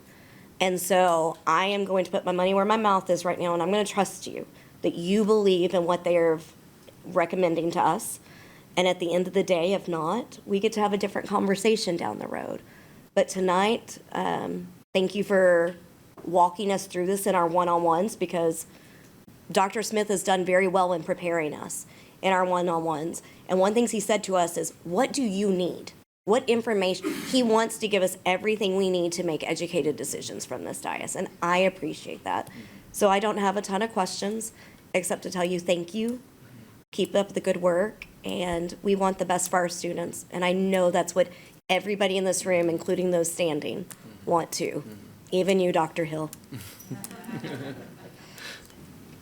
right, thank you, Ms. Richardson. Ms. McMurrow. Thank you, President Chapa. Really quickly, I just have one clarification and one more question. My clarification was something you mentioned, Ms. Richardson, about the we don't teach to the test, the feedback and the district feedback, and both the anecdotal feedback that I'm getting is that the assessments that Bluebonnet offers are not aligned to the test. So while I agree with you that instruction should not be teaching to the test, it is very important that alignments prepare our students to navigate STAR. And so that's, I just wanted to clarify. Thank you. Direct question before we vote. Because I've heard some different things both tonight and prior to tonight, so I just want to get really simple answer to my really simple question. If we adopt Bluebonnet, are we going to require our teachers to adhere to the scripted components of Bluebonnet? Well, we were going to expect them to do what we described, which is we're going to provide them the lesson, which has all the components that you would have for a lesson. We're going to ask them to internalize it, to adjust to their students' needs, and deliver instruction.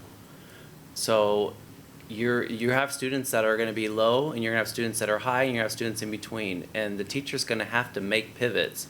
What they're going to have is the lesson. What we're not going to ask teachers to do is to grab materials that are not aligned to the standards and integrate them. We're going to ask them to use the HQIM with fidelity, and to do so integrating the art of teaching.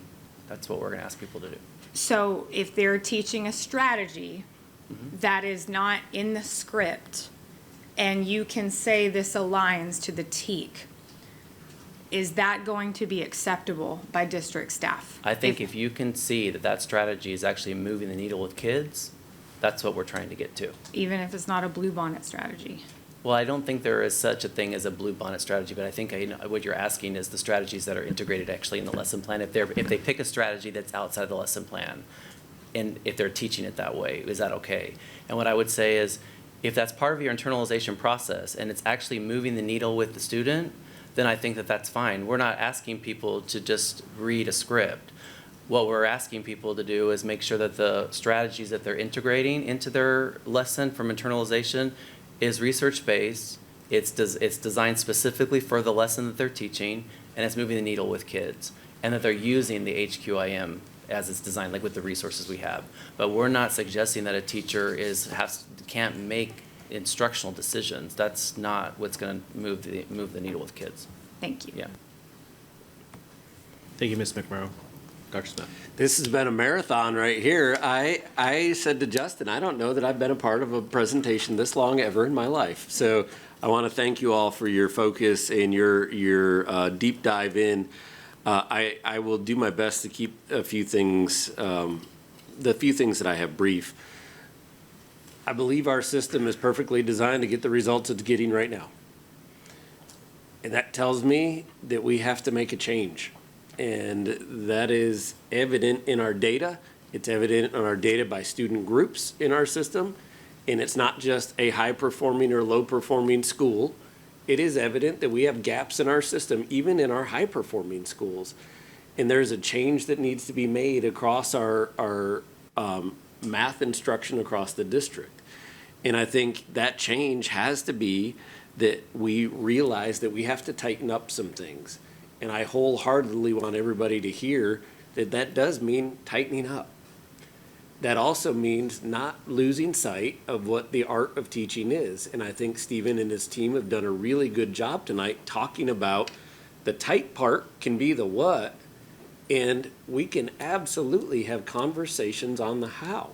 And that's where the internalization of a lesson and the actual student sitting in front of you matter in all of this. And so the more we can tighten up, because mobility is a really big issue in Arlington ISD that benefits our kids long term. And the more we can allow our teachers to actually work on things and actually be able to internalize these things, and I heard the word internalize too many times tonight, so let me change that a little bit. To actually be able to look at the art of teaching for the kids sitting in front of you, which is why I got into the business. And just a reminder, and I know I'm sitting up here with educators, but every one of us that are here tonight presenting to you, we're educators too.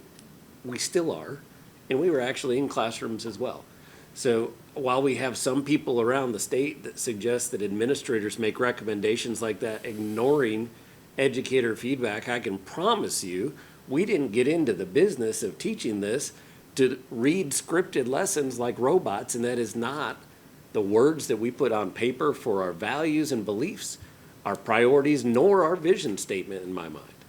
And those words weren't just the trustees' words, those were my words too. And so I'm equally invested in creating the experience of exceptional learning for every student in our system, just like everybody sitting up here.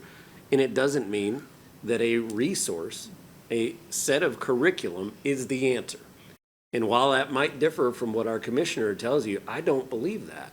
I actually believe that this is a piece of the puzzle, and we absolutely have to have a high-quality instructional resource.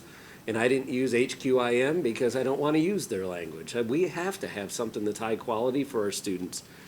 And we have to help support our teachers to ensure that the art of teaching lives, and we have to ensure that the content that they're engaging in the classroom through a high-quality instructional task is at the right grade level.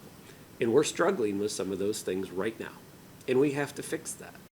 This is a piece of the puzzle in fixing that, but it is not the answer. And so I hear you on tight leash, and I'll wear whatever leash you want, because I can promise you that there is no one up here that takes this more serious than I do. I am equally invested in this as well. As Ms. Richardson mentioned, yeah, this is my livelihood, but it's also my community now, and those are my kids sitting in the classroom, and those are my kids sitting that are coming in for the board recognitions tonight too. And so we bring you this recommendation tonight, not taken lightly, and I need you to hear that. And I feel like sometimes those things come out as like, well, you're just proposing something that you think might be the answer.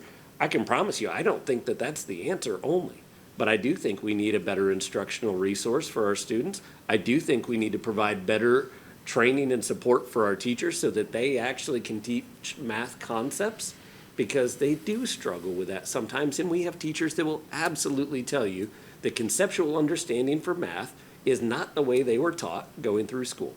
Many of us were taught plug-and-play formulas to actually solve problems, and we can't actually explain the concepts behind it and the rationale of why we're actually using those things. So a change does have to be made.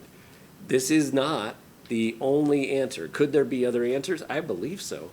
But this is the one that I believe that gives us a good shot to take another really good step forward.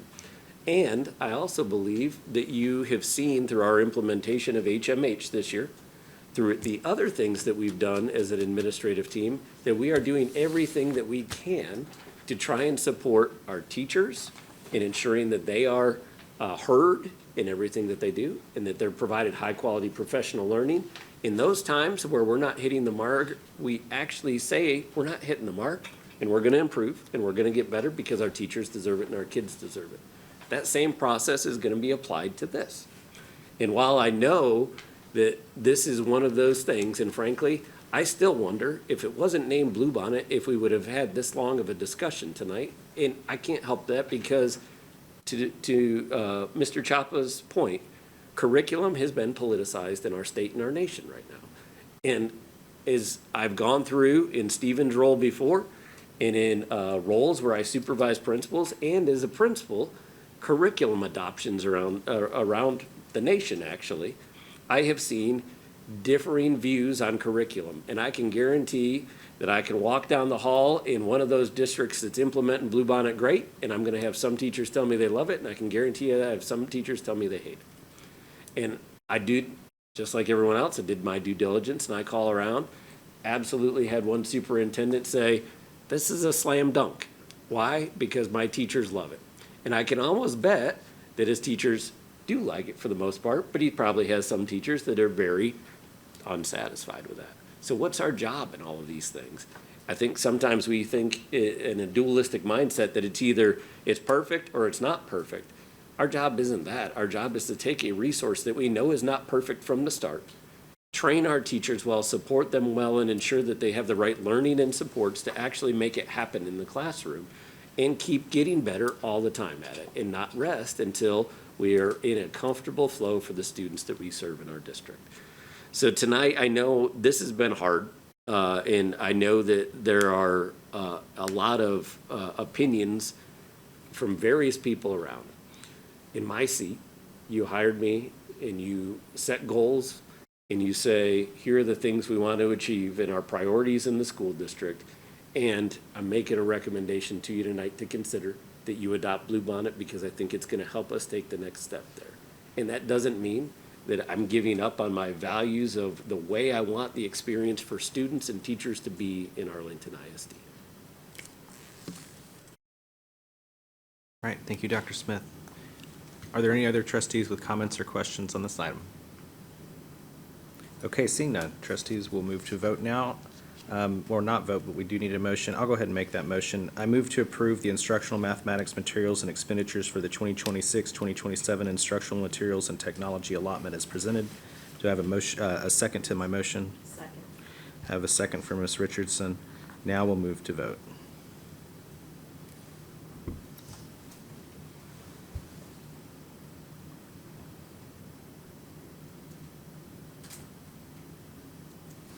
Okay.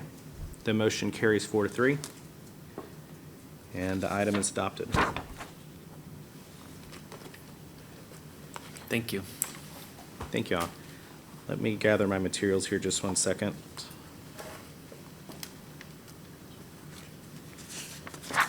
Okay, we do have one action item left. That's item E, the proposed termination of Assistant Principal Vanessa Rodriguez's term contract. Is there any discussion around that item tonight? Seeing none, I will make the motion to propose termination. I move to accept the superintendent's recommendation and to propose the termination of Vanessa Rodriguez's term contract, and further move that the record of this action reflect the following: that before voting on this motion, the board considered a draft of the letter to Vanessa Rodriguez proposing the termination of employment, that the superintendent reviewed with the board the reason or reasons for making his recommendation regarding the employee, and that the board considered the reasons or reasons in any other information provided by the superintendent, and that by passage of this motion, the board directs the superintendent to prepare for the board president's signature a final notice of proposed contract termination for Vanessa Rodriguez, directs that the notice of proposed contract termination include the time limitations and procedure for requesting a hearing before an independent hearing examiner, directs the superintendent to notify general counsel of this action, and requests that office to contact and retain an attorney on behalf of the board as needed to advise the board concerning legal matters, and upon the receipt of a recommendation from an independent hearing examiner, authorizes general counsel to consult with the superintendent to approve the final notice of proposed contract termination and to take whatever actions are necessary and proper to present the case in support of the proposed termination,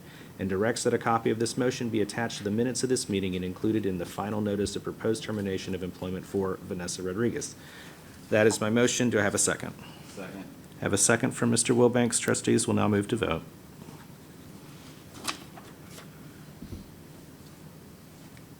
All trustees voting in the affirmative, the motion unanimously carries. That now brings us to our consent agenda tonight. Are there any trustees who would wish to withdraw items from the consent agenda? Seeing none, do I have a motion to approve the consent agenda? Motion. I have a motion from Ms. Fowler. Do I have a second? Second. I have a second from Ms. McMurrow. Trustees will move to vote on consent agenda as presented. All trustees present voting in the affirmative, consent agenda unanimously carries. That brings us up to our open forum for non-agenda items, which we did earlier, which takes us to our superintendent's report. Dr. Smith. I will email it to you. How's that?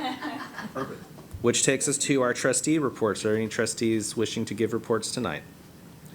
Mr. Wilbanks. I'll be brief. I just wanted to thank you to our internal audit staff for bringing forth the new charter for the Department of Internal Audit and for the Board Audit Advisory Committee, and that was approved in consent just now. So thank you.